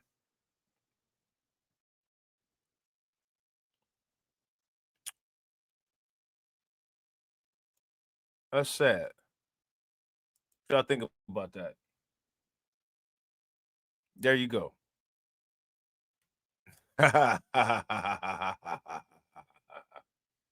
There you go. What do people think about this? It's a lot. It's a lot. It's 4 hours worth of Crimecast. What did I tell you guys? I told you guys the next Crimecast is probably going to be 3 weeks long, 5 hours a day each time we do it. And look, here we are, 4 hours long. And this is just the first one. So hopefully you guys enjoyed it. All right. If you haven't smashed the like button yet, make sure you do me a favor. Take a moment, smash that like button. Hit that bell. Make sure you guys show the channel some love. Subscribe to the channel. Support the channel. Join the Patreon. Join the locals. Make sure you help me get to these stories before people get to these stories that you don't, that you're not going to like what they say about them. All right. And as always, ladies and gentlemen, shit, jump out the crib, stack up my C note this year, killing my ego this year, all for the people this year, only believe in the real, I do believe in no fear, and I got gang in this bitch, I never switch on the tribe, I keep it all the way real, I'm in control of my feels, you see my highlights, they study my real, yeah. I'm showing more love this year, running more plays, finna scale up my business this year, the world in my palm, I'm a star, I deliver my cadence, I'm serving up chills to my peers, bringing the bread for the fam, everything good on the side, everything coming together. New whip, no leash, no key in it, they heat it. California on the plate, I'm out here playing for keeping. I pull up, she leaking, she want me for the weekend. My foot on the gas with the brakes, hate me or love me, you see me. Flex, yes, I got my foot on their neck. I'm out with a squad to the death, young nigga get to the checks. Flex, yes, got nothing to lose and something to prove. Young nigga come from the trench. Cuban links on my neck, tanking, freeze, smoking on dope, that diesel. Freeze, running till I miss my season. Lay back, geeking, smoking on dope, that diesel. Young nigga gone off the deep end, running till I miss my season. I keep a stack of them blessings, I'm ballin', I'm playing callin'. It ain't on me matching my smile, you know that I stay saucing. I'm sorry. Wrist flooded, she drowning. We good on this side, everything coming together. New whip, no leash, no key in it, they heat it. California on the plates, I'm out here playing for keeping. I pull up, she leaking, she want me for the weekend. My foot on the gas with the brakes, hate me or love me, you see me. Flex, yes, I got my foot on their neck. I'm out with a squad to the death, young nigga get to the checks. Flex, yes, got nothing to lose and something to prove. Young nigga come from the trench. Cuban links on my neck, tanking, freeze, smoking on dope, that diesel. Freeze, running till I miss my season. Lay back, geeking, smoking on dope, that diesel. Young nigga gone off the deep end, running till I miss my season. Once we understand that it is through our five senses that these imprints are being made on our subconscious mind, we can then consciously begin to utilize our five senses to imprint something different.